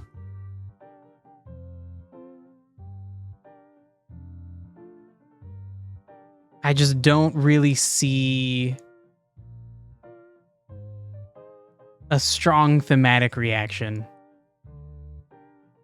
And maybe that should kind of be the goal, as we like ideally each thing only interacts with half of the other elements or something. Like chill reacts with 4 things. Also, chill on its own will be pretty powerful, being able to freeze enemies. So I don't know. Maybe that's okay.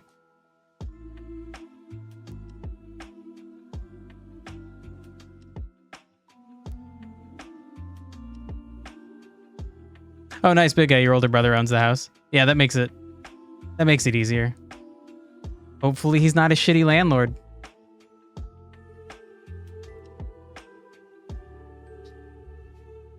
Ooh. Okay, so actually, should...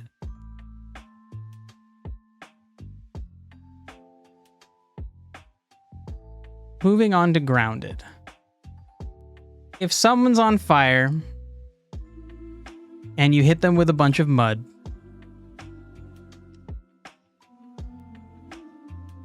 I feel like that would put the fire out.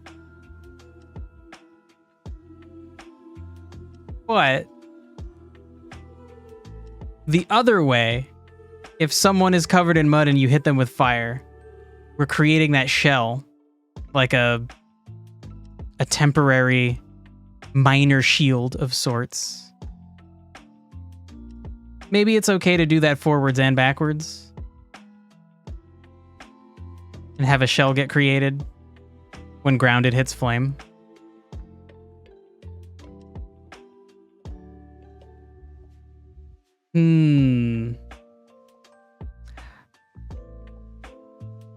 Please do. Yeah, I think the more of these that can be the same forwards and backwards is better, even if they don't fully make sense. I think it's just easier for a player to interpret, fewer things to fucking remember.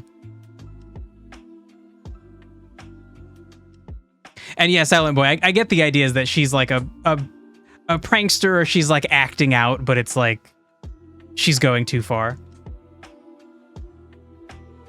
I would still argue that means she could be a good person. It doesn't necessarily mean she's a bad person. And yeah, big guy, the whole point of this is that I want the combat system to be a huge focus of this game. Not only like the core of it is an elemental reaction system that affects both the environment and the player and the enemies in the environment. And I think we're a little bit too heavily loaded right now. This is like too many things. Also, because this is a table, a lot of these things are duplicated. Some of them are the same, going like forwards and backwards. But the way it's currently set up is it's like a Pokemon damage chart, where like on the left is some kind of effect that is applied. Like flames are applied by some fire attacks.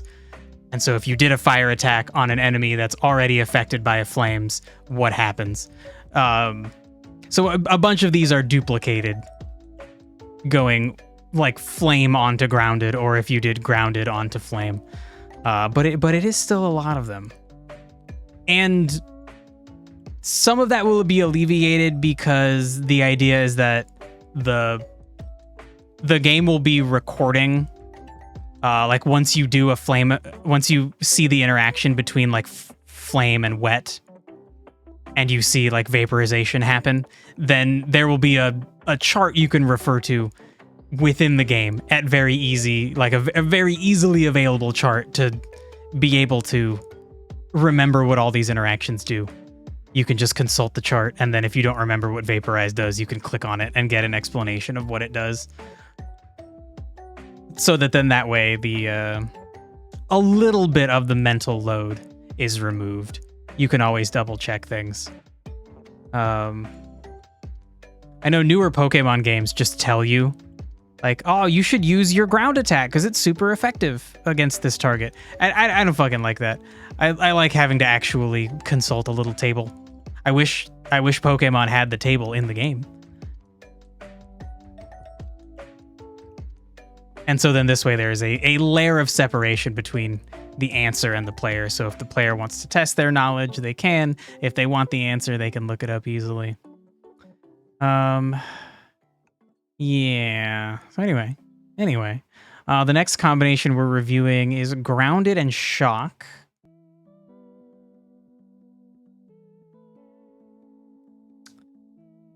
So what we had thought was that Shock would get removed by Grounded in equal proportion, but Grounded doesn't get consumed.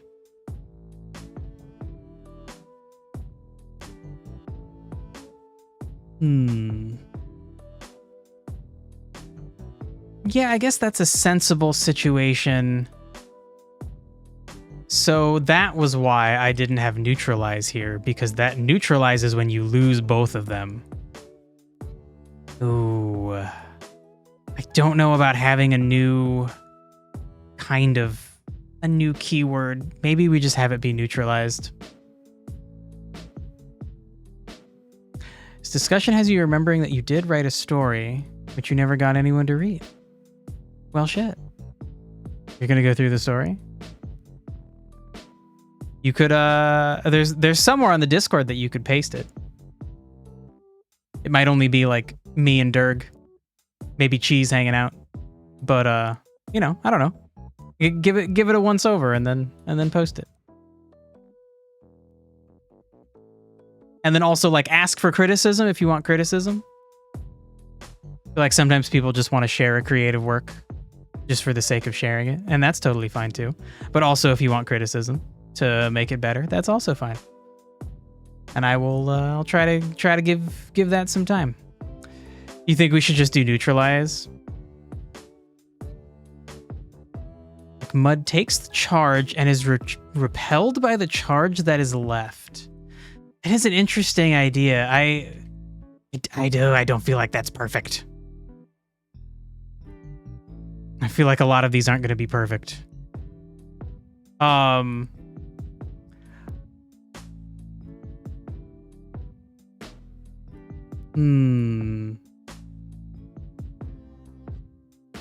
I guess we'll just do neutralize.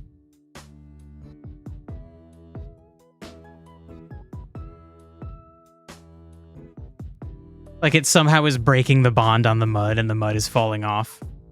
So if you have like 5 stacks of shock on you and you get hit by 5 stacks of mud, the electricity all like goes into the mud and then the mud like falls off of you. Yeah, it doesn't really work perfectly. Oh shit. Yeah, all right.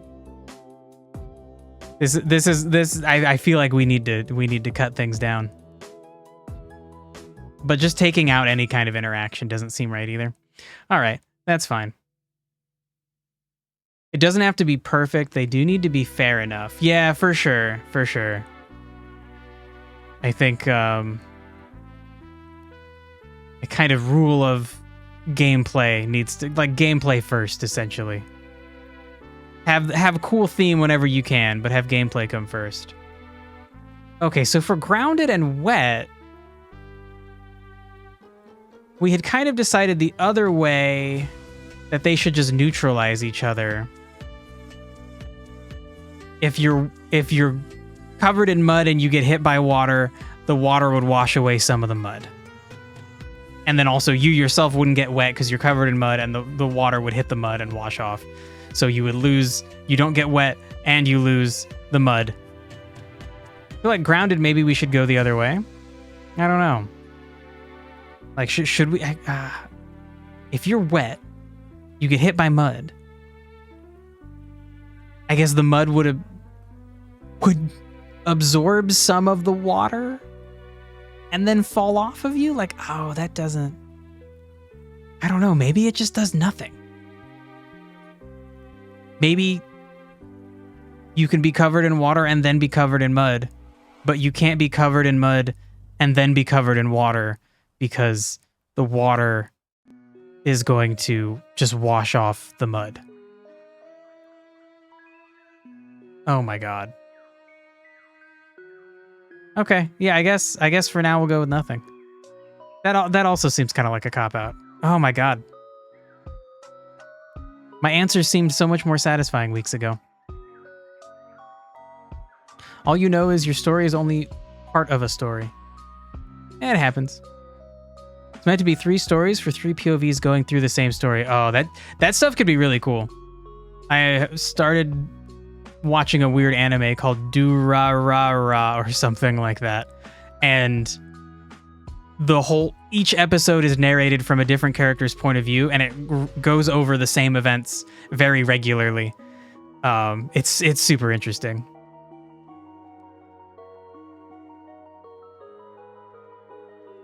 Is wet a pressure wash or a spray? Well, I feel like it could be either one, depending on the attack that's being used to... It's really like the attack that's being used to apply it would determine whether it's a pressure wash or a spray. Right? Like in Pokemon, you can make it like rain. In my game, if you made it rain everywhere, that would make everybody wet. And that would be like just a gentle spray of water. But then also like in Pokemon, if you had an attack like Hydro Pump, in my game, that would also get people wet, but it would be more like a pressure washer attack, and it would be much more targeted. And probably a little bit more costly in action points compared to the rain ability or rain attack that just makes it rain on everybody. So I think from this point of view, it is kind of difficult to think about that. Because then maybe an ability itself, like if you had Hydro Pump brought into my game, it would say that it would remove stacks of grounded on its own, separate from it being an attack that causes wet. I don't like that. I don't like that kind of nuance. It's fiddly. It's too unclear. It's weird. The only thing that's different from each story is the dialogue. Like the same exact everything else, though. You don't want to put some events into one story that aren't in another story. Or maybe not certain events, but like, I feel like the value of having the same story being told from multiple perspectives is that each person sees like a slightly different version of each event. And honestly, a lot of the dialogue should be the same, right? If we have an attack that defines that effect, then it's not a problem of the elemental reactions. Yeah, sure. But the problem is I don't know if I like it working that way. But whether or not that's the case, I feel like maybe we do just leave this blank. And then erring on the side of fewer things and then coming back and adding things in, I think is potentially a better idea.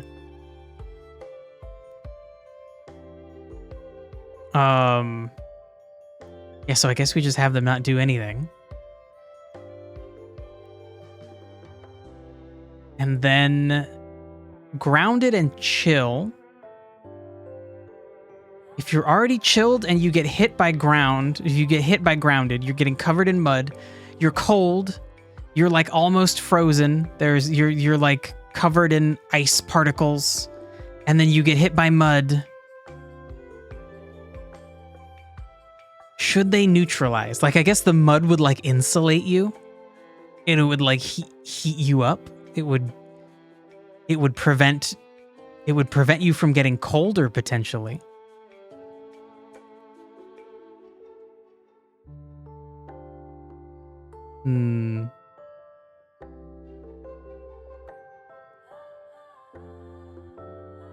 I should have backed up the table before stream. I did, when we were done last time, I saved a copy of it for myself. So I do still have a private version of this table from before we started. So just by chance, I did happen to do that.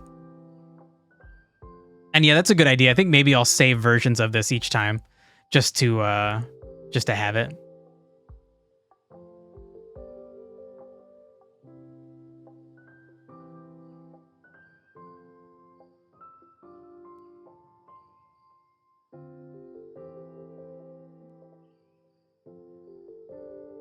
Anyway, okay, so what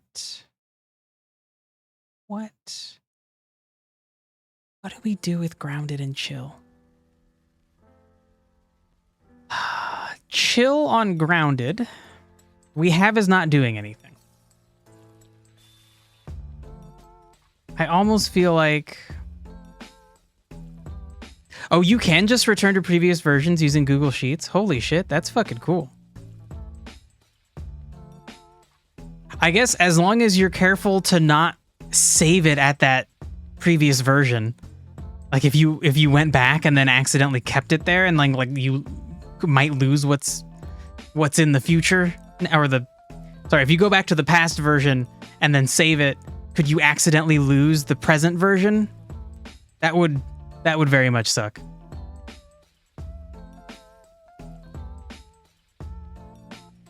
Oh god, you could. Okay, so yeah, just be careful about that, Dirk. So I think for now we're gonna have this not do anything. Okay, Silent Boy, you have an example of the differences Line from the full finished story and an unfinished second story.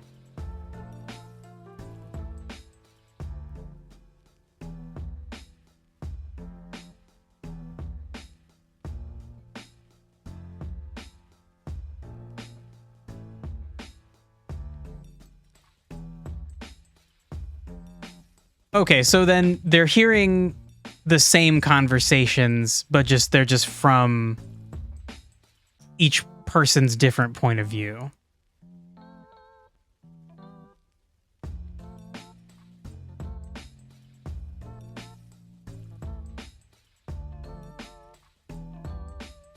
So then doesn't that mean that the dialogue is still the same?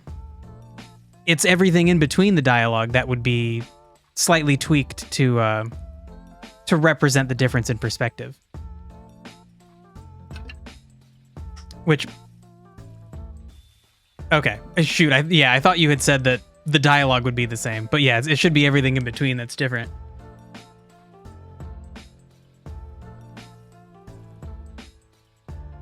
But yeah, that I feel like that kind of thing is only interesting if you're really careful to.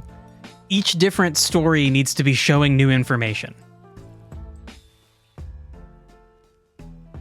So like, sure, you're providing in each story you're telling the same events through a different person's perspective, but each person's perspective needs to have like novel or interesting information added to it for sure. Otherwise, it's just not like you'll end up with somebody being bored. Like, why am I rereading this 3 times? Okay, spores and grounded being growth, definitely. And we already have growth. Yep. Okay, spores and grounded being growth, for sure. Grounded and acid being neutralize. You're covered in acid. Someone covers you in mud. Does that help with the acid? Would it get rid of the mud?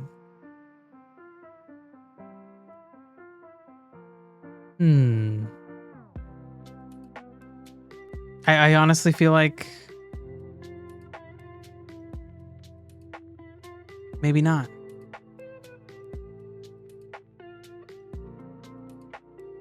At one point in the story, one character goes to school. Character 1 goes to school and character 2 doesn't. Okay, sure, yeah. So then you end up with a story that diverges. You have their different perspective is more than just the same exact events.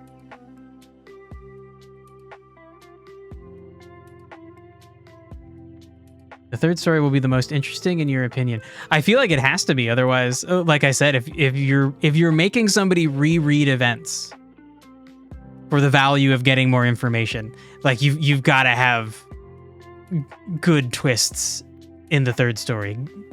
Maybe not twists, but like new takes on what has already happened. I think maybe we just don't have this. I don't have anything here.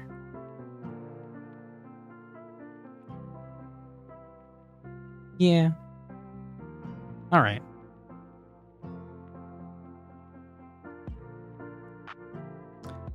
Ooh, and then grounded and light is interesting. Like if the idea of getting hit with an attack that puts light on you is that you yourself are now producing light, then covering yourself in mud would in fact neutralize it. But you wouldn't really lose grounded. You would still have grounded on you.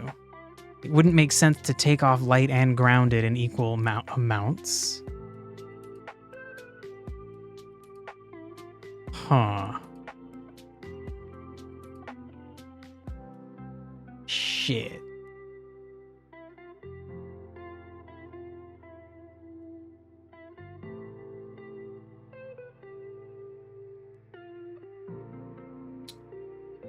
Man, I don't fucking... Grounded persists a lot. Yeah, because it's just like big globs of mud. So it's like, it's hard to get that to come off, you know?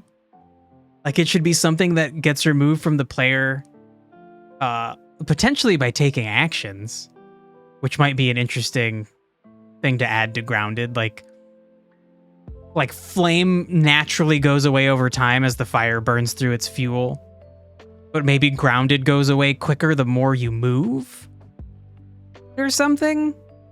I don't know, but yeah, Grounded should be, because it's just like big globs of mud or dirt stuck upon you. It should be hard to get it to come off.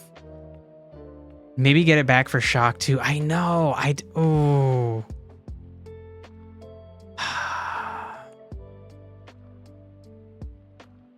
It's annoying because then that's coming up with a new keyword. Damn.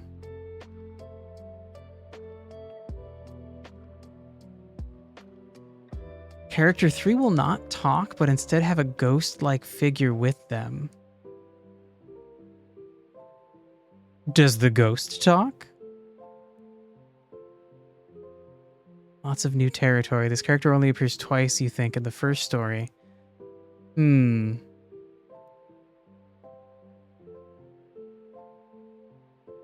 ghost does talk, sweet. All right. Just remember the point of view of somebody who might think it's repetitive. I feel like if you do it right, it would just be constantly a constant like change, like constant twists, constant redefining of things that people previously thought were one way, and that would be interesting. Maybe Grounded comes off when you use a full movement. Well, I feel like it's got to be based on the number of stacks of Grounded you have, right? Like if you're covered in a little bit of mud, maybe moving a little bit is enough to get it to come off. If you're covered in a lot of mud, it might take multiple turns to get it removed. But that's separate from this situation. Is it worth making a new keyword?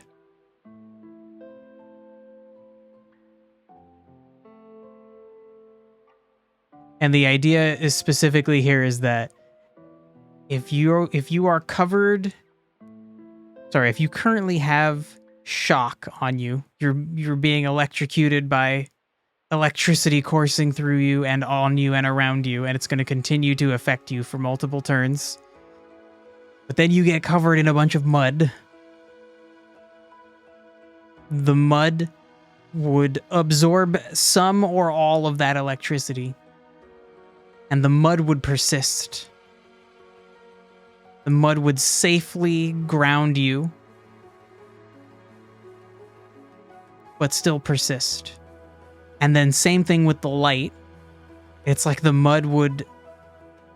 Honestly, that's a weird situation, because if you are producing like otherworldly cosmic light and you get covered in mud, like the light's still there, it's just not piercing through you. It's still there, like waiting for if the mud got washed off of you, then like boom, the light is glowing again. Oh my god, this is hard. Will we have buried as a collapse for Grounded? I think so. That was already my idea, and talking about somebody getting covered in a bunch of mud kind of seems like that's the only answer, right?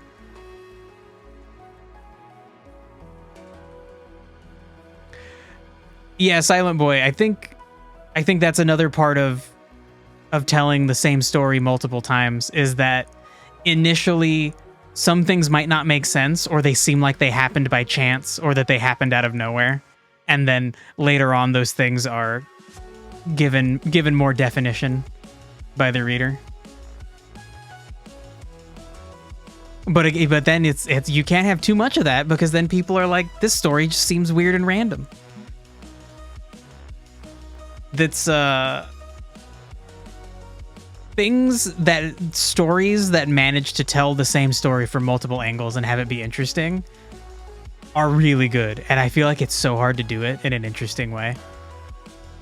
There's an episode of The Simpsons that's like that shows all the schedules or the day from each family member's point of view, and all of their days intersect in really weird points.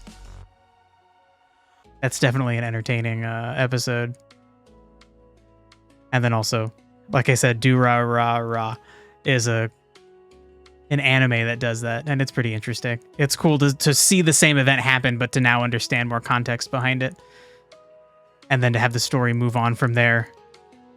It's cool. Where do you put it? I don't know. There's got to be. Let me check the Discord. There's got to be some kind of creation space for that. I don't know. Do we not have like a writing space? Wow, yeah, we don't have like a writing space. Huh. Well, you could put it in the game dev thing because it's a story that will be filling in lore and is related to the game you're making, but yeah, we don't really have a place for that. Okay. So maybe hold off. Or I'll if you could put it in game devs now, and I might be able to move it. I'll make a. What I'm trying to say is I'll make a section for like creative writing, for sure. That's what you did. Okay, cool.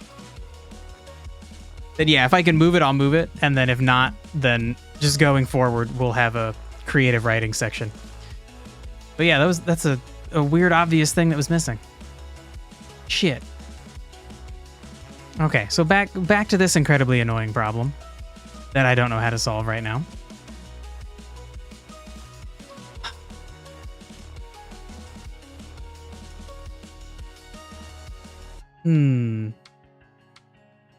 I guess just having them neutralize is okay. Like, it's magical electricity and it's magical light. Shit. God, yeah, honestly, maybe the idea should be that grounded like neutralizes lots of things. Maybe it's okay that it neutralizes acid.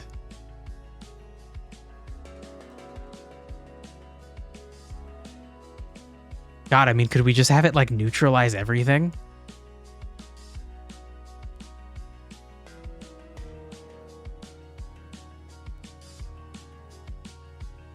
Okay, no, because if it neutralizes everything, then it's really hard to build a team around reactions. Shit.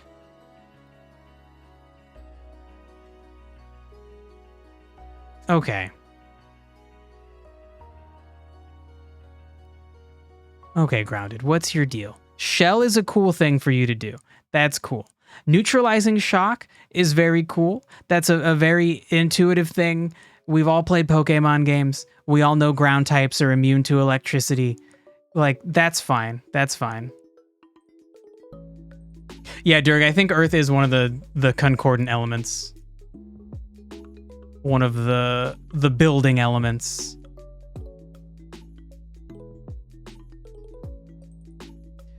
Shit. Is corrosion still... Right, corrosion is still the type.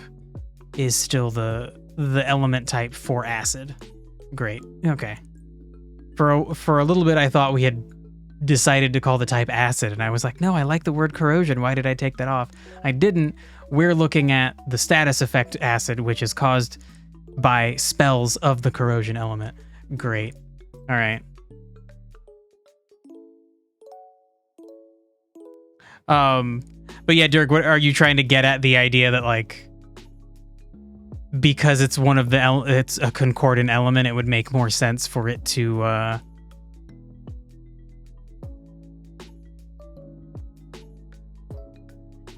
it's okay that it will be reacting with discordant volatile elements and neutralizing them. Yeah, that is a really interesting idea. And it makes it hard having all these like, it's like I want to have these logical restrictions, but then they can kind of violate the themes because they're not themselves perfectly thematic. And so then if that was the case, our discordant elements are fire, corrosion, force, and cosmic. So force is kind of its own thing. Cosmic is light. Fire, interestingly enough, it reacts within a constructive way. So that's interesting. Yeah, I think we just stick to what seems mostly thematic and not necessarily worry about the concordant-discordant interaction. I kind of want that more for informing the kinds of spells you'll find. Like, because grounded is concordant, that means it's about, like, building things up. So you'll find, like, buffs or defensive abilities more than you will find offensive abilities.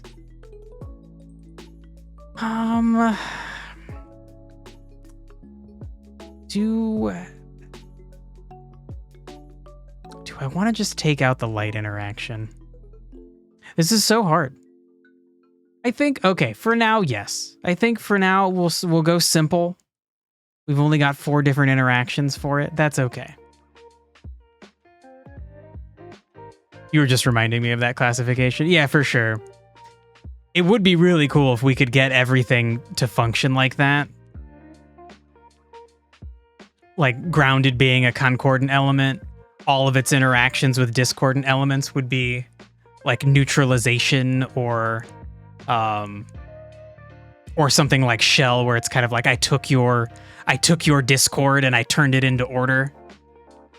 I really like that idea. That would be really cool if we could get that to shine through in every element of the system. And who knows, maybe some YouTuber person will make a video that's like, look at how well thought out this system is. And everybody will agree. And the hours upon hours that we thought we wasted trying to make this be perfect, maybe actually it was worth it because people are going to appreciate it. I don't know. Probably not. Let's move on to spores. Spores meet flame, you get a flash fire. That's fine. We're cool with that. I think spores meeting shock, we kind of already decided we were going to not do anymore. Yes. We're not going to worry about those neutralizing each other. Spores hitting wet, leading to growth. We're still cool with that. Although I guess actually no, we want to change this because what it is really is it's causing spore plus. And same with wet hitting spores. The idea is it's going to cause spore plus. And we also need to change wet doesn't cause frozen, it causes chill plus. And when you get chill high enough, you get frozen. Same thing when you get spore high enough, you get growth.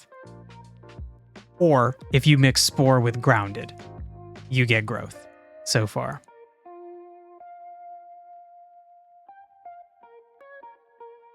Yeah, I guess we could give it a different title for the collapse effect. We could call overgrowth is actually a really cool term. So yeah, if spore builds up and collapses upon itself, that's overgrowth. If spore mixes with grounded, that would just be regular growth. So then let me hit that. There we go. Okay, we now have overgrowth. No, back to reactions. Okay. What the hell else? Spore plus spore, you just get more spore. And yeah, we already said spore plus grounded should be growth. Spores plus acid. That's interesting.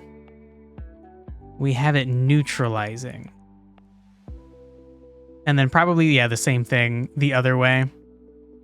Acid plus spore neutralizes. And I guess that one makes sense. Like you would have something to interact with the acid.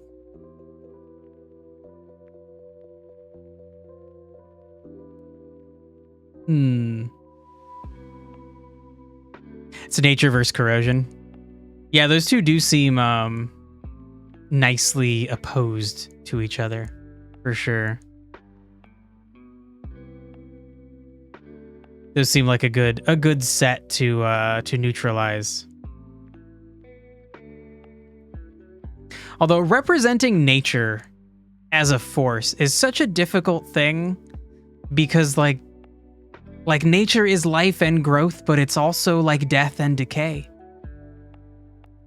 But I think the idea with corrosion is that it's like chemical decay. It's like it's more than just natural life decay. It's like ooh. Human pollution. Human or sentient people created, I don't know, some kind of very reactive acid that wouldn't normally exist in large amounts in nature. So it still makes sense that they like when they mix with each other, they just like violently react. You think corrosion can be both? Yeah, that's an interesting point. I guess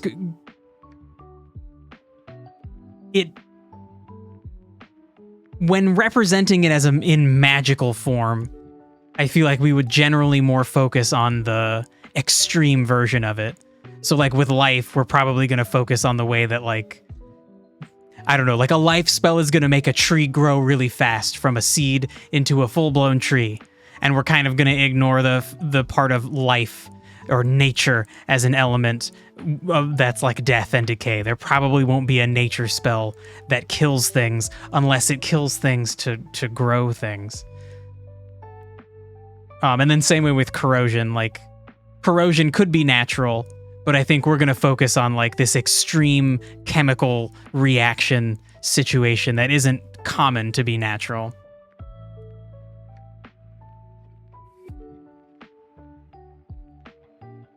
A technogenic layer added on top of natural decay cycle, and it became natural.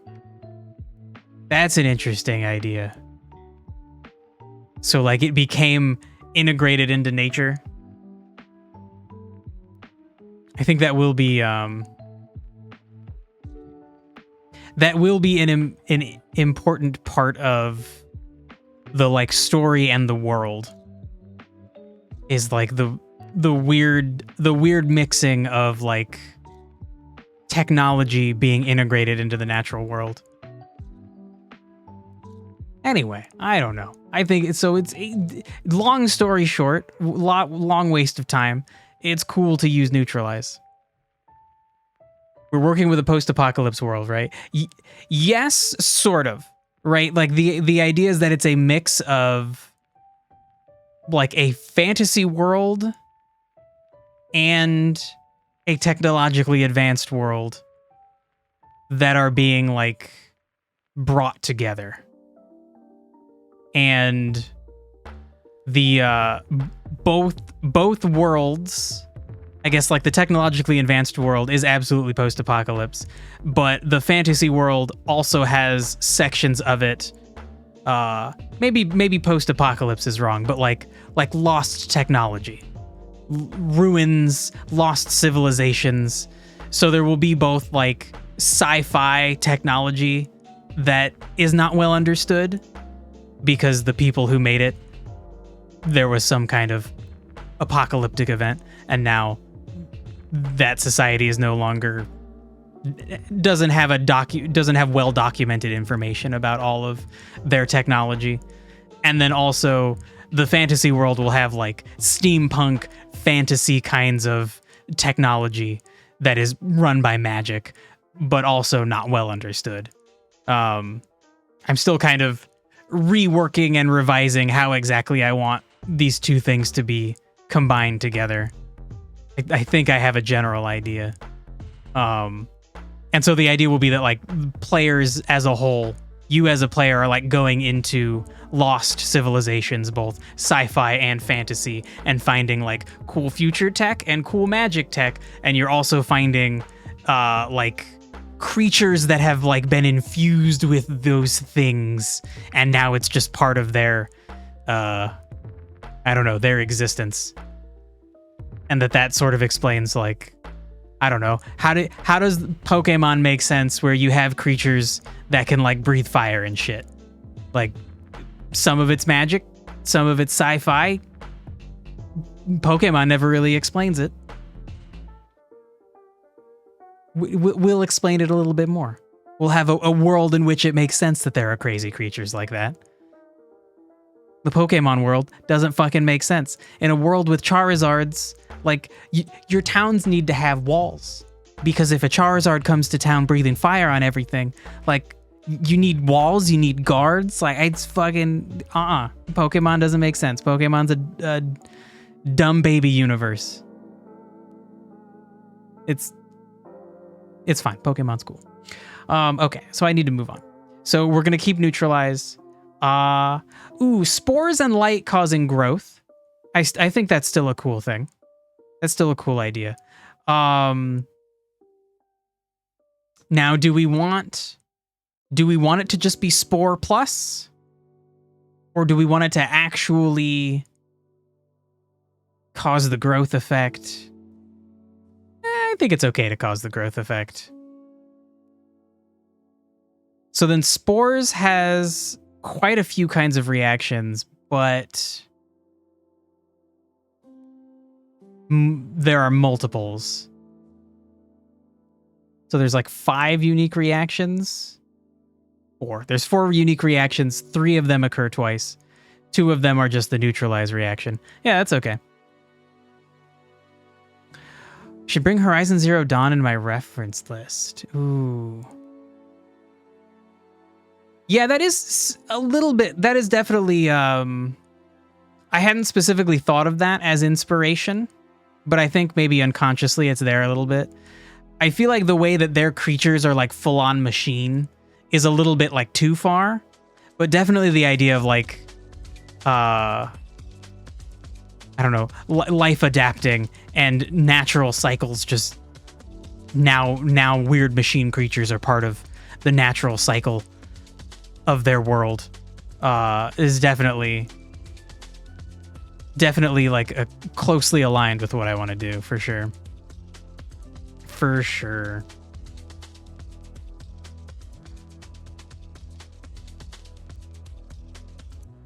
Okay, so now acid and flame.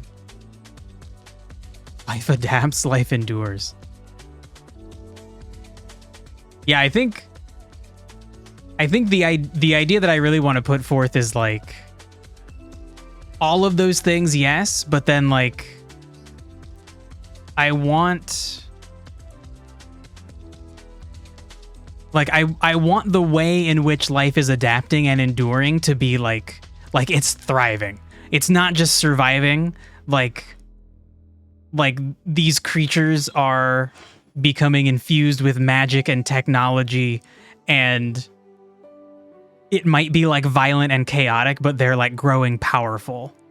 And also in a symbiotic way, humans are growing powerful with them because if they forge a bond with these creatures, the creatures are willing to see them as like, oh, you're not my enemy. And the reasoning behind that will be like foreshadowed and implied heavily that there is like some kind of conflict that is going to happen, and in order for life to survive, it needs to be like powerful. Oh my god, you were talking about the spore reactions, not in general. Okay, all right, so we have actually moved on. I thought you were bringing me back to the general story information. Well, shit. Anyway, we're good with spores, so now let's talk about acid. We still have the weird flame acid reaction being a term I don't really like. Didn't I choose a better thing? Shit, or did I not? Thought I chose a better name. Hashtag well shit, yeah. Yeah, that would have been right after Flashfire. We just decided to go with Catalyze for it. Okay. So then, if we do that, also all caps, buddy. If we do that, do I want to have some added effect where if you trigger each of the different ways you trigger catalyze might have some kind of unique effect?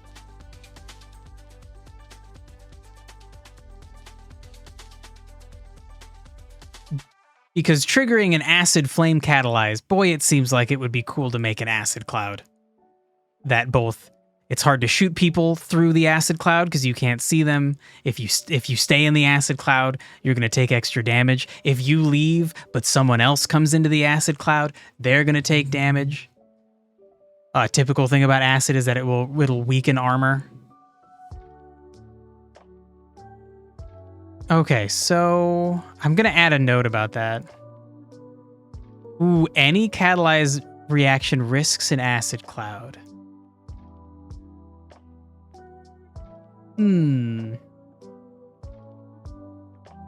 That doesn't feel as strong of a connection if you're triggering it with shock and acid, or wet and acid. But I guess that could happen. Like the reaction could just be so violent that it like launches things into the air and then it forms an acid cloud. All right, that's fine. We need to lean more towards simplicity at this point anyway. All right. Reactions create heat too sometimes. Yeah, I think in general, most of them create or take in heat. I don't think there's a lot of reactions that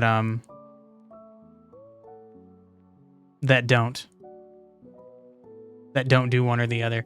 Dang, there's a really cool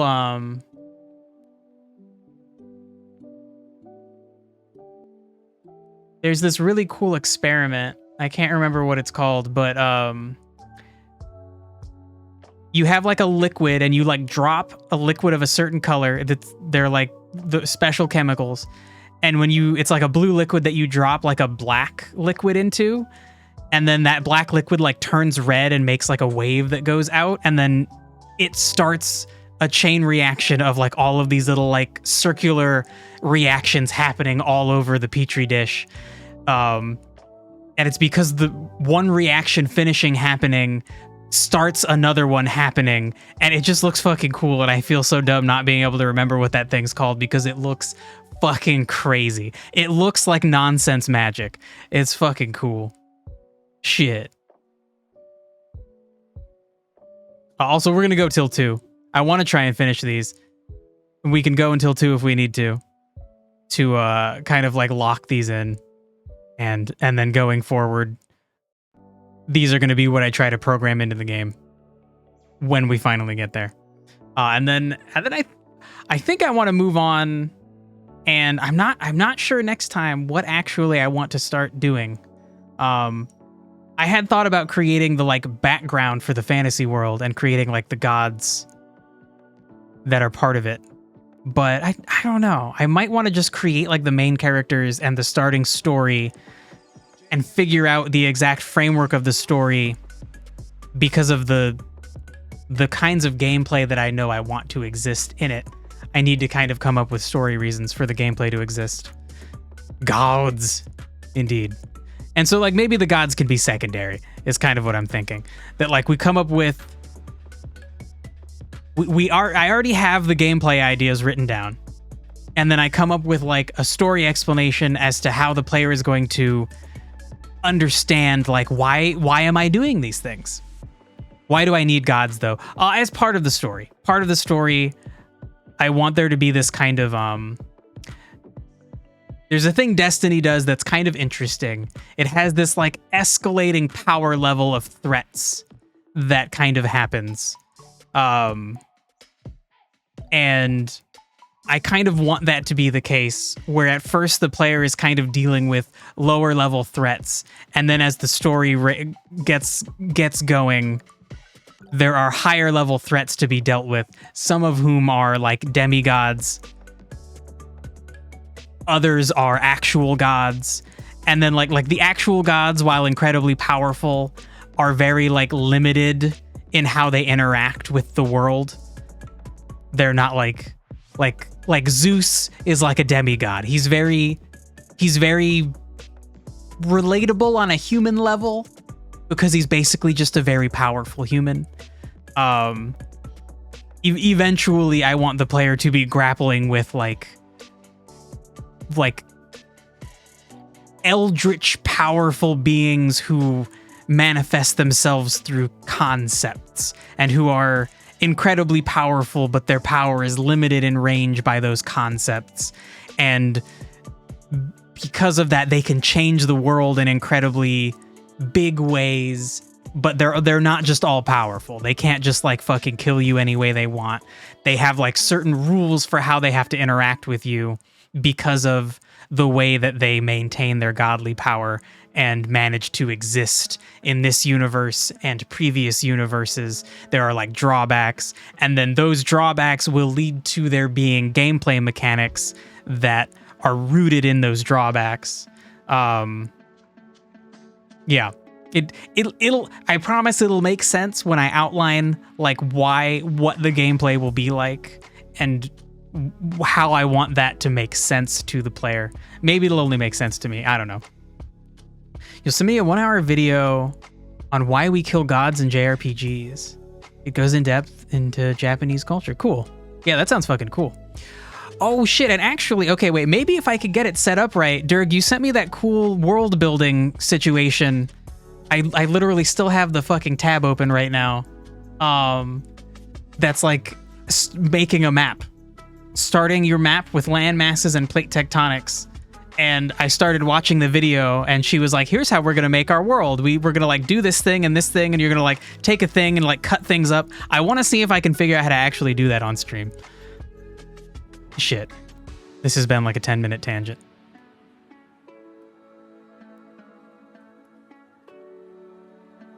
They can't interact directly because direct touch of a god warps reality. Ooh. Okay, so like that kind of idea, I feel like not exactly is what I'm going for. But something like that. Where because of like a story is no fun if you just like have a god that's like all powerful, right? And I like Brandon Sanderson's view of magic that like there should be all sorts of drawbacks. Like you can have great power, but it has to have some kind of drawback or limitation to make it interesting. Imagine what the touch of me is to an ant. Yeah, sure. I mean, I can, if I'm really careful, I can barely feel myself touching an ant. And yeah, he probably really feels me touching him. But yeah, I get the idea. The like that framing, I think is kind of something I have in mind. And at various times throughout the story, the player will be like allied with actual gods and also opposing them, but they'll always be like they're very limited and specific in the way that they interact with the player or the demands that they have or the goals they want to achieve. And most of them will not just be like, oh, I'm like just evil and I want to destroy everything. Like maybe that will be one god's motivation, but like for the most part, they will all have their own weird conceptual powers that have to do with the way that they view how reality must exist. And because reality exists in certain ways, like for example, that gravity exists, there might be a god who is the reason gravity exists in the world. And so the interacting with him might mean like solving puzzles or doing things in which you are interacting with concepts around gravity or other like ideas that are inherent to like the universe existing, like change, the duality of life and death, the way that things must die for other things to live. Like those things will lead to dungeons that are like all based around those concepts is the idea. Corrosion God is needed to clean the space for a new creation to emerge. Yeah, sure. Something like that is the idea. And so then if you are trying to get favor with one of those gods or stop one of those gods, you're trying to like stem some effect that they're having, then interacting with them is going to involve kind of like proving you understand the concepts by which they act and then subverting those actions, turning them on their head, showing a different way to view those things. Like, so in a way, like trumping a god's view of the world, or maybe showing them that their view is like incomplete, or that they are trying to push an incomplete view, and that because of that, they can't actually enact their godly power because, there's an interesting, like, they can't enact their power because they're not being true to who they are. Like, if the God of truth tried to lie, and you could prove that actually they are lying, then they can't exert their godly powers because their powers are only within the realm of truth in some way. Like, conceptually, that is like the idea.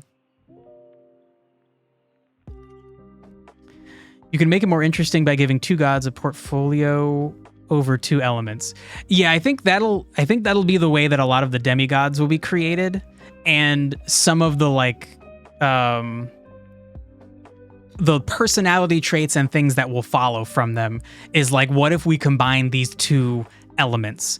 Sure, yeah, like fire and corrosion. Like, what would that mean for a character to embody those two things? Maybe there are animals. There's an animal that would be an obvious like avatar of theirs, because they embody those two things. I like a silly example would be like water and electricity, like an electric eel or something, like some kind of creature that is both of the water element but also uses electricity. Let's get back to work. Yeah. All right. Fine. Anyway, I feel like that stuff will work on when the time comes. I think I want to focus on like the player's experience, the things I want them to interact with, and then the gods will kind of fill in the gaps, essentially. Maybe. I don't know. But as of now, that's my plan for what to do next time. Okay, so acid and shock, we kind of already decided that we were just going to do catalyze, right? So, like, that's done.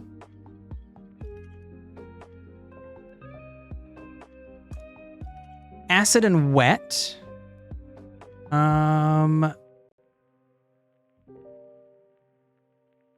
It's not a link. Oof. Yeah, I wish you could put .jpg without Twitch trying to make it a link. That's such an obvious, like, that's not a link, Twitch. What are you doing? Okay, so we talked about if you add acid to water, that is the better way. If you're doing actual science, you want to add acid slowly into a water source, if you have to do that. The other way, if you add water into acid, creates a violent reaction, and we currently have that as catalyze. We could have adding acid to water be like a bad catalyze, like a little catalyze minus. But honestly, maybe we just have it neutralize. Because having it do absolutely nothing seems wrong. Like, there would be some kind of reaction, And actually, I don't know. A meh version of catalyze seems like maybe the thing to do. Like it's just a slightly worse catalyze.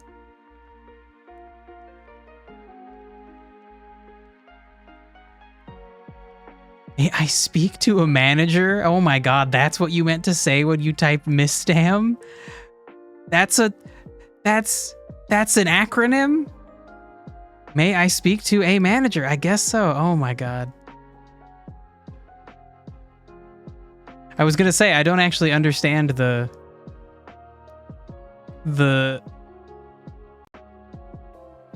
first part of that statement. You made it up. All right, okay. That makes me feel better. It would be crazy if that was an actual thing. I think we decided acid and chill is not going to do anything. Yeah. Okay, acid on grounded. You're covered in mud.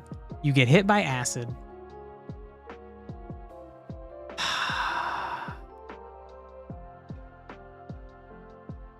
Yeah, I guess that shouldn't get rid of... Damn. Okay, that shouldn't get rid of the grounded, but it also, like, while you have grounded on you, you probably just wouldn't be affected by the acid.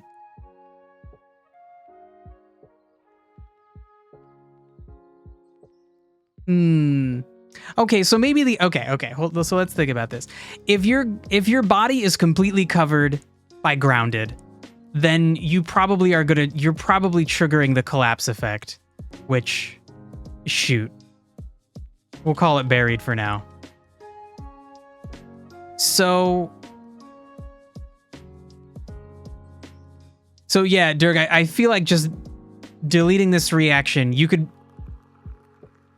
have parts of your body covered in mud and it's hard to move, and also parts of your body covered in acid, and they're both just going to town fucking you up. It's hard to move, and also, ow, my skin's burning. I'm dying.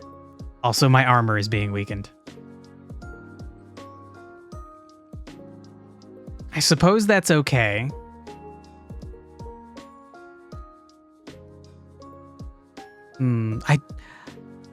I do really like the idea of having grounded and being able to, like, protect yourself. But maybe the idea should be that you need to take the grounded stacks and, like, turn it into armor. Nice toxic bog feature. Oh my god.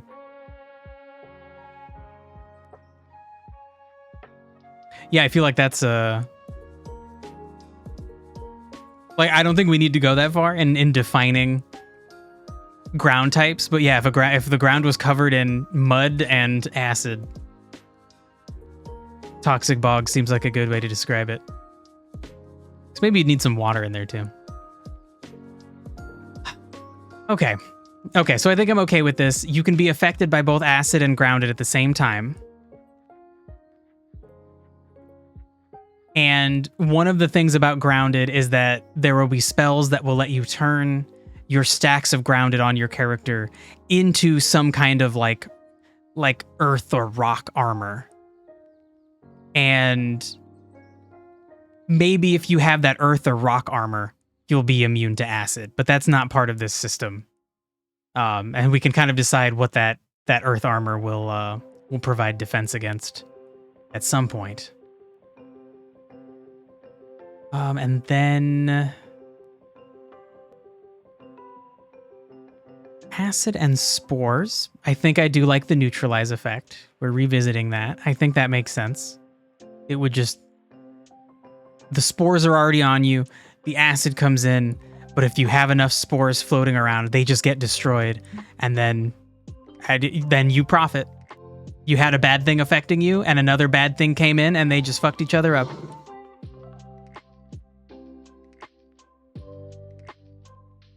God, I wonder how many people that will piss off. I feel like that's something like you just really need to memorize the neutralize ones. The, like, kind of the way that, oh my god, what game? Cassette Beasts. was talking about their typing system is set up to have a low level understanding that is competent, and then a higher level of mastery. So if you just remember, like, this is bad, this is bad, this is bad. Don't do the bad ones. Don't do that. Then you'll be fine. You don't really need to remember why exactly they're bad. Just don't do them. Don't do them expecting something good to happen. Okay, so then acid plus, of course. And actually, honestly, maybe I should just like clear. No.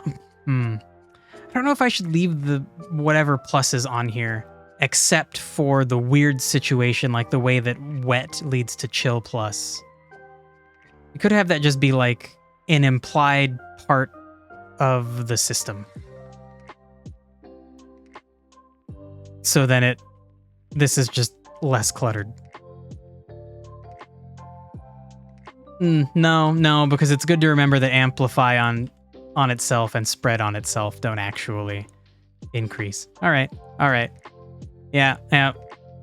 Agreed, Dirg. The last thing we have is acid and light. Catalyzing. Shoot, do I have that as part of this? Dang. Okay.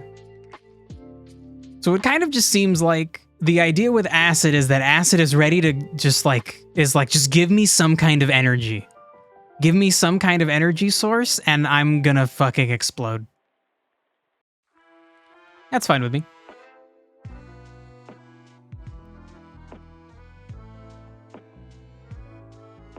Okay, and then confuse is kind of just a skip. We know that if you're already confused, you can apply more confusion. And if you have other, the result, how do I say this? The total number of confusion stacks is equal to the, okay, no, a better way. Let your people go? Like, right, because we're leaving it be. Sure. Your like effective confusion level is equal to your confusion stacks plus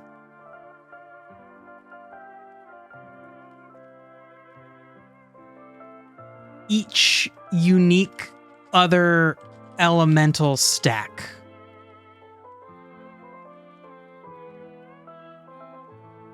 So if somebody, like the idea with confusion is if an enemy had like confused 2 and they also had flame, and then what does flame not interact with?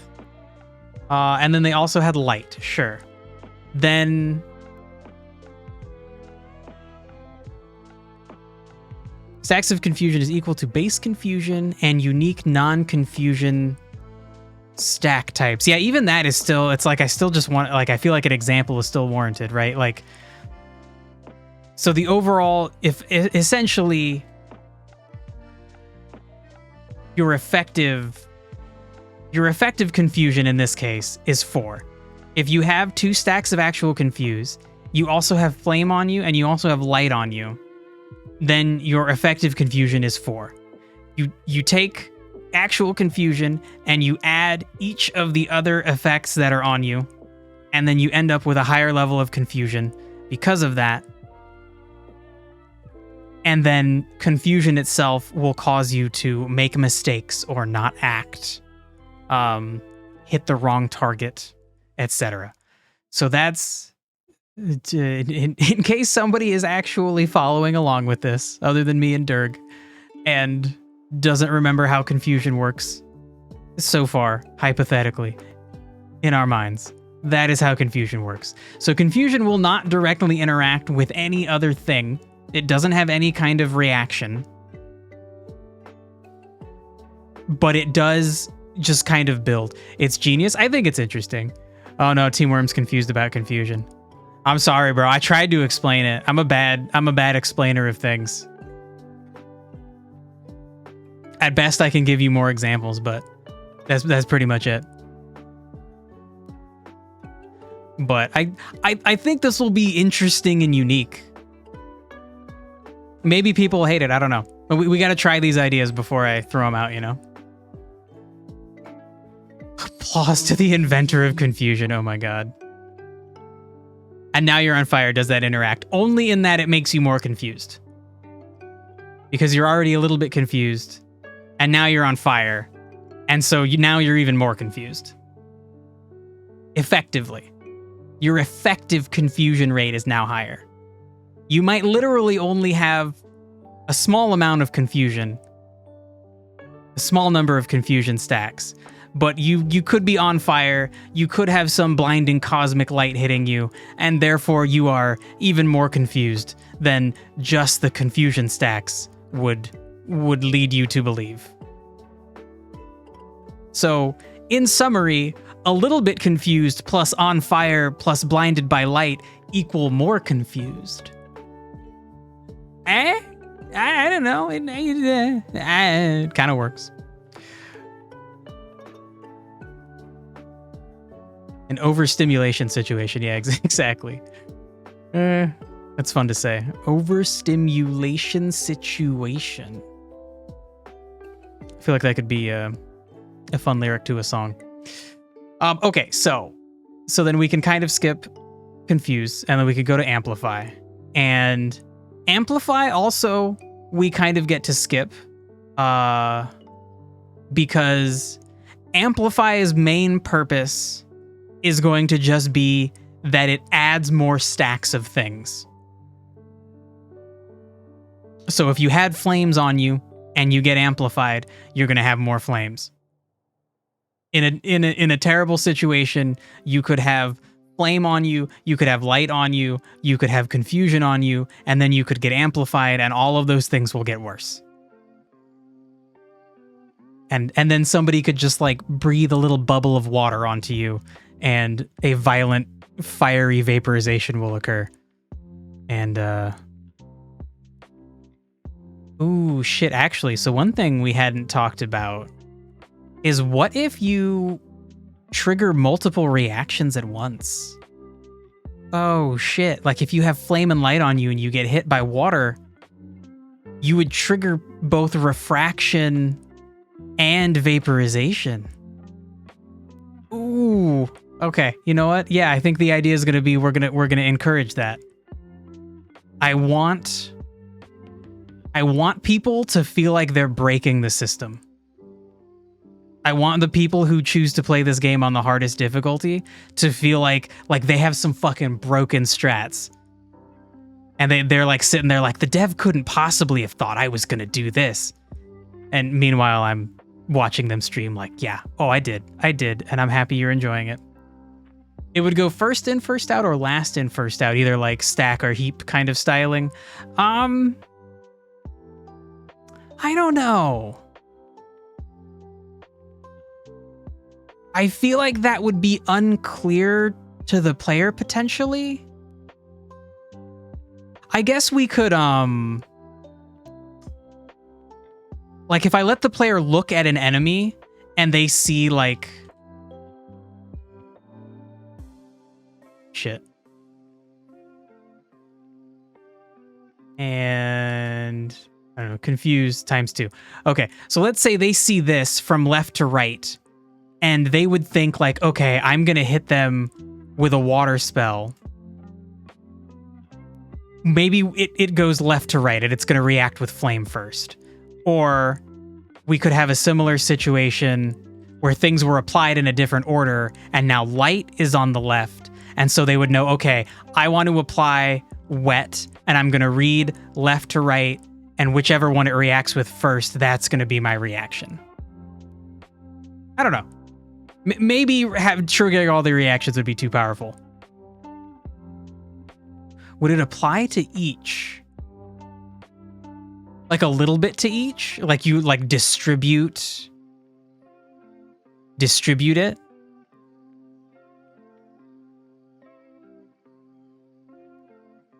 Forget, okay. I mean, if it's a cool idea, though. Like, okay, hold on. If we went back to this example, I feel like what you were saying is like, if your target currently has light times 3, flames times 2, and confusion times 2, and you go to apply wet times 2, maybe the result would be one reaction of wet and light times 3. So yeah, I guess wet times 1. And then also wet times 1 and flame times 2. And be defined in the attack. That's an interesting idea too. I think I want this to be a consistent thing. I don't know. We'll experiment with that stuff. We'll see how that feels when we actually get it in game, which is honestly, it's going to be like a year. It's going to be like a goddamn year before I can start putting this shit in the game. Yeah. I don't like that. I might need to start doing like a Saturday dev Godot stream. We can create trinkets to wrap it. You would what now? Are you saying we could have gear like that, like a trinket that changes how the effect works? That would be really cool. Damn, that actually seems really cool. Ooh. Yeah, that sounds like a really good like end game kind of piece of gear to be wearing, to like change, either prioritize one certain kind of reaction above others, or to always evenly distribute your reactions. Ooh. Yeah, that's a cool idea. Hold on. I got to put that in the cool idea zone. God damn it. Every time I put my computer to sleep and turn it back on, the Google Doc brings me back to the top, and the cool idea zone is at the bottom.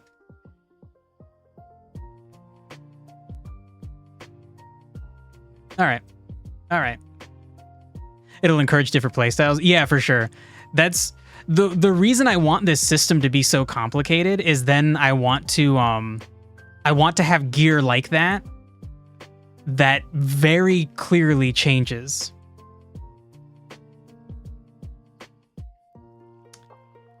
Do I use structure at the left? What does that mean? Is there a way to have a nice way to jump to the end of a document in Google Docs? I bet there is. And I bet Dirk knows it, and I bet that's what he's talking about.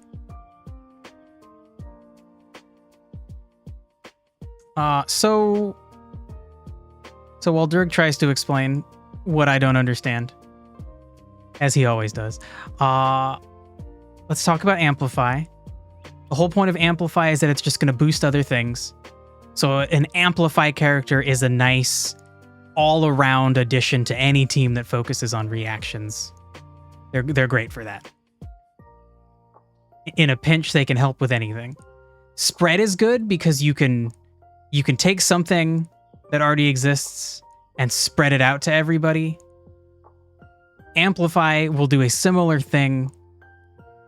It's going to be focused on taking somebody that already has an effect and really ratcheting that effect up. So a similar kind of reinforcement. One single target, another AoE. And then Resonate. Resonate is crazy. Resonate's fucking crazy. Oh, Dirk has linked an image.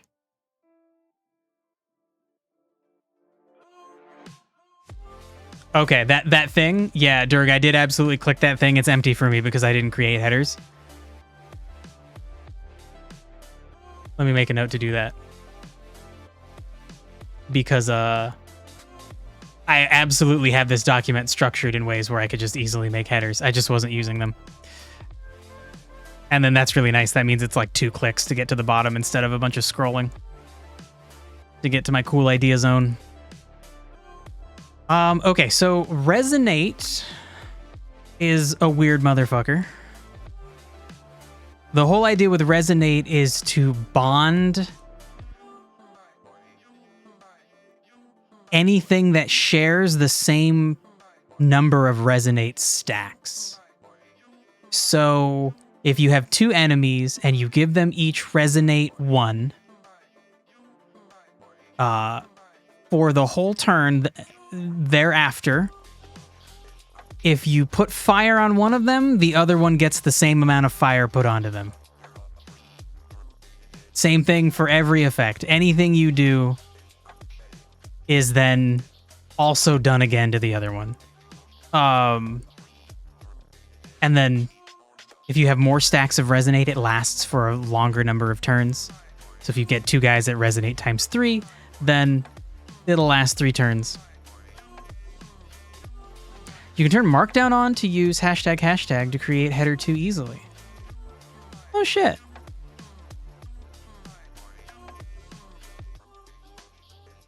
You thought Resonate would only transfer damage. Ooh, had we decided on that? Shit. Maybe that is what we decided.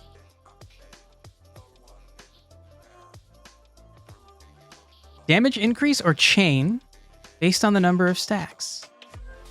Shit. So then we had decided that if you cause a reaction,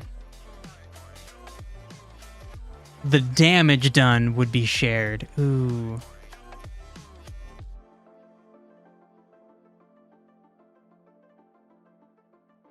And to entangle, you should amplify on resonated target first. Yeah, shit. Did I not write this down? Oh my god, I might need to rewatch the last video. I remember us being like, what the hell do we do with this?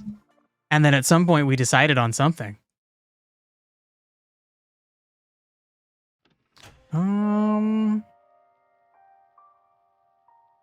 Okay, so what did we say? This is the same thing that's in the dictionary. Damage increase or chain based on the number of stacks. An entangle. 2 creatures with entangle are linked and spread non-resonate statuses among each other. Okay. Okay. You don't decide anything here. Good point. If you give me what I perceive to be a good enough argument, in my mind, you did decide, but you're right. I'm the one actually deciding. Actually, I think a better way to describe it would be, I don't think you decided. I feel like the argument is so good that I'm forced to go with that.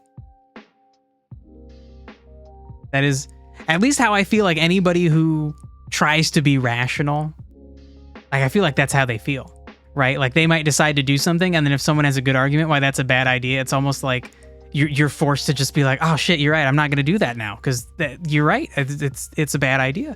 I thought it was so smart. And actually, no, you've now forced me to change what I'm doing just by speaking the truth or what I perceive as truth. Okay, so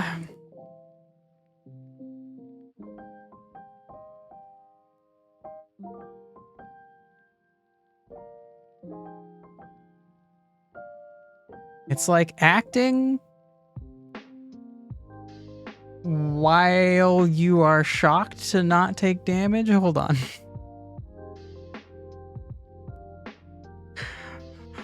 What?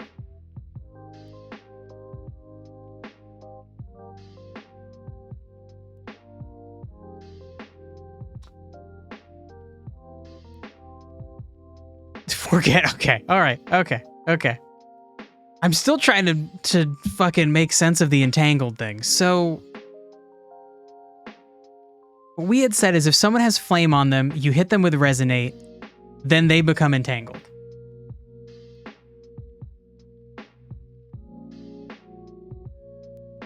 The idea, it was a bad joke. Damn it, I love bad jokes, Dirk.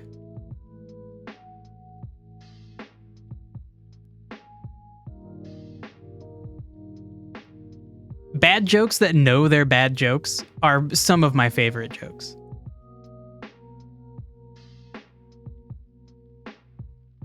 Okay. Resonate plus makes sense. You hit somebody with resonate who's already got resonate on them, it increases, that's fine. We'll probably have spells that will let you apply resonate to like a few targets. That might be all a spell does. There might be some very simple low-cost spell that's just like apply resonate to 2 targets. And so you could apply resonate to a target that's already got resonate, and it'll just increase the stack. It'll last another turn. It will also potentially if you had 2 guys at Resonate 3 and a guy at Resonate 2, the guy at Resonate 2 is not going to share his status effects with the Resonate 3 guys, so then you could push the Resonate 2 guy up to 3 with a spell. That's also possible. In your mind, Resonate doesn't care about anything and transfers only damage. Okay. So then...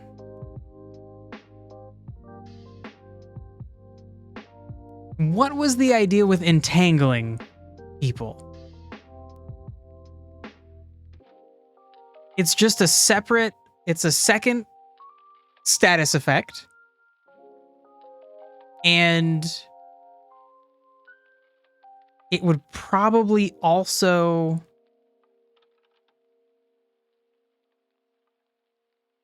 shit. Okay, yeah, how did we decide that this worked? Oh my god, I should have very specifically written this down.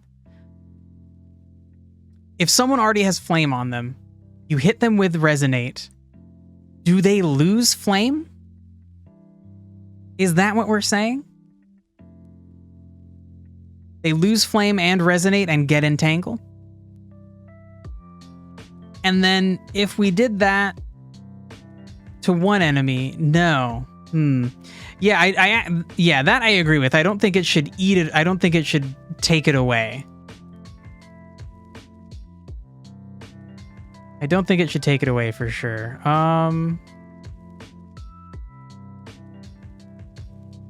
But I do like the idea of being able to share status effects. That entangle. But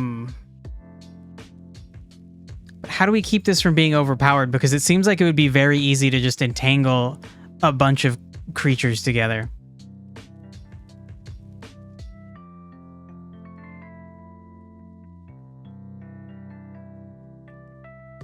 When you amplify it, you create an entangled frequency.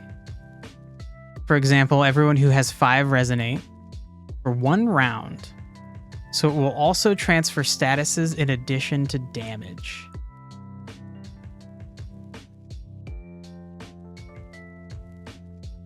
Okay, so then the idea is every time... God, is that actually what we decided on? This seems cool, and it seems like it would work. It'll not be crazy powerful. I totally don't remember this is what we decided on. And I even scrubbed back through last session's video because I was like, God, I don't remember a lot of what we talked about. I guess I skipped over this, and this is like probably the most important thing to focus on. So then the idea would be only on the turn.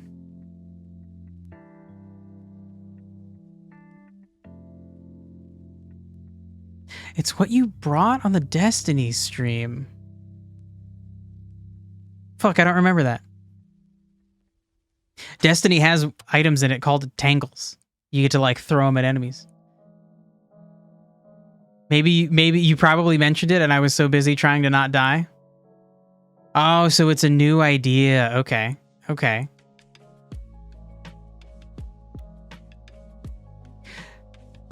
So we clearly had some kind of idea. I had some kind of idea in mind before the Destiny stream, because before the week of me playing Destiny, we were working on this. And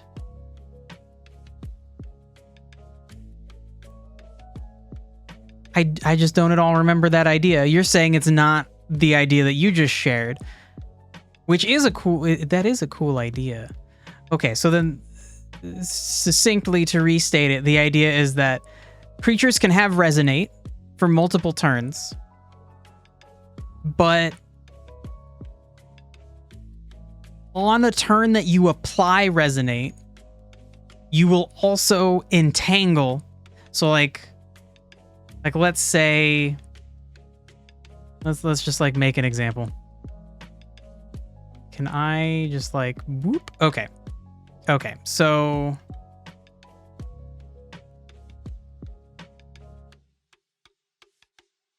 so you have like Resonate times 2. You have Resonate times 2. You have Resonate times 3. And you have resonate times 1. So it's the beginning of a turn. And if you hit enemy 1 with an attack, the damage from that attack is also going to affect enemy 2. It might not be the full damage. Maybe it'll be like half the damage or something.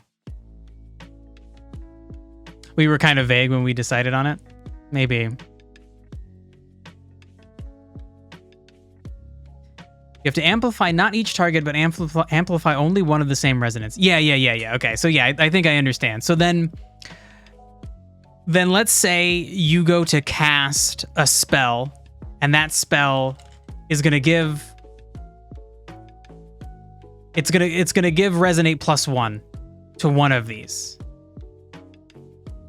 So what you could do is for this turn, you could cast this spell on this guy, and it's going to turn him to 2.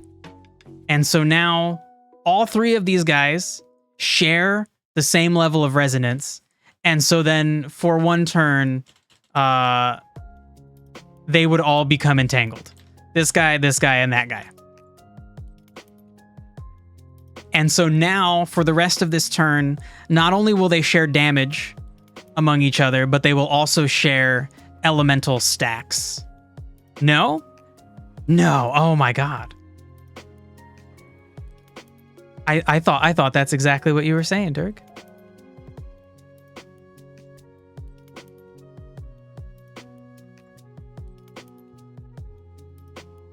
Damn.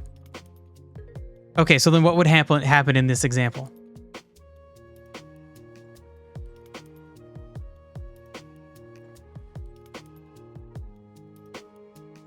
Oh, well, yeah, shoot. You're right. Sorry. It wouldn't be... Resonance is the result that happens, I guess. From... Shoot. Resonance happens. Resonate leads to resonance. That happens from sound. Right. We were talking about also having amplify be involved. Right.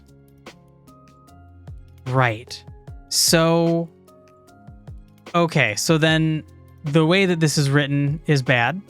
Let's not do that. Well, shoot. Okay. I'll think about it. So then the idea would be, if this guy's at 1, enemy 1 is at 2, enemy 2 is at 2, enemy 3 is at 3, enemy 4 is at 1.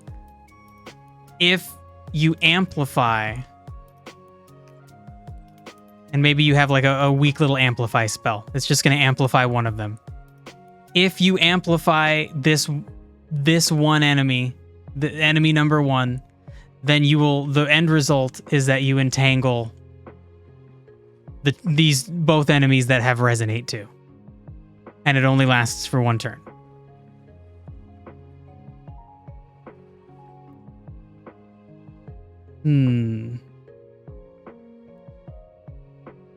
Okay. That is exactly what you said. I somehow combined amplify and resonate into the same thing. They are similar ideas. They're not the same. They are similar kinds of connecting and building up ideas. Obviously, not the same though.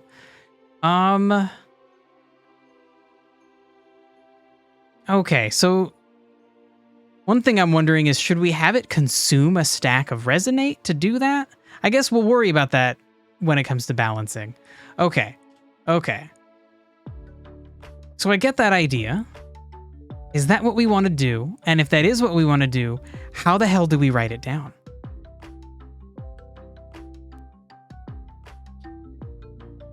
Because then the idea is that really none of these would actually cause entangle. Amplify would be the one to cause entangle. Yeah, we put it in where amplify meets resonate. Oh, and I guess... This column will always be empty because amplify isn't a thing that stays on. It happens and then it's done. Okay, so that makes sense. And so then resonate by itself, you're only going to use, like, resonate by itself is powerful because you could spread damage to targets that are maybe far away. Like maybe there's a target you can't really hit with certain spells, but if you get him resonating with a target that you can hit with some powerful spells, then you can get them both to share damage. And so then the drawback of resonate is that it itself doesn't interact with anything. And only once you get entangle are you actually going to be interacting with things. Are you, well, I guess no, you're still... Entangle still doesn't lead to resonate interacting with things. It, like, resonate is like the driver. If two enemies share the same resonate and they get amplified, now you have the ability to not just share damage, you can share the effects you put on. It's like with confusion. Yeah, sure. Okay. All right. That's some weird shit. Amplify is very interesting. I hope I can come up with cool ways to utilize these. And I also want to I want to have puzzles in the game world where you get to like use your attacks on objects, and like maybe a puzzle is figuring out how to like entangle two targets or something.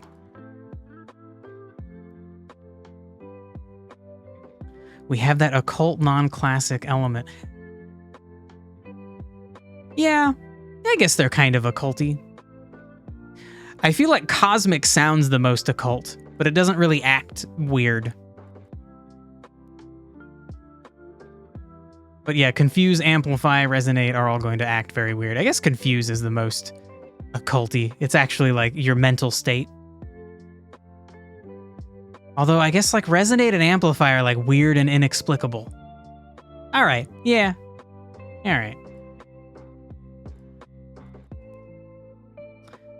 I like the mix of classic and non-classic stuff. It's cool. Okay, so we are sort of out of time, but fuck it. I want to finish these, but I think light is going to not have that much we have to do. I think light is just like done. Spread is the fourth occult, but spread is just like wind. It's understandable. I guess wind is kind of spooky. The idea, like, if you were an ancient human, it's probably pretty crazy that like a tornado could just roll through and like the wind is like, you can't see it, but it's like knocking over all your stuff. I mean, okay, a tornado is wind you can see, but before the tornado actually comes, there would be very strong winds you could not see, and they would be knocking stuff over. That's a bit spooky. It's a bit occulty. I don't know if it fully... It's like occult-ish. Adjacent. Okay, so I think we already have light done, right? Like all of these are explained elsewhere. Let's just make sure we actually want to do these, because I think we took out a bunch. So like we took out the reaction between light and chill.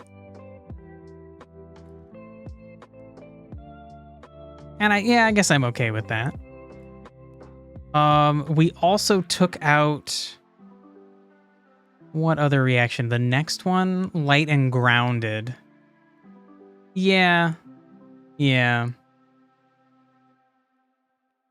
neutralize, and wrap it up and have a rest. Look, I can rest my arms, but I gotta do stuff. I gotta call doctors and fucking organize the house.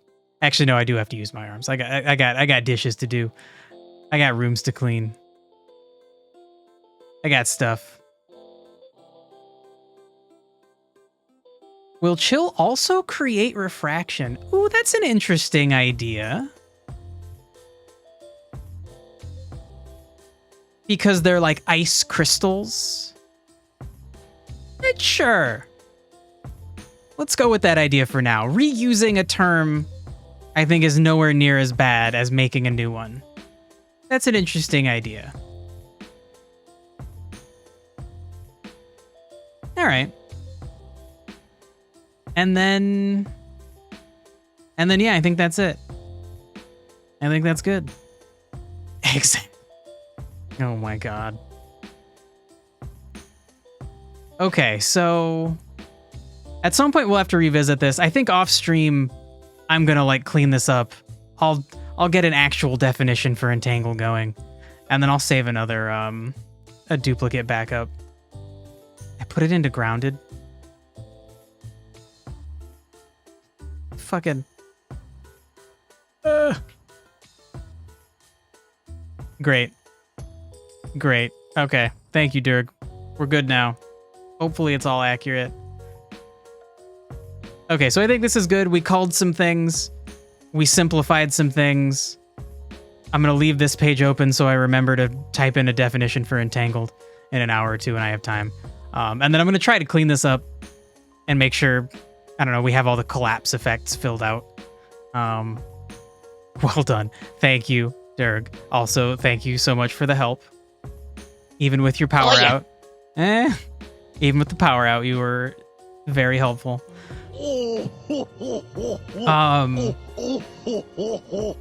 So yeah, I think next time we'll go into just like characters. What we're going to start with what I want the player to experience. Some like very specific gameplay aspects of the story that I want the character to experience. And then we're going to build the lore for the world, including like supporting characters, deities. I guess they're kind of supporting characters, sure. But like party members, all of those things, we will build them around the specific gameplay aspects that I know that I want. And maybe this will be a good time to do the Miro thing. Figure out what we need to have, what I would like to have. Not Miro. Oh my god. Nope. Moscow? Damn it. I have it written down. Oh well. Fuck. We'll figure out what will be essential and what will just be nice to haves. Like a thing that I think would be nice to have is like multiple endings. That would be cool. That would be a fun thing. I also really like the idea of, I would love to make this game and to tell the people who play it, like, every time you finish the game, you can like send your data to a server somewhere, and whatever ending is gotten the most is going to be the ending that I make canon for the next game. I think that would be a really fun thing to, it would encourage people to replay the game. It would encourage people to tell their friends to make sure they get a certain ending. People could argue over it. People could be mad that they didn't get the ending they wanted. I don't know. It could be fun. But that's just like that's a nice to have. I think we may end up just with one single story, one single ending. I don't know. The more choices, the harder. Am I sure it won't be abused?